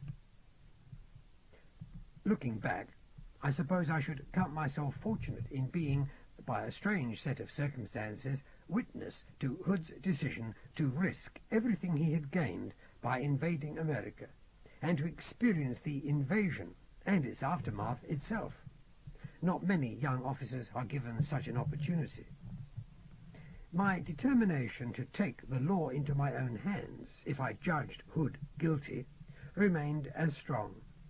But I was already beginning to realize that the Black Attila was a far subtler individual than I had at first supposed. Moreover, I soon came to learn that his ferocity, his reputation for putting to death or enslaving whole cities, was something of a myth which he encouraged. It was useful to him if his enemies believed the myth, for it quite often resulted in all but bloodless conquests. The defenders would prefer to parley rather than fight, and would often ask for terms quite inferior to those Hood was prepared to grant. This meant that when he proposed terms which were better than they had expected, he gained the reputation of munificence, which was quite undeserved, but encouraged the conquered to work willingly for him, out of a sense of relief as much as any other consideration. I saw little of Hood or Una Persson in the following week. They were far too involved in their plans for mobilization. We of the diplomatic mission could only gather what information was available and relay it to Bantustan. We were allowed in the first days to communicate information of all kinds freely to our own country. But a little later, a certain censorship was imposed, as General Hood became nervous of news reaching Tokyo. I think he'd heard that the AJF fleet was making for the Atlantic. The largest part of the Ashanti fleet had been based in Europe, where it was most useful, and some ships had to be recalled, while others were ordered to assemble in Hamburg, Copenhagen, Gothenburg, and other northern European ports preparatory to sailing for America. I gathered that Hood was not merely relying on his vast land, air, and sea fleets, but had another counter to play. From something Una Persson had said, I thought her trip to England had played a part in Hood's secret weapon being developed, but I was to learn more of this later. My next surprise came a day or two before Hood was due to sail. Una Persson visited me at the legation, where I was busy with some sort of meaningless paperwork. She apologized for disturbing me and said that General Hood would like to see me for a few moments during luncheon. I went unwillingly. Privately, I was sure that the powerful Australasian-Japanese Federation would put a stop to his dreams of conquest forever, and that I no longer had a part to play in the history of this world. I was looking forward to returning to Bantustan when the Ashanti Empire collapsed, as it was bound to do. Hood had almost finished luncheon when I arrived at the palace. He was sitting at the head of a long table surrounded by his chief ministers and generals. There were charts spread among the remains of a simple meal, and black faces were bent over them, conversing in low, urgent tones. All looked up as I arrived, and several frowned, making insulting remarks about their meal being spoiled by the sight of a white man. I'd become quite used to this sort of thing from Hood's lieutenants, though, to be fair, not all were so ill-mannered, and was able to ignore the comments, saying, "You sent for me, General?" Hood seemed surprised to see me. He looked vaguely at me for a moment, and then snapped his fingers as if remembering why he had sent for me. "Ah, yes, Mr. Bastable. Just to tell you to have a bag packed by tomorrow morning, and to present yourself to the captain of the Dinges Whale. He's expecting you. I've exchanged communications with President Gandhi, and he is agreeable to the scheme. You have been seconded to my staff. You are coming with us to America, Mr. Bastable. Congratulations." There was nothing I could say. I tried to think of some retort, failed, and saluted. "Very well, sir." Whether there was some deeper motive involved, or whether this was just another example of Hood's quixotic and whimsical behaviour where my fate was concerned, I did not know. It seemed that by taking my initial decision, I was now bound to follow it through all the way. And that was how I came to be the only white officer to accompany the sea-borne Black Horde when it sailed out over the Atlantic bound for New York, with the express intention of destroying forever the power of the Caucasian race. My life has been full of ironies since my first ill-fated expedition to Tacubenga, but I think that remains the greatest irony of them all. Hood had thrown virtually everything he had into the invasion fleet.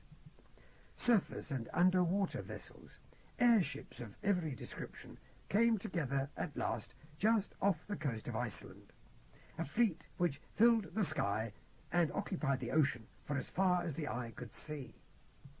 Aboard the ships was stored Hood's vast collection of land ironclads, and in the centre of all these there rose a gigantic hull, specially built, but utterly mysterious in its purpose, which could not progress under its own power, but which had to be towed by 30 other battleships. I guessed that this must surely be Hood's secret weapon, but neither I nor any of the other officers aboard the Dingiswayo had any inkling of its nature. And all the while, news was coming through of the Australasian-Japanese fleet converging on our own. Hood's hope was that we could run ahead of the HAF fleet and get to the coast of North America before it caught up with us. But these new ships of Obeens were much faster than ours. Their firepower was a completely unknown factor, and I knew that we had no chance. There was a school of thought which said that we should disperse our own fleet, but Hood was against this, feeling that we had a better chance if we concentrated our forces. Also, as was evident, he was prepared to risk almost everything to protect the vast hull we towed, or at least the contents of the hull. And I had the impression that he might consider sacrificing everything else so long as that hull arrived eventually in New York. There was scarcely a ship in the fleet which would not have dwarfed one of the ironclads of my own day, equipped with long-snouted naval guns, which could put a stream of incredibly powerful shells into the air in the time it took one of my world's ships to fire a single shot, capable of cruising at speeds reaching 90 knots, of manoeuvring with the speed and ease of the lightest cruiser. A couple of them could have given our good old British Navy a pretty grim time. Hood had 100 of these alone in his fleet, as well as over 50 underwater battleships and nearly 70 big aerial men-of-war, which in turn were equipped with light fighting airboats, capable of leaving the mothership, striking rapidly at an enemy, and returning to safety above the clouds. As well as this massive fighting strength, there were dozens of smaller vessels, many cargo ships, carrying landclads and infantry, gunboats and torpedo boats, virtually all the remaining fighting ships of the nations of the world which had taken part in the war. If I had believed in the cause of the Ashanti Empire, I'm sure I would have felt a surge of pride when I looked upon the splendour of that fleet as it steamed away from Reykjavik in the early morning of December the 23rd, 1907, a mass of black and scarlet upon the grey field of the wintry sea. Wisps of fog drifted from time to time across the sea, and standing on the quarterdeck of the Dingiswayo, listening to the sound of ships' horns bellowing in the distance, I was overwhelmed with a sense of awe. How, I wondered, could anything in the world resist such might? And if there was a God, how could he allow it to have been created in the first place? It seemed to me at that moment that I had been torn from my own world to witness a vision of Armageddon, and, oddly enough, I felt privileged. I think that it was then that the notion first occurred to me that perhaps I had been selected by Providence to be involved in a countless series of what might be called alternative visions of the apocalypse, that I was doomed to witness the end of the world over and over again, and doomed, too, to search for a world where man had learned to control the impulses which led to such suicidal conflicts, perhaps never to find it. I still do not quite understand my motives in recording my experiences, but it could be that I hope that, if they are ever read, they will serve as a lesson to a world which has so far managed to avert its own destruction. But, as I've said before, I am neither introspective nor morbid by nature, and my thoughts soon returned to the more immediate aspects of my situation. It was about 4 p.m. on Christmas Day 1907 that the Australasian Japanese fleet was sighted, speeding rapidly from south-southwest out of the twilight, firing as it came. Night had fallen by the time we properly engaged, and the fighting was confused. The air was full of fire and noise. Above us the air fleets were locked in terrible conflict, while on every side huge guns poured forth destruction, seemingly at random, and when at sudden moments there came a lull, when there was a second or two of silence and blackness, I experienced a cold and impossible fear, certain that it was all over, that the world itself had been destroyed, and that the sun would never rise again. By means of wireless telegraphy, Hood was able to direct the battle from the Chukka, which was riding somewhere above the clouds, and it became evident to me that he was building up a defensive position around the contents of that huge and mysterious hull at the centre of our fleet.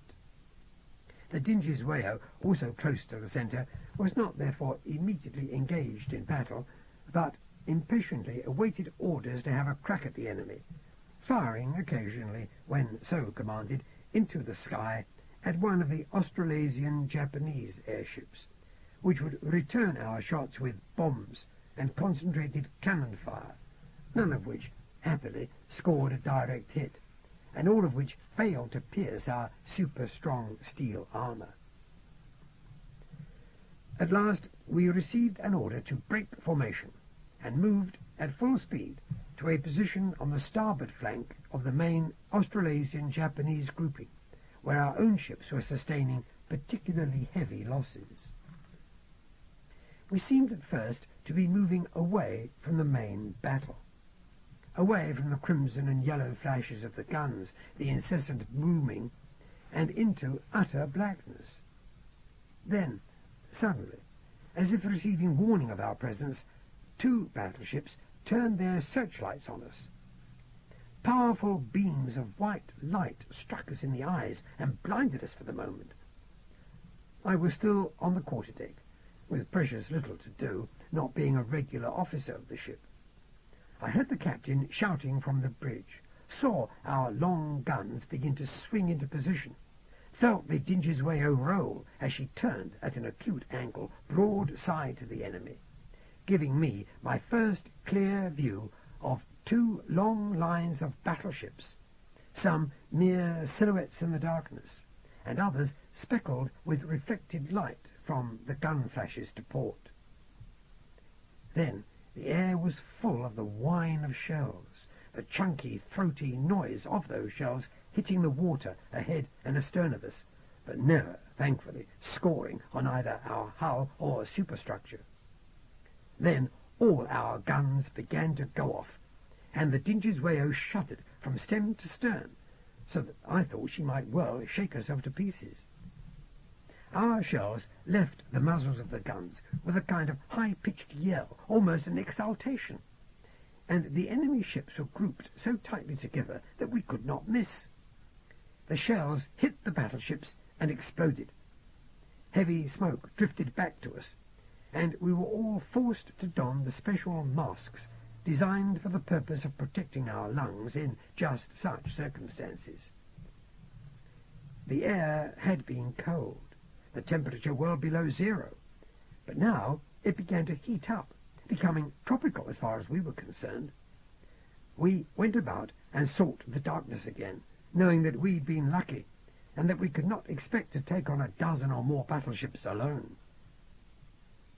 For a while the searchlights roamed across the sea, trying to pick us out, but we skulked just out of their range, using their own lights to try to get some idea of our best chance.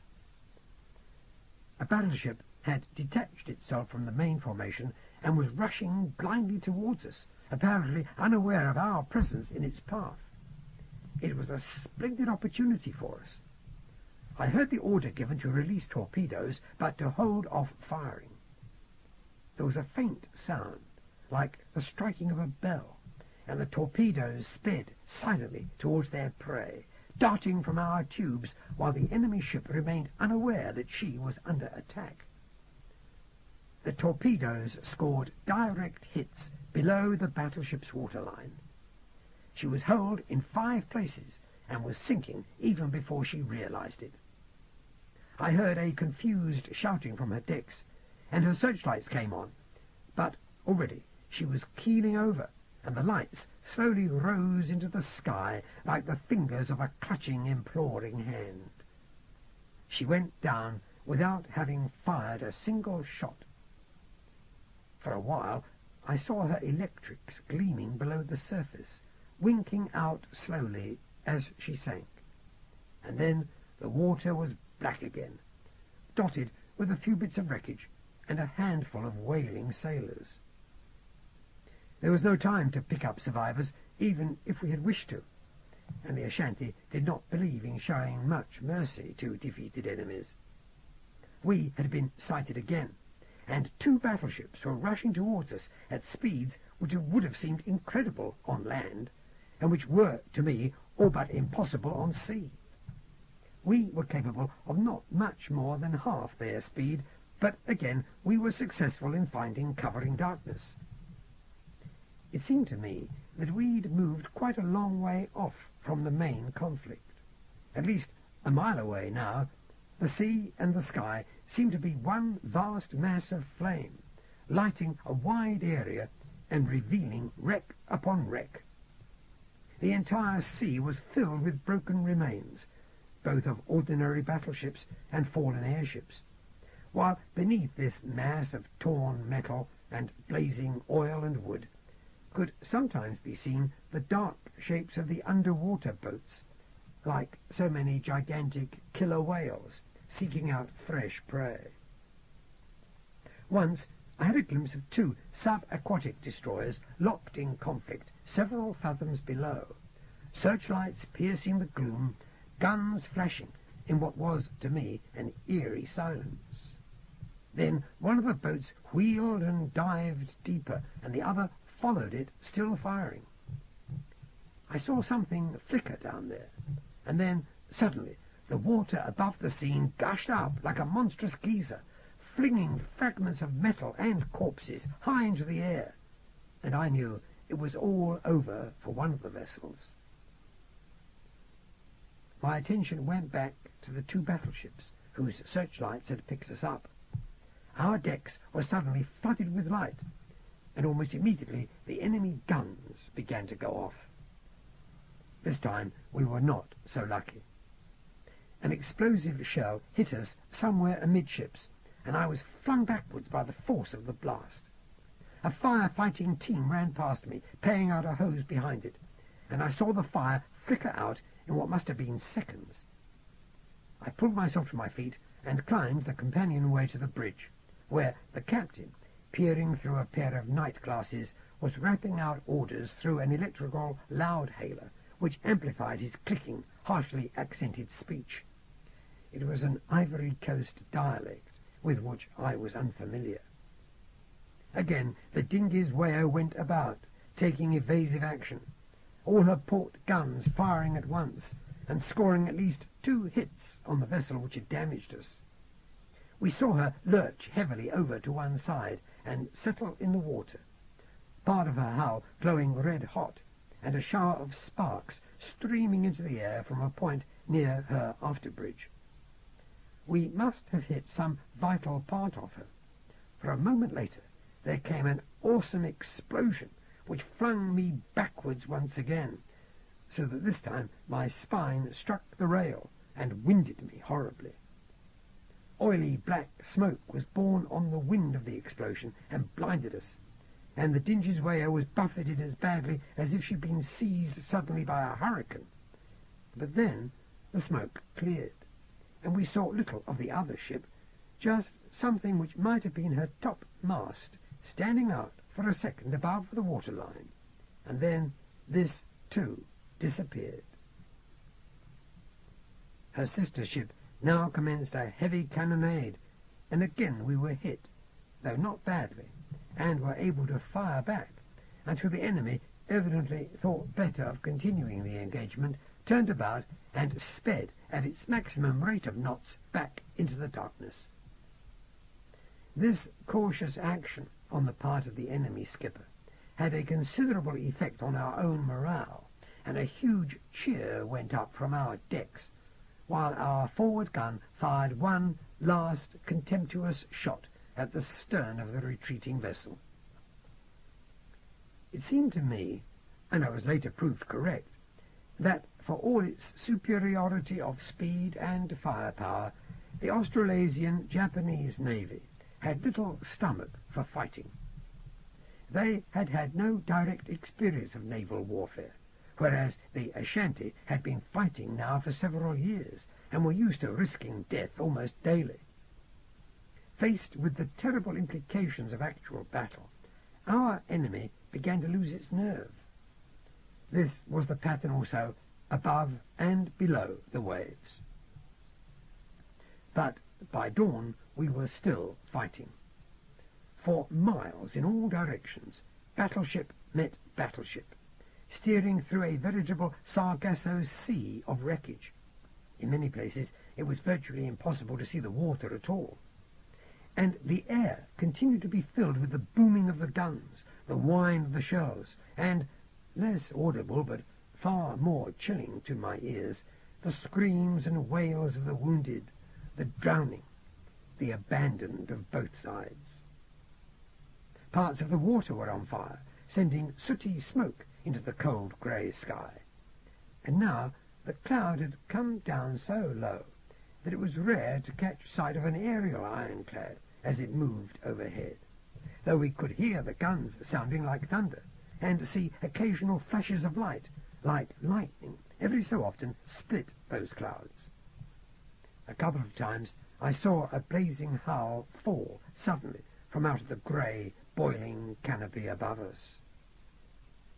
We were soon engaged again with a ship called the Hiroshima, which had already seen some pretty fierce fighting by the look of her. Part of her bows above the waterline had been blown away, and there was a great pile of miscellaneous junk in her starboard scuppers, which had either been washed or blown there by whatever had damaged her bridge. But she was plucky, and she still had a considerable amount of firepower, as she proved. I think she felt that she was doomed anyway, and was determined to take the Dinge's Wayo to the bottom with her, for she showed no concern for her own safety, steaming directly at us, apparently with the intention of ramming us full on if her guns didn't sink us first. In the distance there were 100 ships of varying tonnage locked in similar struggles, but I saw no sign of the great hull we'd been protecting, nor of the ships which had been assigned to tow her, and it seemed to me then that she had gone down. The Hiroshima did not waver in her course, and we were forced to do what we could to avoid her, giving her everything we had left from our forward guns, and for the first time using every machine gun that we had behind armour in the fighting tops. This manoeuvre brought us so close to the enemy that we almost touched, and neither of us could use any of our big guns at such close range, nor risk using torpedoes. I got a good view of the Japanese seamen, their elaborate and somewhat unfunctional uniforms torn and dirty, their faces begrimed with blood, soot and sweat, watching us grimly as they sped past, already beginning to turn in the hope of taking us in our stern. But we were turning too, and a few minutes later the manoeuvre was all over. On our captain's orders we released our starboard torpedoes the instant we were broadside of the Hiroshima, at the same time pouring the last of our firepower into her, and every starboard gun firing at once. She was fast enough to escape most of what we sent, but her speed told against her, for her retaliatory fire went wide of us, scoring only one minor hit in our starboard bow. We had managed to upset most of the big guns in her battery, but she turned again, much slower now, for our torpedoes had damaged at least one of her screws. But now the sea had begun to rise, making it much more difficult to aim, or indeed to see our enemy. Everywhere I looked there were walls of water, containing all varieties of flotsam, metal, wood, and flesh, jostling together in some ghastly minuet. And then the sea would sink for a moment, revealing the Iwo Jima, and we would fire hastily until, momentarily, she disappeared again. Our own damage was not slight. From somewhere below, our pumps were working full out to clear many of the compartments which were flooded. In several places, the superstructure of the ship had fused into strange, jagged shapes, and corpses hung limply from damaged positions in the fighting tops, where medical staff had been unable to reach them. We had 2 big holes above the waterline and a smaller one below, amidships, and we had lost at least 30 men. In ordinary circumstances we might have retired with perfect honour, but all of us knew that this battle was crucial, and there was nothing for it but to fight on.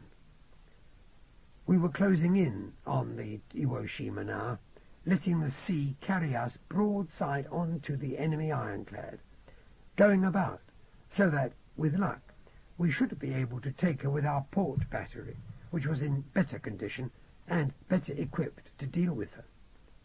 We rose on the crest of a great wave and saw the Iwo Jima below us. She had taken in more water than her pumps could cope with, and she was already beginning to lie astern and to starboard. As the huge wave carried us down, we commenced firing. The Iwo Jima went down without letting go another shot. The water foamed and hissed, and we saw her bows jutting stubbornly out of the green-grey ocean for a second or two, and then she was gone.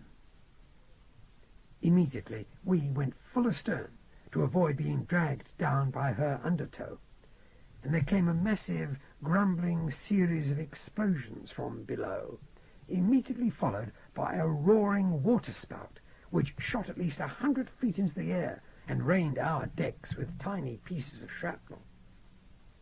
Again cheering broke out all over the ship, but was swiftly stifled as a heavy black shape emerged from the clouds overhead. The Iwo Jima must have signalled to one of her sister airships for help just before she went down.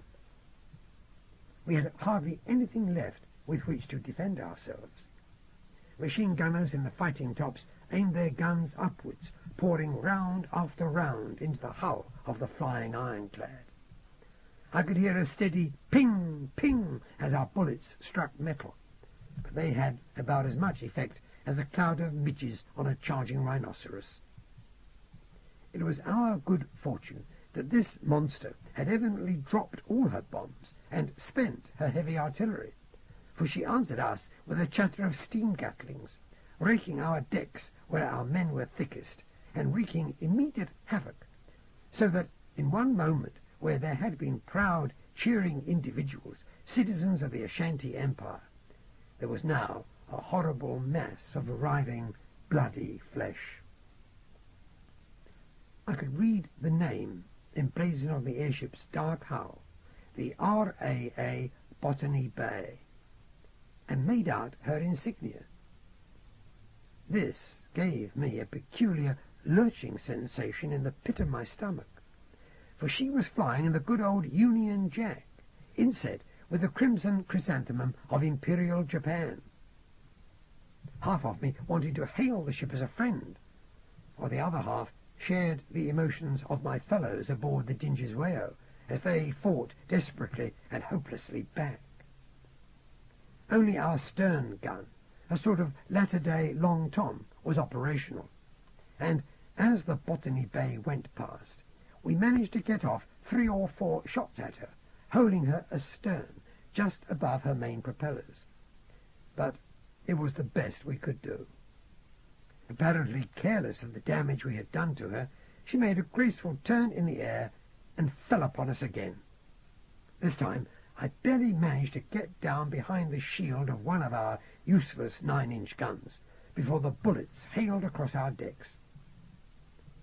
When I next raised my head, I was fully expecting death, but saw instead the black and white markings of one of our own aerial cruisers dropping down almost as if out of control, so swiftly did she move, clouds of grey smoke puffing from the length of her slender hull as she gave off a massive cannonade.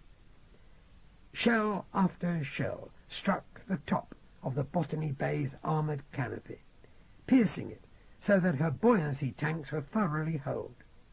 She turned first on one side and then on the other, and it was a horrifying as well as an awe-inspiring sight to see such a huge beast rolling in the air almost directly above our heads. I have witnessed the death agonies of more than one airship, but I've never seen anything quite like the death of the Botany Bay. She shuddered. She tried to right herself. She lost height and then shot into the air again, almost to the base of the clouds.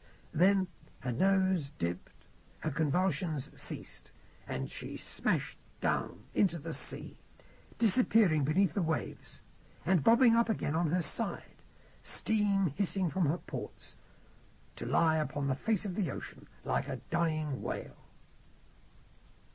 Few inside her could have survived that awful shaking, and we made no attempt to discover if there were survivors.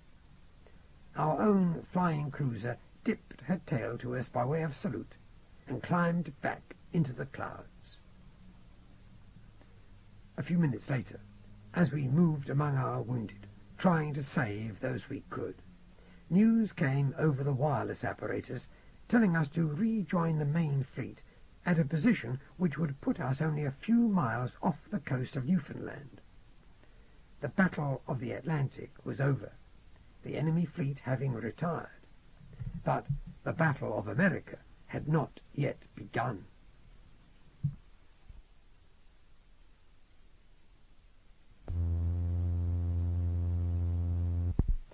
Book 2, Chapter 2, The Land Leviathan. What remained of our fleet regrouped the next morning. For all that we had defeated the Australasian-Japanese fleet, we had probably sustained greater losses. There were scarcely a dozen flying ironclads left, perhaps 5 underwater ships operational, and of the surface fleet half had been sunk, while most of the 50 or so surviving craft had all sustained damage, some of it crippling. The Dingiswayo, pumps still working full out, was perhaps in better condition than most of its sister craft, and the only ships to have received minimal damage were those which, under cover of the darkness, had towed the huge floating hull out of danger. I saw Hood's chukka flying overhead, inspecting us as we rose and fell on a moderately heavy sea. A misty rain was falling, adding to the gloomy atmosphere permeating the whole fleet. Somehow the proud black and scarlet lion banners we flew did not look so splendid in the wintry North Atlantic light as they had done under the blazing skies of Africa. Clad in heavy jerseys and sea cloaks, our caps pulled well down to protect us from the worst of the drizzle, we stood on our decks, shivering, weary, and pessimistic. Messages of approval began to come down from the chukka, but could not break our mood. It was the first experience many of the Africans had had of real cold, the sort of cold which cuts into the marrow and threatens to freeze the blood. And liberal amounts of hot toddy seemed to have no effect at all against the weather. I was standing on the bridge, discussing the conditions with the skipper, Captain Ombuto, who was dismayed to learn that temperatures seemed to me to be somewhat high for the time of the year, when a message came through from the chukka, which directly concerned me. He read the message, raising his eyebrows and handing it to me. A decent sort, Captain Ombuto had shown me none of the prejudice I had experienced from some of his brother officers. He spoke English with a strong French accent. He had served for a while in the Arabian Navy before the war.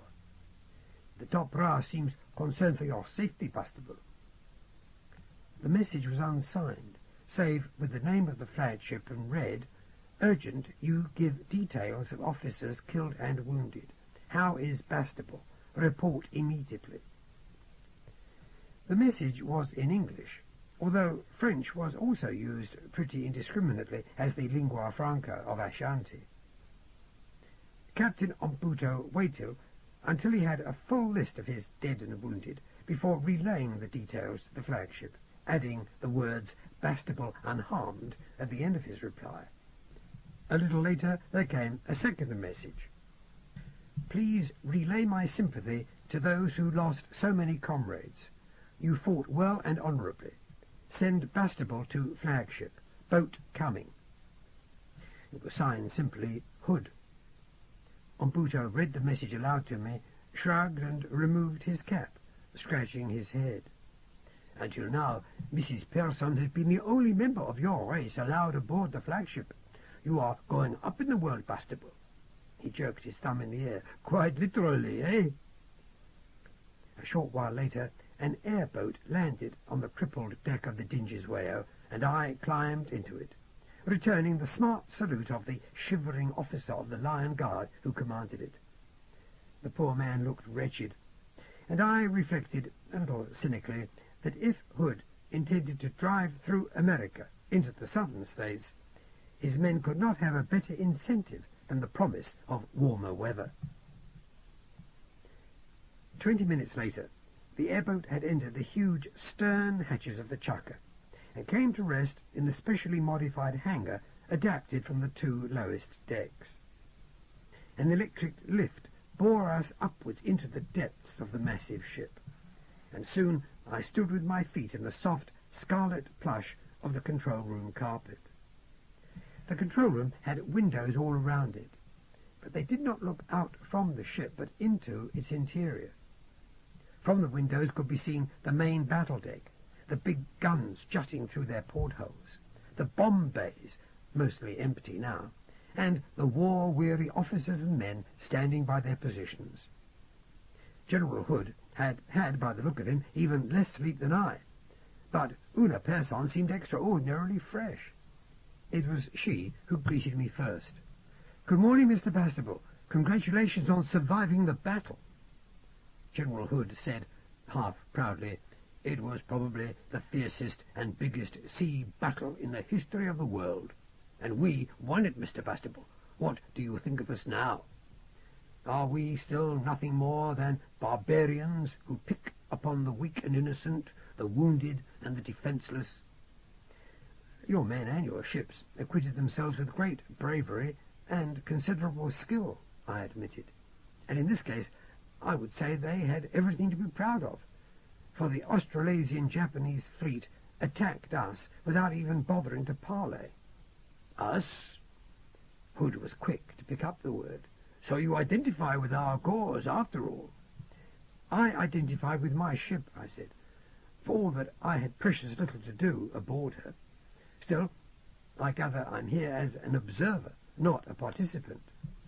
"That is up to you, Mr. Bastable," retorted Hood, running his black hands through his greying hair. "I have merely given you the opportunity to make your choice. We're about to have luncheon. Won't you join us?" I made a stiff little bow. "Thank you," I said. "Then come." He linked his arm in mine and ushered me from the control room into his private quarters, which were linked to the bridge by a short companionway leading directly into his cabin. Here lunch had already been laid out, an excellent selection of cold food which I could not resist. A fine hock was served, and I accepted a glass readily. "Conditions aboard airships seem rather better than those on ordinary ships," I said. "It's freezing down there, almost impossible to get warm unless you're actually in the boiler room. At least an old-fashioned ironclad powered by coal heated up in almost any temperatures." "Well, "We'll be making landfall by tomorrow," said Hood dismissively as he ate. "However, if you would be more comfortable aboard the Chukka, I would be glad to have you as my guest." I was about to reject his invitation when una person, seated beside me and wearing a long, simple gown of brown velvet, put a hand on my arm. "Please stay, Mr. Bastable. It will give you a better chance to witness the invasion of New York." "Does New York require invading? I'd heard that there is hardly anyone living there now." "A few thousand," said Hood airily, "and about a third of those will doubtless join us when we arrive." "How can you be sure of that?" I asked. "My agents have been active, Mr. Bastable. You forget that I have retained contacts all over the United States. It is my home country." If I had entertained any doubts concerning Hood's ability to attack and take the city of New York, they were quickly dispersed upon our arrival in what had been one of the largest and richest harbours in the world. New York had sustained, if anything, a heavier bombardment than London. She had been famous for her tall metallic towers, which had gleamed with 1,000 bright colours, but now only 2 or 3 of those towers were left standing, stained by the elements, ravaged by explosions, threatening to collapse into the rubble which completely obscured any sign of where her broad avenues, her shady tree-lined streets, and her many parks had stood. A cold wind swept the ruins as our ships came to anchor, and our aircraft began to spread out in formation, scouting for any signs of resistance. The Chukka made several flights over New York, dropping sometimes to a height of 50 feet. There were plenty of signs that these ruins were inhabited. Large fires burned in the hollows formed by tumbled concrete slabs.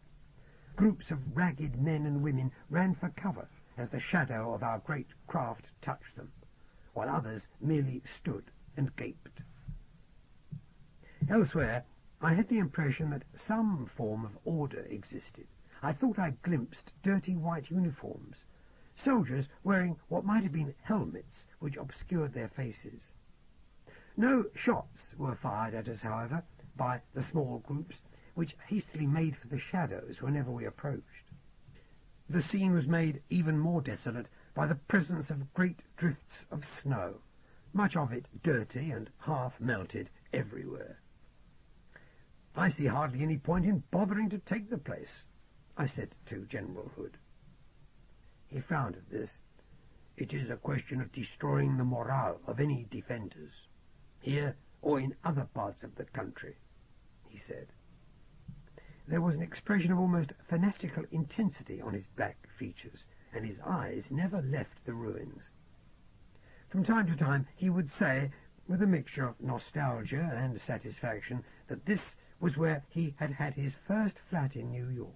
There was where he had worked for one summer as a student. That the heap of rusting girders and shattered stone over which we flew was some famous museum or office building.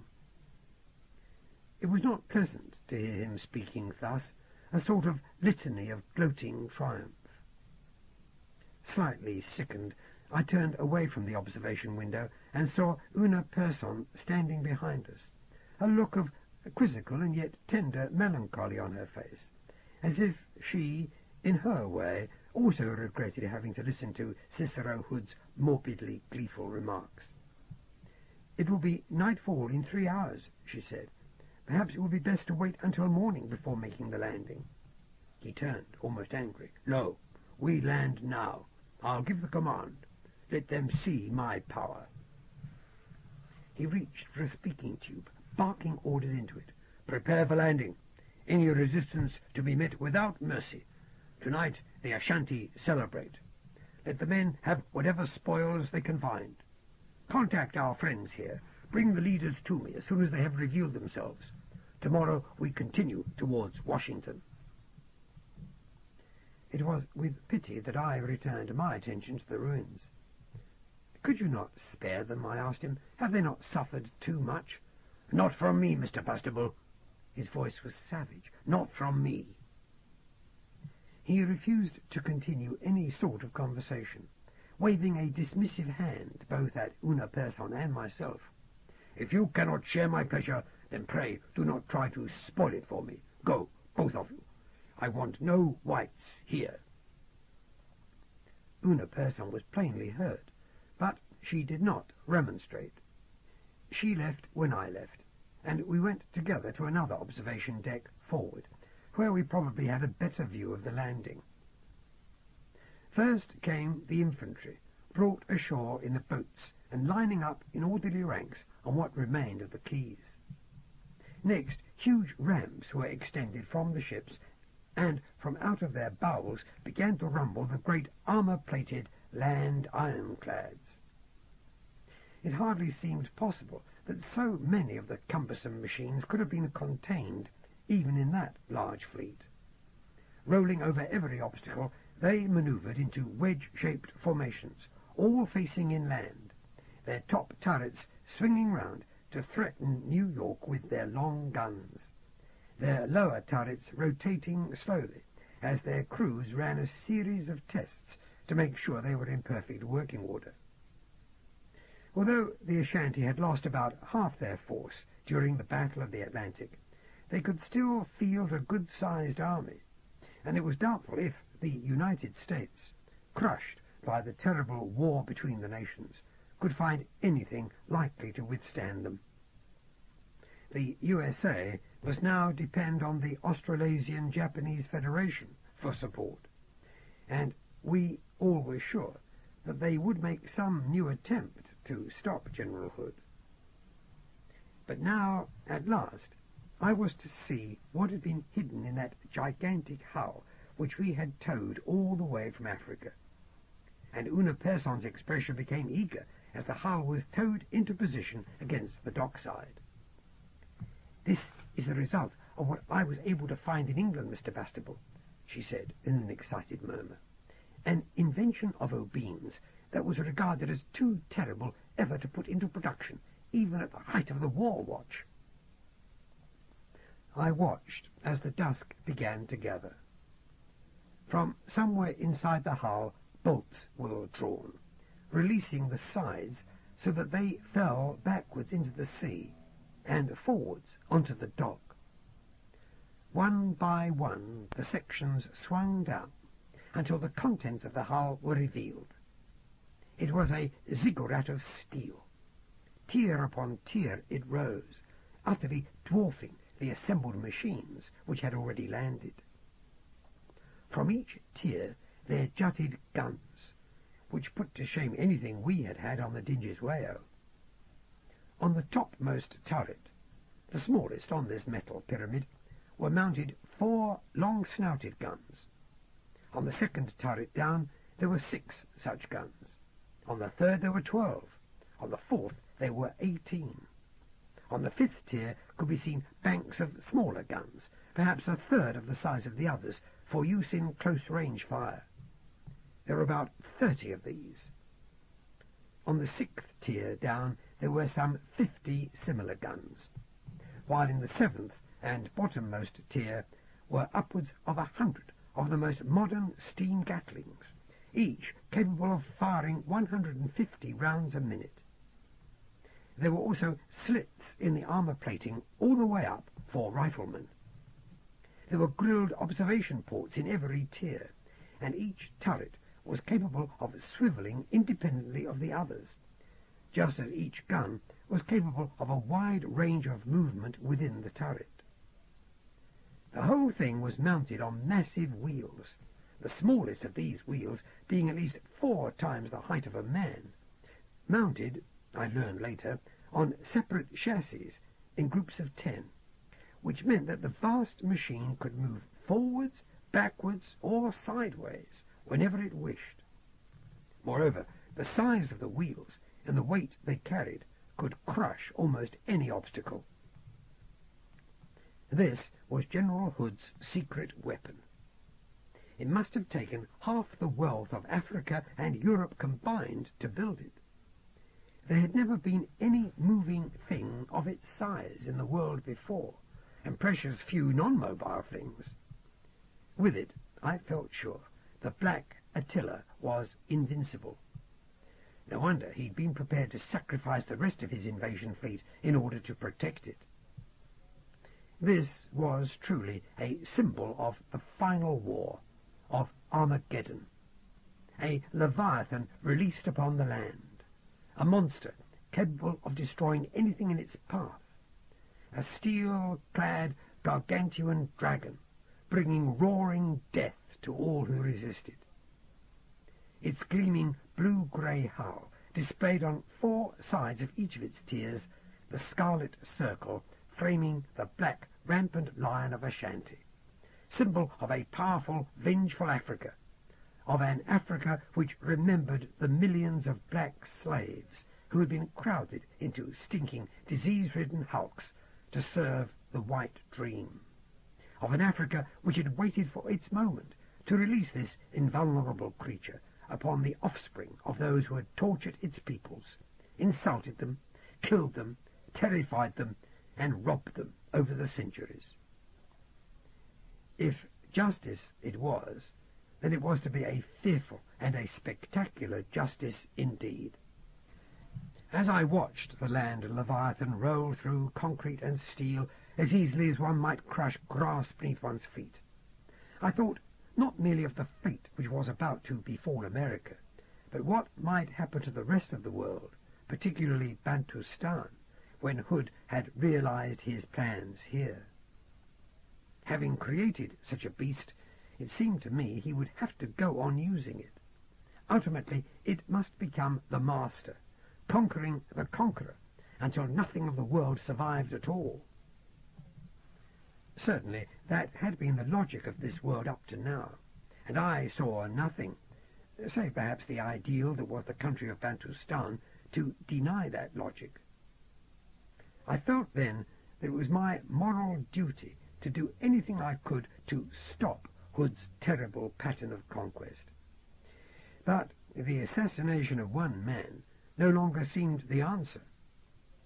In a quandary, I turned away from the scene as night fell, and the lights of the land Leviathan pierced the darkness like so many fearsome eyes.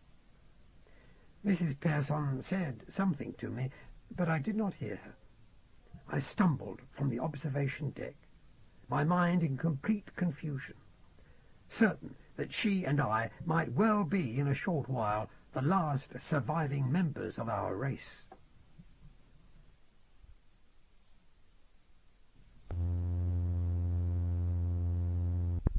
Book 2, Chapter 3, The Deserter. It took 5 hours to crush New York, and crush is quite literally the proper description. Hood's monstrous machine rolled at will through the ruins, pushing down the few towers which remained standing, firing brief, totally destructive barrages into the positions of those who resisted. All the Negroes in New York who had been fighting the whites well before we arrived rallied at once to Hood's black and scarlet banner, and by noon the few defenders who remained alive were rounded up and interrogated for the information they could supply concerning other pockets of resistance across the country.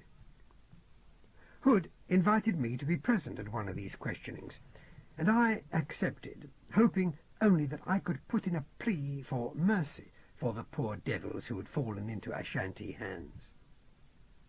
Hood was now dressed in a splendid military uniform, also black and scarlet, but with a considerable quantity of gold and silver braid, and a 3-cornered hat sporting the same ostrich plumes as his lion guard. Hood had confided to me that such braggadocio was completely against his instincts, but that he was expected to affect the proper style, both by his enemies and by those who followed him. He had a curved sword almost permanently in his right hand, and stuck into his belt, unholstered, were 2 large, long-barreled automatic pistols, rather like Mausers. The prisoners were being questioned in what remained of the cellar of a house which had stood on Washington Square. They were wounded, half-starved, filthy, and frightened. Their white hoods, there was some superstition which had grown up that these hoods protected them from the plague, had been torn from their heads, and their uniforms, crudely fashioned from flour sacks, were torn and blood-stained. I did not, I must admit, feel any pride in these representatives of my own race. They would have been gutter rats no matter what conditions prevailed in New York, and doubtless it was because they were gutter rats that they had managed to survive with the ferocity and tenacity of their kind. They were spitting, snarling, shrieking at their Ashanti conquerors, and their language was the foulest I've ever heard. Una person stood nearby, and I would have given anything in the world for her not to have been subjected to that disgusting swearing. The man who seemed to be the leader of the group, he had conferred upon himself the title of governor, had the surname of Hoover, and his companions referred to him as Speed. He was a typical example of that breed of New York small-time crooks who are ready to take up any form of crime so long as there is little chance of being caught. It was written all over his mean, ugly, hate-filled face. Doubtless, before he elected himself governor, he had contented himself with robbing the weak and the helpless, of frightening children and old folk, and running errands for the larger, more successful gang bosses of the city. Yet I felt a certain sympathy for him, as he continued to rant and rave, turning his attention at last upon me. "As for you, you nigger lover, you're nothing but a dirty traitor," was the only repeatable statement of this kind that he made. He spat at me, then turned on the mild-faced lieutenant, I think he was called Azuma, who'd been questioning him. "We knew you niggers was coming. We've been hearing about it for months now, and they're getting ready for you. They got plans. They got a way of stopping you real good." He sniggered. "You got the artillery, but you ain't got the brains, see? You'll soon be throwing into sponge. It'll take more than what you got to lick real white men." His threats, however, were all vague, and it soon became obvious to Lieutenant Azuma that there was little point in continuing with his questions. I had not taken kindly to being called a traitor by this riff-raff, yet there was, I suppose, some truth in what he had said. I had not lifted my voice, let alone a finger, to try to stop Hood so far. "Now," I said, "I must ask you, General Hood, to spare these men's lives. They are prisoners of war, after all." Hood exchanged a look of cruel amusement with Lieutenant Azuma. "But surely they are hardly worth sparing, Mr. Bastable," he said. "What use would such these be in any kind of society?" "They have a right to their lives," I said. "They would scarcely agree with you if you were speaking up for me," said Cicero Hood, coldly now. "You heard Hoover's remark about niggers. If our situation were reversed, do you think your pleas would be heard?" "No," I said, "but if you are to prove yourself better than such as Hoover, then you must set an example." "That is your Western morality again," said Hood. Then he laughed, without much humour. "But we had no intention of killing them. They will be left behind in the charge of our friends. They will help in the rebuilding of New Benin, as the city is to be called henceforth." With that he strode from the cellar, still laughing that peculiar, blood-chilling laugh. And so Hood's land fleet rolled away from New York, and now I was a passenger in one of the smaller fighting machines. Our next objective was Philadelphia, where again Hood was, in his terms, going to the relief of the blacks there. The situation for the Negro in the America of this day was, I was forced to admit, a poor one. The whites, in seeking a scapegoat for their plight, had fixed once again upon the blacks. The other superstitious reason that so many of them wore those strange hoods was because they had conceived the idea that the Negroes were somehow dirtier than the whites, and that they had been responsible for spreading the plagues which had followed the war, as they had followed it in England. In many parts of the United States, members of the Negro race were being hunted like animals and burned alive when they were caught. The rationale for this disgusting behaviour being that it was the only way to be sure that the plague did not spread. For some reason, Negroes had not been so vulnerable to the various germs contained in the bombs, and it had been an easy step in the insane logic of the whites to see the black people, therefore, as carriers. For 2 years or more, black groups had been organizing themselves under instructions from Hood's agents, awaiting the day when the Ashanti invaded. Hood's claim that he was liberating the blacks was, admittedly, not entirely unfounded in truth. Nonetheless, I did not feel that any of this was sufficient to vindicate Hood. Headed by the land Leviathan, the conquering army looted and burned its way through the states of New York, New Jersey, and Pennsylvania, and wherever it paused, it set up its black and scarlet banners, leaving local bands of Negroes behind to administer the conquered territories.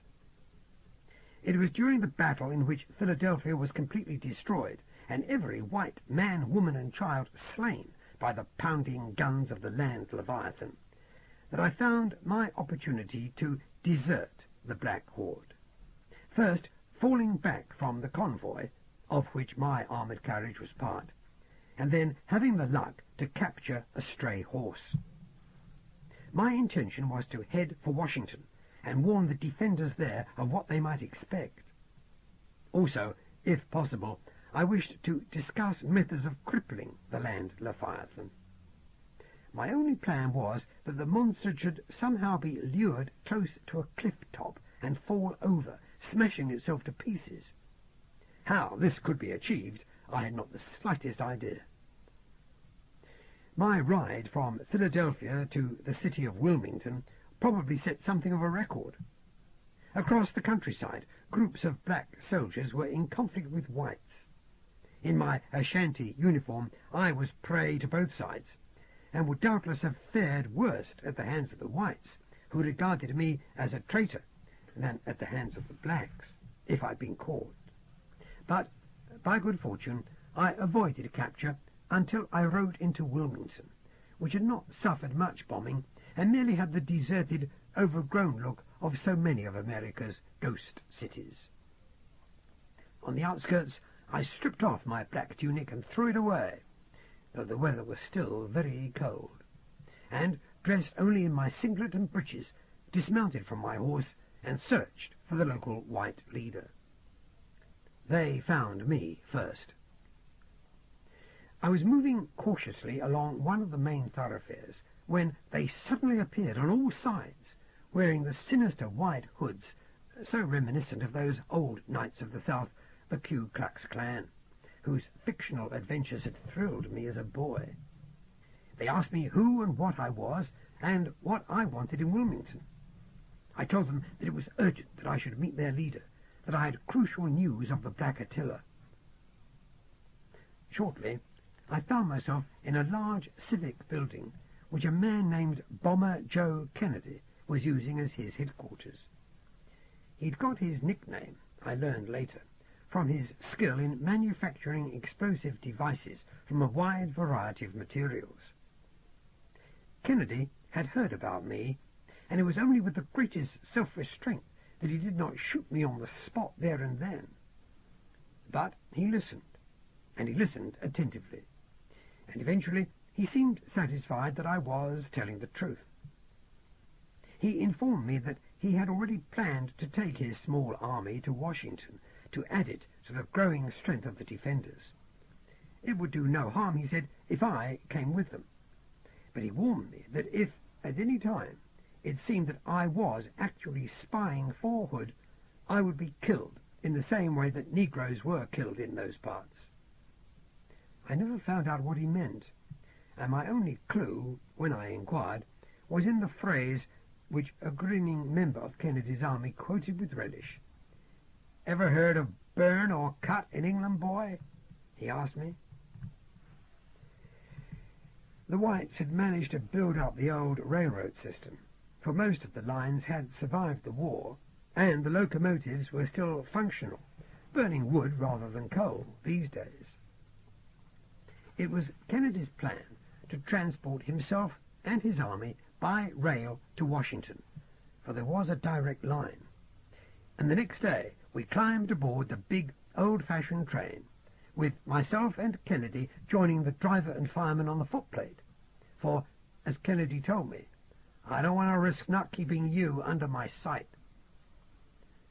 The train soon had a good head of steam and was rolling away from Wilmington in no time, its first stop being Baltimore, where Kennedy hoped to pick up a larger force of men. As we rushed through the devastated countryside, Kennedy confided in me something of his life. He claimed that he'd once been a very rich man, a millionaire, before the collapse. His family had come from Ireland originally, and he had no liking for the English, whom he was inclined to rate second only to coons as being responsible for the world's ills. It struck me as ironic that Kennedy should have a romantic attachment to one oppressed minority, as he saw it, but feel nothing but loathing for another. Kennedy also told me that they were already making plans in Washington to resist the Black Attila. They've got something up their sleeves which will stop him in his tracks, he said smugly.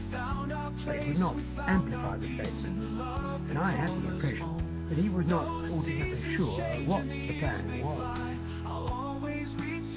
Kennedy had also heard that there was a strong chance that the Washington army would receive reinforcements from the Australasian Japanese fleet, which, he had it on good authority, had already anchored off Chesapeake Bay. I expressed the doubt that anything could withstand the Black Attila's land Leviathan, but Kennedy was undaunted. He rubbed his nose and told me that there was more than one way of skinning a coon. Twice the train had to stop to take on more wood, but we were getting closer and closer to Baltimore, and the city was little more than an hour away when a squadron of land ironclads appeared ahead of us, firing at the train. They flew the lion banner of Ashanti, and must have gone ahead of the main army, perhaps having received intelligence that trains of white troops were on their way to Washington. I saw the long guns in their main turrets puff red fire and white smoke, and a number of shells hit the ground close by. The driver was for putting on the brakes and surrendering, feeling that we did not have a chance.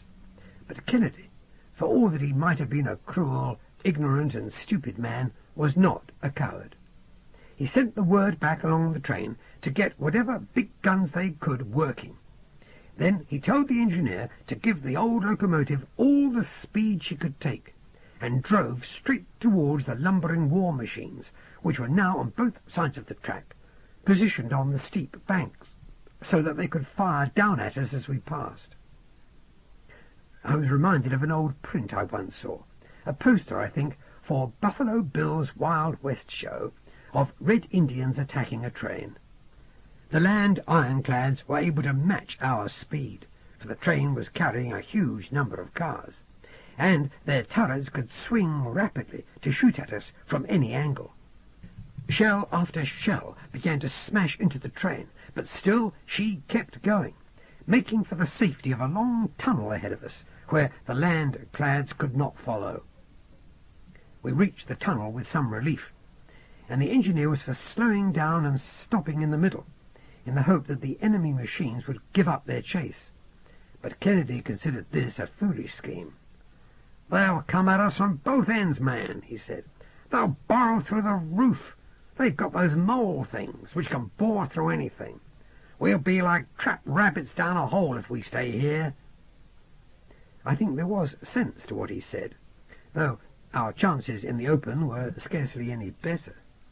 Still, under his orders, the train raced on, breaking through into daylight to find half a dozen land ironclads waiting for it, their guns aimed at the mouth of the tunnel. How the locomotive survived that fusillade I shall never know, but survive it did, with part of the roof and a funnel shot away, and its tinder of wood blazing from the effects of a direct hit by an incendiary shell. The rest of the train, however, was not so lucky. A shell cut the coupling attaching us to the main part of the train, and we lurched forward at a speed which threatened to hurl us from the tracks. Without the burden of the rest of the train, we were soon able to leave the ironclads behind. I looked back to see the stranded army fighting it out with the armoured battleships of the land. They were being pounded to pieces. Then we had turned a bend and left the scene behind. Kennedy looked crestfallen for a moment, and then he shrugged. There was little that could be done. "Ah, well," he said, "we'll not be stopping in Baltimore now."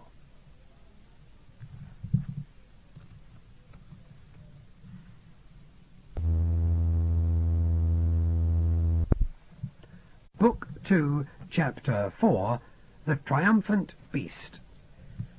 Washington, surprisingly, had not sustained anything like the damage done to cities like New York and London. The government and all its departments had fled the capital before the war had got into its stride, and had retired to an underground retreat somewhere in the Appalachians. It had survived the explosives, but not the plagues. Having little strategic importance, therefore, Washington had most of its famous buildings and monuments still standing. Those overblown, mock Grecian, mock Georgian tributes to grandiose bad taste could be seen in the distance as we steamed into the outskirts of the city, to be stopped by recently constructed barriers. These barriers had existed for only a week or so, but I was surprised at their solidity. They were of brick, stone, and concrete, reinforced by neatly piled sandbags, and, I gathered, protected the whole of the inner city. Kennedy's credentials were in order. He was recognized by 3 of the guards and welcomed as something of a hero, and we were allowed to continue through to the main railroad station, where he handed our locomotive over to the authorities. We were escorted through the wide, rather characterless streets. The famous trees had all been cut down in the making of the barriers, and for fuel to power the trains, to the White House, occupied now by President Beasley, a man who had once been a distinguished diplomat in the service of his country, but who had quickly profited from the hysteria following the war.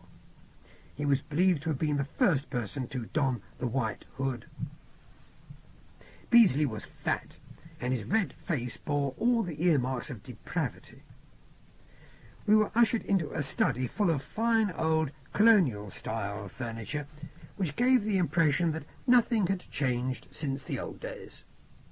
The only difference was in the smell, and in the man sprawled in a large armchair at a desk near the bay window. The smell would have been regarded as offensive even in one of our own East End public houses, a mixture of alcohol, tobacco smoke, and human perspiration. Dressed in the full uniform of an American general, with the buttons straining to keep his tunic in place over his huge paunch, President Beasley waved a hand holding a cigar by way of greeting, gestured with the other hand, which held a glass, for us to be seated. "Glad you could make it, Joe," he said to Kennedy, who seemed to be a close acquaintance. "Have a drink. Help yourself." He ignored me. Kennedy went to a sideboard and poured himself a large glass of bourbon. "I'm sorry I couldn't bring you any men," he said. "You heard, did you, Ben? We got hit by a big fleet of that nigger's landclads. We were lucky to get through it all." "I heard." Beasley turned small, cold eyes on me. "And that is the traitor, is it?"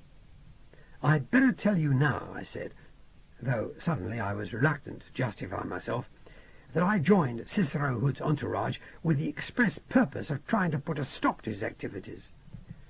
"And how did you intend to do that, Mr. Bastable?" said Beazley, leaning forward and winking at Kennedy. "My original plan was to assassinate him," I said simply.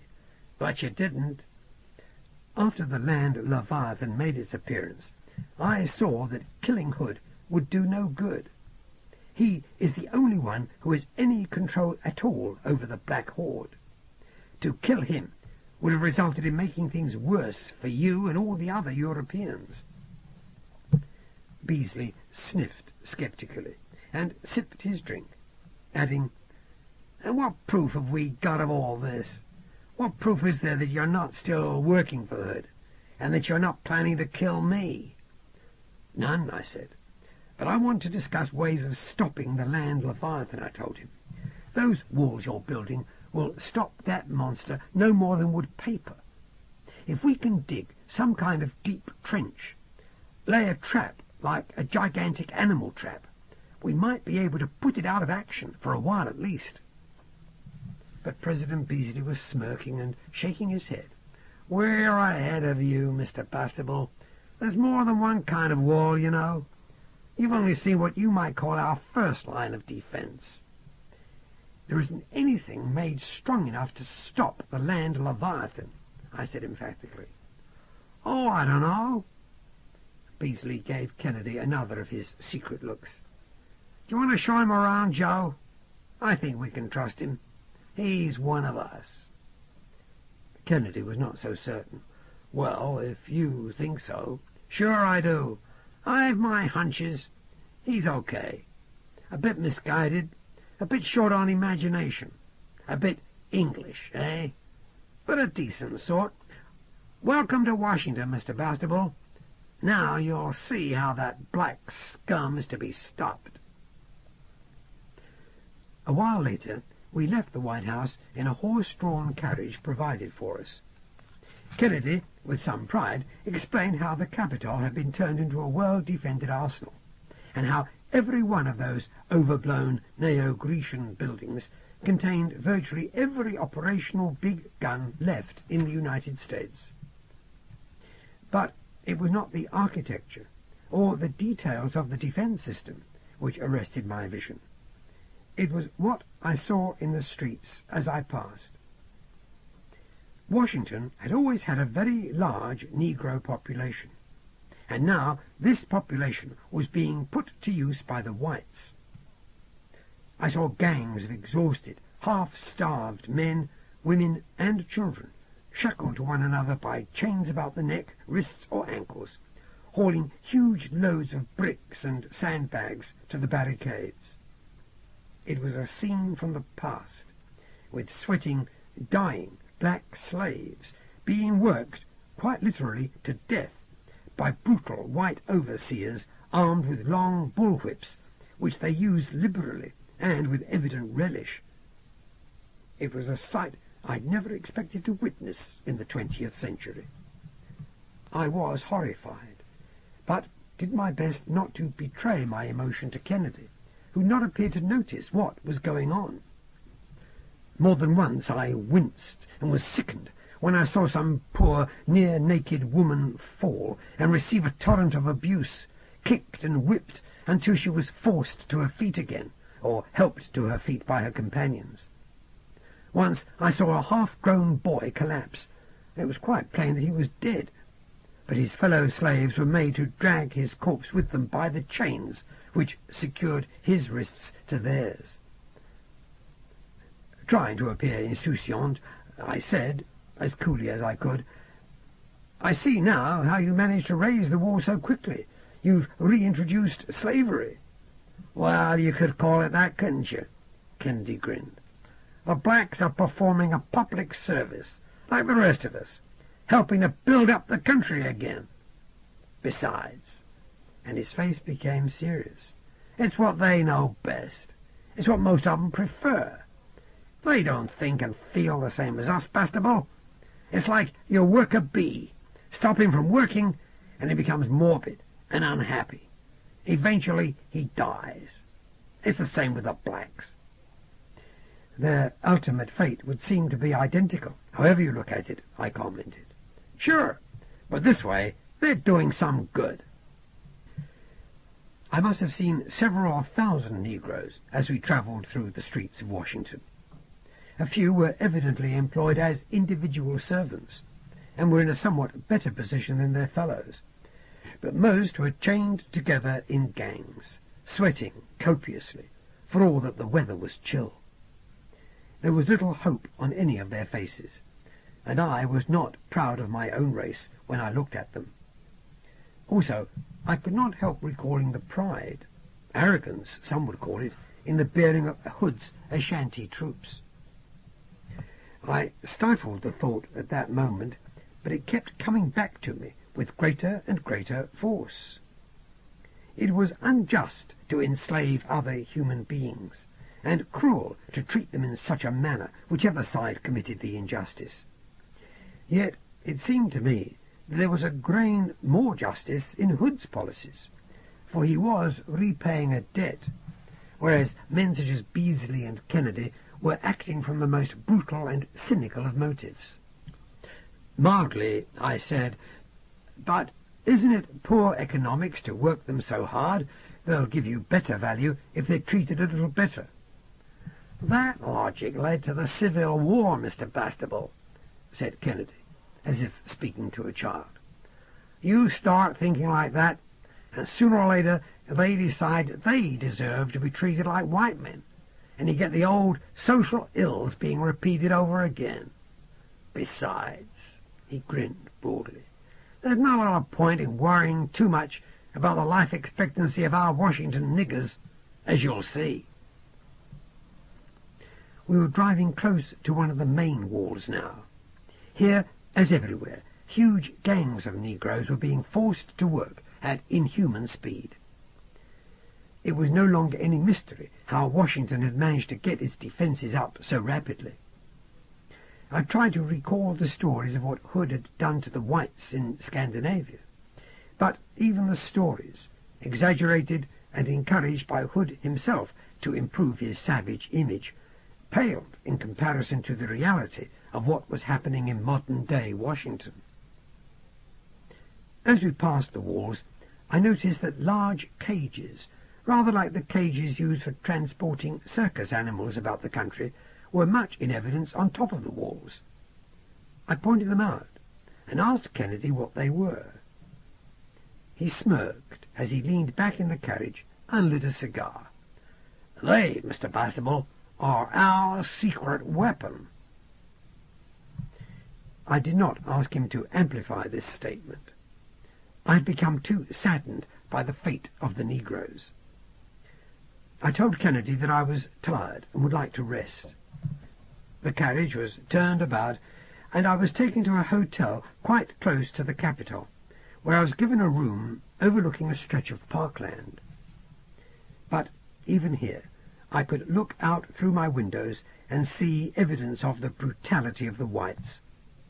Not 100 yards away, a pit of quicklime had been sunk, and into it, from time to time, carts would dump the bodies of the dead and the dying. I thought that I had witnessed hell in southern England, but now I knew that I'd only been standing on the outskirts. Here, where it had once been declared an article of faith that all men were created equal, where it had seemed possible for the 18th century ideals of reason and justice to be made reality, here was hell indeed. And it was a hell created in the name of my own race, whose survival I hoped to ensure with my resistance to Hood and his black horde. I slept badly at the hotel, and the next morning sought an interview with President Beasley at the White House. I received word that he was too busy to see me. I wandered about the streets, but there was too much there to turn my stomach. I began to feel angry. I felt frustrated. I wanted to remonstrate with Beasley, to beg him to show mercy to the blacks, to set an example of tolerance and decency to his white-hooded followers. Gandhi had been right. there was only one way to behave, even if it seemed in the short term against one's self-interest. Surely it was in one's self-interest in the long term to exhibit generosity, humanity, kindness, and a sense of justice to one's fellow men. It was cynicism of Beasley's kind which had, after all, led to the threatened extinction of the whole human race. There could be no such thing as a righteous war, for war was, by its very nature, an act of injustice against the individual. But there could be such a thing as an unrighteous war, an evil war, begun by men who were utterly corrupt, both morally and intellectually. I had begun to think that it was a definition of those who would make war, that whatever motives they claimed, whatever ideals they promoted, whatever threat they referred to, they could not be excused. Because of their actions, they could only be of a degenerate and immoral character. Gandhi had said that violence bred violence. Well, it seemed that I was witnessing a living lesson in this creed. I realized how close I had myself been to the brink of behaving brutally and cynically when I had contemplated the assassination of Hood. Once again, at about the worst time possible, I found my loyalties divided, my mind in confusion, filled with a sense of the impossibility of any action whatsoever on my own part. I had wandered away from the main roads of Washington and into a series of residential streets full of those fine terraced houses reminiscent of our own Regency squares and crescents. The houses, however, were much run down. In most cases there was no glass in the windows, and many doors showed signs of having been forced. I guessed that there had been fighting here, not by an invading army, but between the Negroes and the whites. I was speculating again on the nature of the animal cages placed along the walls of the city, when I turned a corner and was confronted with a long line of black workers, chained ankle to ankle, shuffling along the centre of the road and pulling a big wheeled platform on which had been piled a tottering mountain of sandbags. There was hardly one of these people who was not bleeding from the cuts of the long whips wielded by armed overseers. Many seemed hardly capable of putting one foot in front of the other. They seemed destined very shortly for the lime pits, and yet they were singing.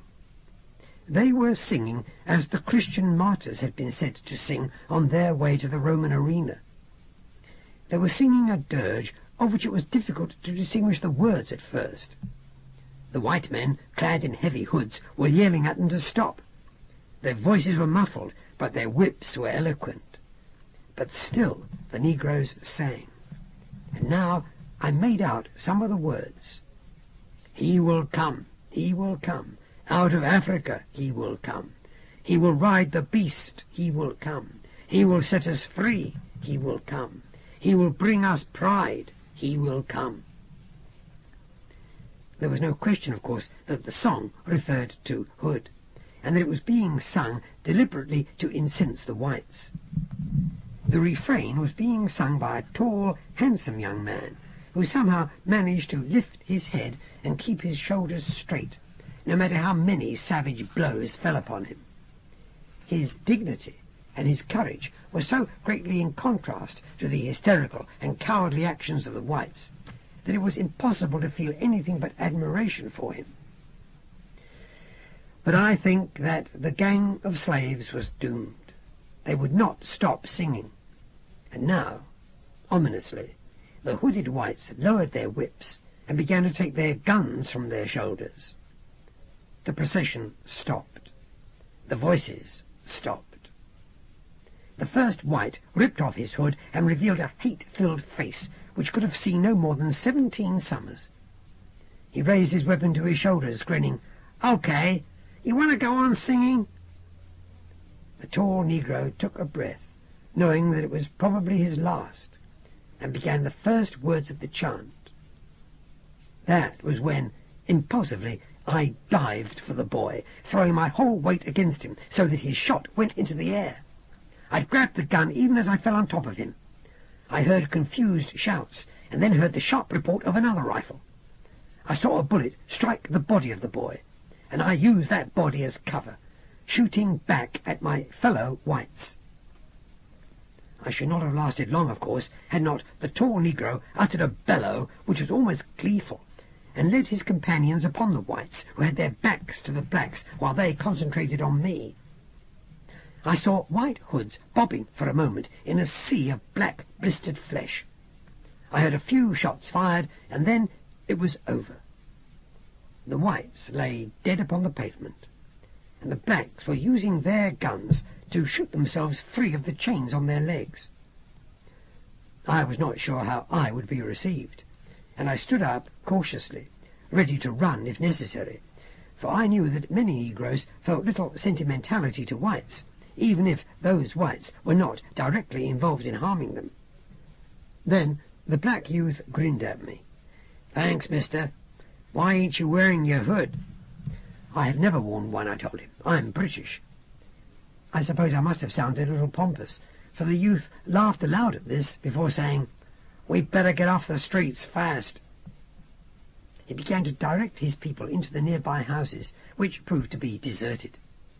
The wheeled platform and the corpses of the whites, stripped of their guns, and for some mysterious reason their hoods, were left behind. The youth led us through the backyards of the houses, darting from building to building, until he came to one he recognized. This he entered, leading us into the cellars, and there pausing for breath. "We'll leave those who are too sick to go any further here," he said. "Also the kids." He grinned at me. "What about you, mister? You can give us that rifle and go free if you want to. There were no witnesses. You'll be all right. They'll never know there was a white man involved." "I think they should know," I found myself saying. "My name's Bastable. I was, until recently, an observer attached to General Hood's staff. I deserted and came over to the white cause. Now I've decided to serve only the cause of humanity. I'm with you, call me Paul, Mr. Bastable." "Wow, that was a fine speech, sir, if, might I say, a little on the brutish side. But you've proved yourself. You've got grit, and grit's what's needed in these troubled times. Let's go." He pulled back a couple of packing cases and revealed a hole in the wall. Into this hole, which proved to give access to a passage connecting a whole series of houses, he led us, speaking to me over his shoulder as we went. "Have they started filling the cages yet, do you know?" "I know nothing of the cages," I told him. "I was wondering what function they were to serve. Somebody said they were Washington's secret weapon against General Hood, but that mystified me even more." "Well, it might work," said Paul, "though I'm sure most of our people would rather die." "But what will they put in the cages? Wild beasts?" Paul darted me an amused look. "Some would call them that, mister. They're going to put us in them. If Hood starts to bombard the walls, then he kills the people he intends to save. He can't liberate Washington without killing every Negro man, woman, and child in the city." If I had been disgusted with the whites up to now, I was stunned completely by this information. It was reminiscent of the most barbaric practices I had read about in history. How could the whites regard themselves as being superior to Hood, when they were prepared to use methods against him which even he had never contemplated, no matter how strong his hatred of the Caucasian race? Washington was to be protected by a wall of living flesh. "But all they can achieve by that is to stalemate Hood," I said, "unless they threaten to kill your people in the hope of forcing Hood to withdraw." "They'll do that too, I suppose," Paul told me. We were squeezing through a very narrow tunnel now, and I heard the distant sound of rushing water. "But they've had news from the Austro-Japs. If they can hold Washington for 24 hours, there'll be a land fleet coming to relieve them. Even those big ships of Hood's we've heard about won't be able to fire without killing their own people. Hood will have to make a decision, and either way he stands to lose something." "They are fiends," I said. "It is impossible to regard them as human beings at all." I was one of Hood's special agents before I was captured, Paul said. I was hoping to work out a way of helping him from inside, but then they rounded up every black in the city. Our only chance now is somehow to get into the main compound tonight, arm as many people as possible, and try for a break. Do you think you'll be successful? I asked. Paul shook his head. No, mister, I don't. But a lot of dead niggers won't be much use to them when Hood does come, will they? My nose was assailed by a sickening stench, and now I realized where the sound of water had been coming from. The sewers. We were forced to wade, sometimes waist-deep, through foul water, emerging at last in a large underground room, already occupied by about a score of negroes. These were all that remained of those who had planned to rise in support of Hood when the moment came. They had a fair-sized arsenal with them, but it was plain that there was very little they could do now except die bravely. Through that day we discussed our plans, and when evening came we crept up to the surface and moved through unlit streets to the north side of the city, where the main slave compound was situated. By the light of flares, many negroes were still working, and it was obvious from what we heard that Hood's forces were almost here. Our rifles on our shoulders, we marched openly along the broad streets, heading north. Anyone who saw us would have taken us for a detachment of soldiers, singularly well disciplined, and not once were we stopped. This had been the reason why the dead whites had been stripped of their hoods earlier that day, and why now every man and woman in our party, with the exception of myself, wore a pair of gloves. The morbid insanity of the whites was being used against them for the first time. The hoods, which they wore as a symbol of their fear and hatred of the black race, were now helping members of that race to march unchallenged under their very noses. Behind us, wearing fetters, which could easily be removed when the moment came, were the rest of our party, dragging a big cart, apparently filled with bricks, but actually containing the rest of our guns. More than once we felt we were near to discovery, but at last we reached the gates of the compound. My own accent would have been detected at once, so Paul spoke for us. He sounded most authoritative. "Delivering these niggers and picking up a new party," he said to the guards. The white hooded guards were unsuspicious. Too many were coming and going tonight, and there was more confusion than usual. "Why are you all going in?" one asked as we walked through. "Ain't you heard?" Paul told him. "There's been an outbreak. 10 or 20 of our men killed by coons." "I heard something," another guard agreed. But by now we were inside the compound itself. It was unroofed, merely a large area in which the black slaves slept in their chains until they were required to work.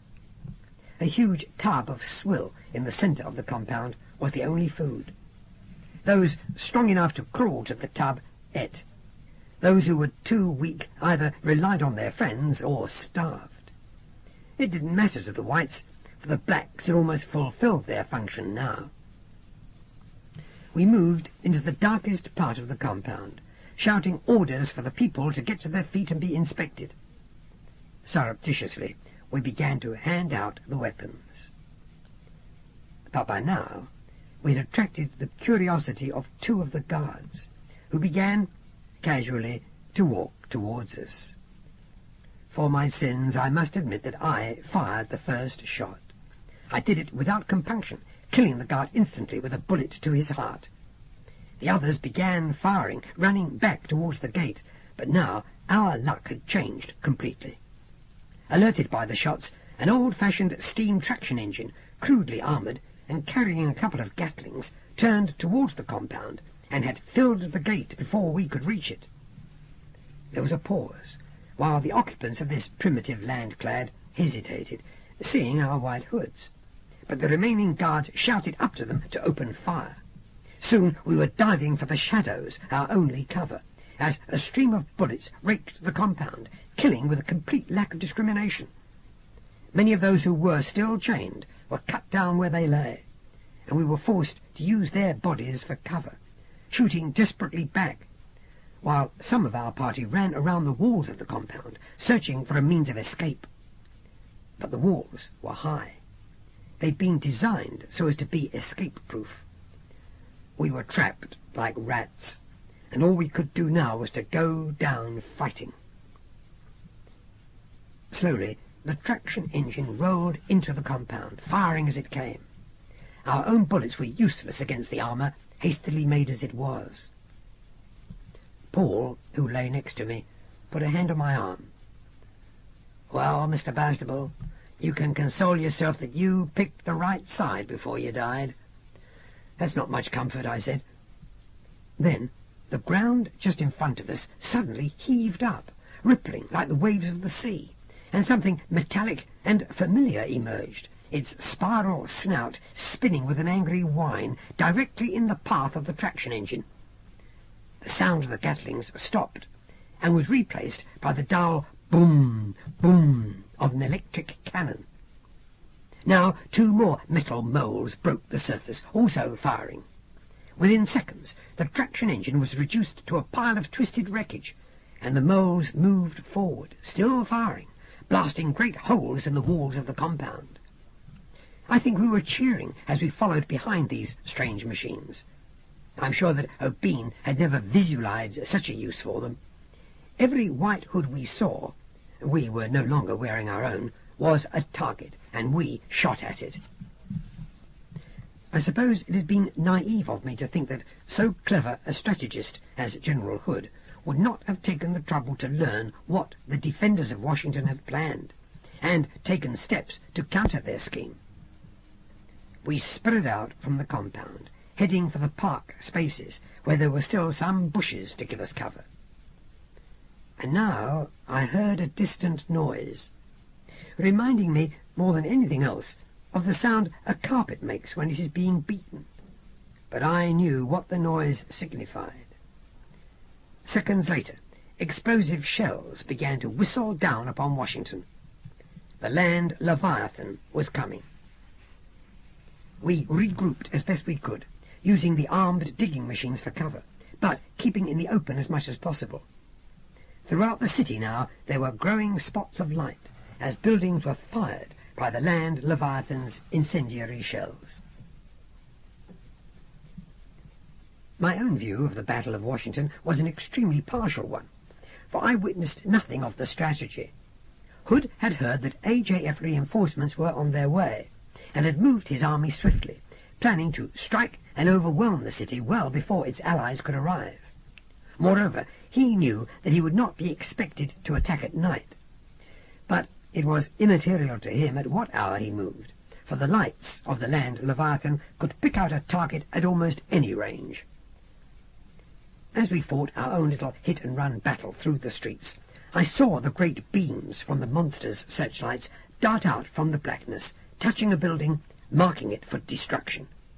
Immediately would come that thunderous booming, followed by a shrill whine, and then an explosion as the shells struck home. Not that Washington was helpless. Her own guns, particularly those in the Capitol itself, kept up a constant return fire, and I think the ordinary land ironclads of the Black Horde would have had little chance of taking the city on their own. Somehow I became separated from the rest of my party when a shell burst nearby and caused us to scatter. When the smoke cleared, the steel moles had moved on, the little army of former slaves going with them. I felt isolated and extremely vulnerable then, and began to search for my comrades, but twice had to change direction as a party of white-hooded soldiers spotted me and began firing. For an hour I kept low, sniping at the enemy when I saw him, then darting away again.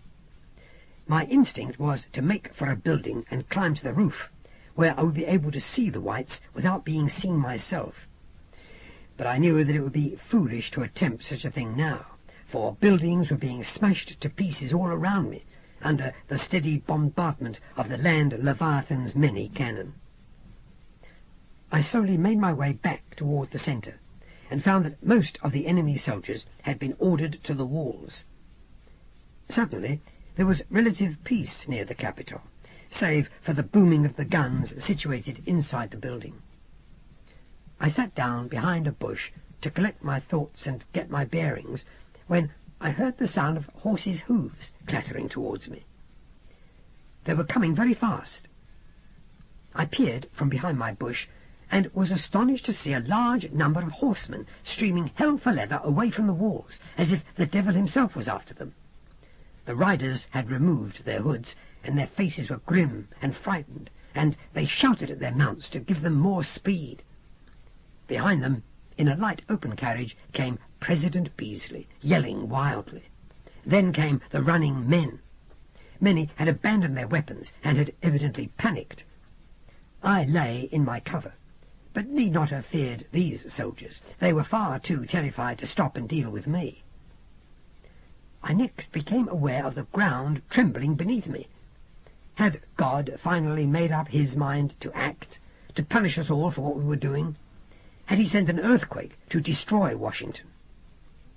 A rumbling grew louder and louder, and I peered ahead of me into the darkness as I gradually began to realize what was happening. Lights blazed from the night, lights which had their source high overhead, so that they might have been the lights of airships. But they were not the lights of airships. All Hood's aerial battleships, it later emerged, being concentrated on harassing the Australasian-Japanese land fleet, even now on its way to Washington. They were the glaring eyes of the land Leviathan itself. On it came, breaking down everything which stood in its wake, cutting a swathe through buildings, gun emplacements, monuments.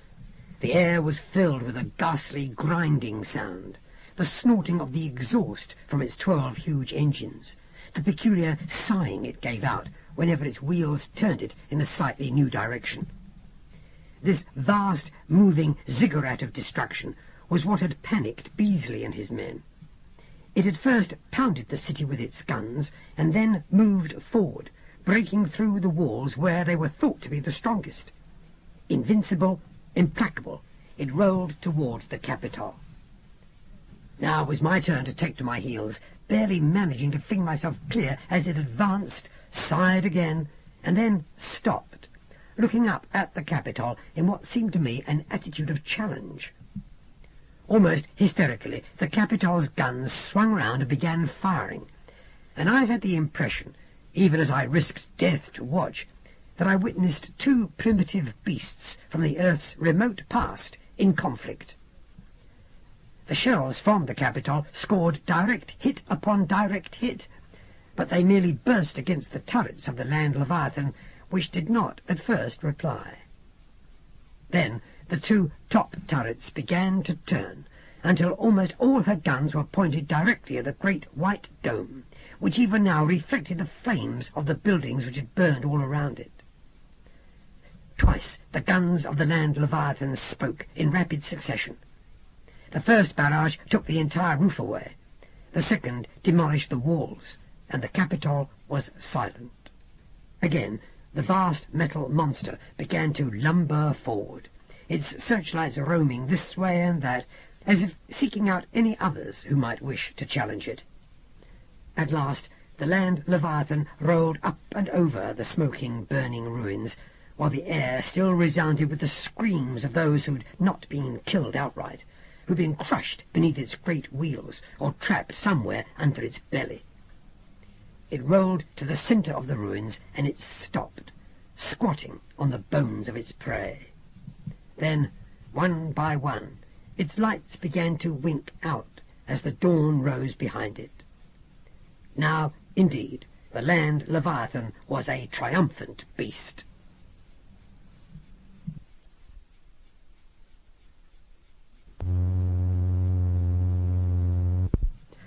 Book 2, Chapter 5, A Matter of Loyalties. Ironically enough, it had been Mrs. Person who had commanded the group of metal moles which had saved us in the compound. As I stood staring up at the land Leviathan, oblivious of all else, I heard a shout from behind me, and there she was, her body half out of the forward hatch, waving to me. "Good morning, Mr. Bastable. I thought we'd lost you." I turned towards her, feeling very tired now. "Is it over?" "Very nearly. We've received wireless reports that the Australasian Japanese fleet has once again turned tail. It heard over its own apparatus that Washington was ours. I think they'll be willing to negotiate the terms of a treaty with us now. Within the week we shall be heading south. The month should see the whole United States liberated." For once I did not respond sardonically to that word. Having witnessed the ferocity of the whites, I truly believed that the blacks had been liberated. "Thank you for saving my life," I said. She smiled and made a little bow. "It was time I repaid you for what you did for me." She looked up at a clear, cold sky. "Do you think it will snow, Mr. Bastable?" I shrugged and trudged towards the metal mole. "Can you give me a lift, Mrs. Persson?" "Willingly, Mr. Bastable." Well, Moorcock, that's pretty much the end of the tale I had for you. I remained in Hood's service for the whole of the first year he spent in the United States. There was some pretty bloody fighting, particularly as we had expected in parts of the South, although there were also some areas where we discovered whites and blacks living in perfect harmony. And not all of Hood's methods of warfare were pleasant. On the other hand, he was never unjust in his dealings with the defeated, and never matched the ferocity and brutality of those we had encountered in Washington. Hood was not a kindly conqueror, and he had the blood of many on his hands, but he was, in his own way, a just one. I was reminded, originally against my will, of William the Conqueror, and the stern fair-mindedness with which he set about the pacification of England in the 11th century. Among other things, I'd witnessed the public hanging of President Beazley, discovered in the very sewers the blacks had used when hiding from him, and many of his senior supporters, including Bomber Joe Kennedy. That had not been pretty, particularly since Beazley and several of the others had died in a manner that was by no means manly. Yet no sooner had Hood established his power than he set his war machines to peaceful purposes. Huge ploughs were adapted to be drawn by the ironclads, which could make a whole field ready for planting in a matter of minutes. The airships carried supplies wherever they were needed, and only the land Leviathan was not used. It remained where it had been since the morning after the battle, a symbol of Hood's triumph. Later the monster would be used when required, but Hood thought it politic to leave it where it was for a while, and I suppose he was right. In the meantime, negotiations took place with the Australasian Japanese Federation, and a truce was agreed upon. Privately, Hood thought that it might be a temporary truce, and that, having once broken their policy of isolationism, the Australasian Japanese might attempt at some future date to invade. It was another reason why, during the talks which took place in Washington, he left the land Leviathan in its position, glowering down upon us while we bargained.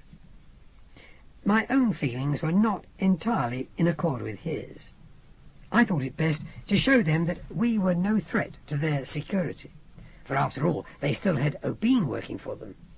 But Hood said that there would be time enough in the future to show good faith. Now we must not let them believe they could strike again while we were off guard.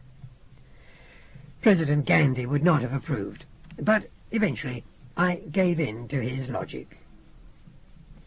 I made one visit to Bantustan during the course of that year, to arrange for food and medical supplies to be sent out, for it would be some time before America was entirely self-supporting.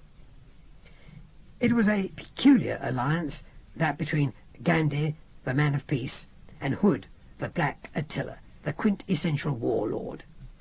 But it seemed to be an alliance which would work, for both men had great respect for each other.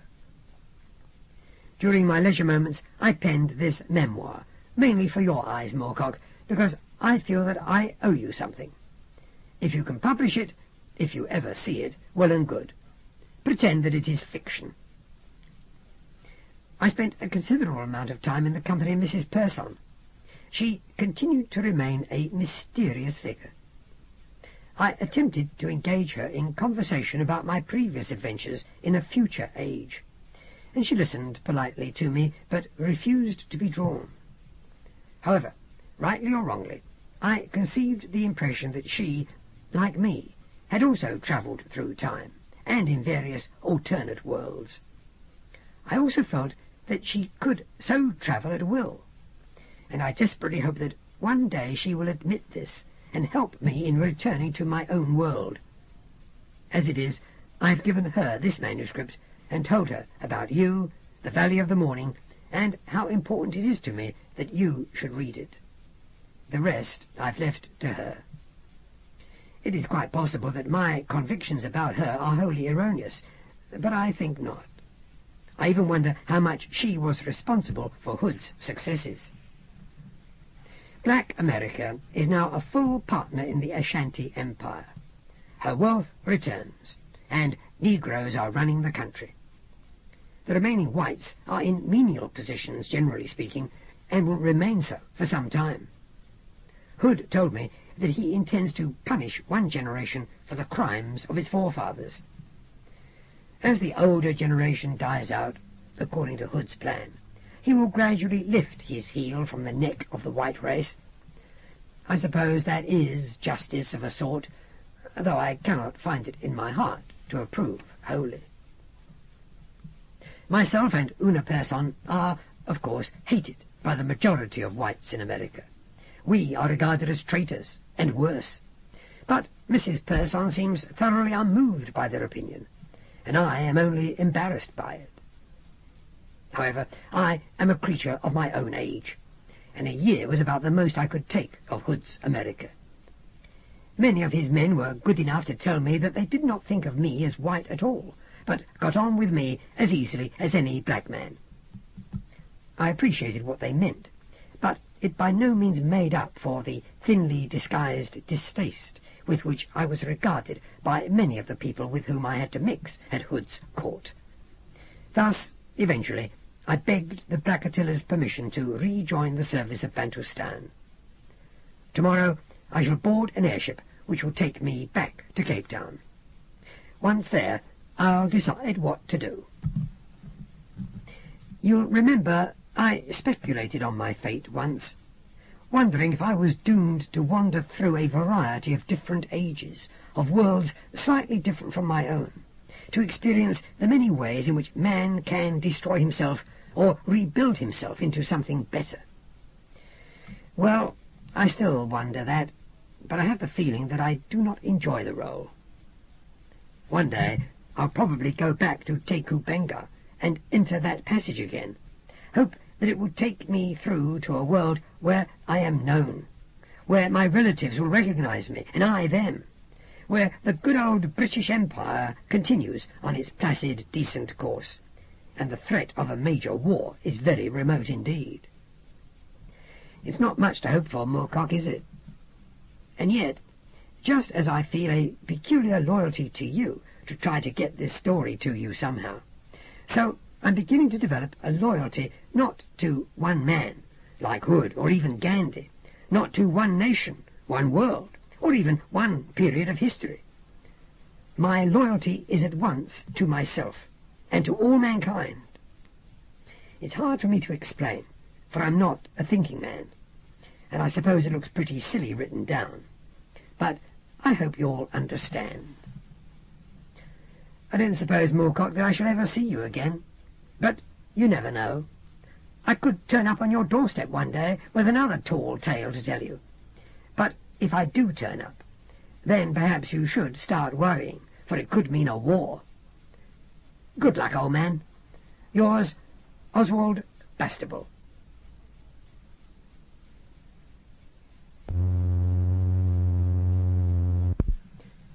Book 2, Epilogue. It was getting on towards evening by the time I read the last few pages of Bastable's manuscript, then picked up his note again, plainly written some time later, when he became more depressed. It read, "I'm going to try my luck again. This time, if I am not successful, I doubt if I shall have the courage to continue with my life, if it is mine." I sighed, turning the note over and over in my hand, baffled, and feeling that I must surely, this time, be dreaming. Una Persson had gone, vanished into nowhere with her bandits and her guns of peculiar design and unbelievable efficiency, surely proof of Bastable's own story and of his theories concerning her. All I had left was the horse, which, if I was lucky, if I did not lose my bearings, if I wasn't slaughtered by bandits, might get me back, say, to Shanghai. I'd lost most of my baggage, a fair amount of money, and a good deal of time, and all I had to show for it was a mystifying manuscript. Moreover, Una Persson herself had become just as tantalizing a mystery as Bastable. I was very little better off, as regards my own peace of mind, than when I set out. Eventually, I rose, went to my own room, and fell immediately asleep. In the morning, I felt almost surprised when I saw the manuscript still beside me, and, as I peered from my window, the horse placidly cropping at some sparse grass. I found a piece of paper and scribbled a note to Mrs. Persson, thanking her for her hospitality and her manuscript. Then, by way of a joke that was half serious, I scribbled my address in London, and invited her to drop in and see me if you are ever in my part of the 20th century again. A month later, thin and exhausted, I arrived in Shanghai. I spent no more time in China than was necessary to get a passage home. And here, sitting at my desk in my little study, with its window overlooking the rolling, permanent hills of the West Riding, I read through Bastable's manuscript, and I try to understand the implications of his adventures, and I fail. If anyone else ever reads this, perhaps they will be able to make more of it than I. Editor's note. Bastable was mystified, my grandfather was mystified, and I must confess to being mystified myself, though such speculations are supposed to be my stock in trade. I have used, quite shamelessly, in novels of my own, some of the ideas found in the book I've named The Warlord of the Air, and indeed one or two of the characters, specifically Una Persson, who appears in The English Assassin, have been lifted. Perhaps Mrs. Persson will sometime come across one of these books. If she does, I very much hope she will pay me a visit, and possibly give me an answer to the mystery of Oswald Bastable. I assure you that the moment she does, I shall pass the news on. Signed, Michael Moorcock, somewhere in the 20th century.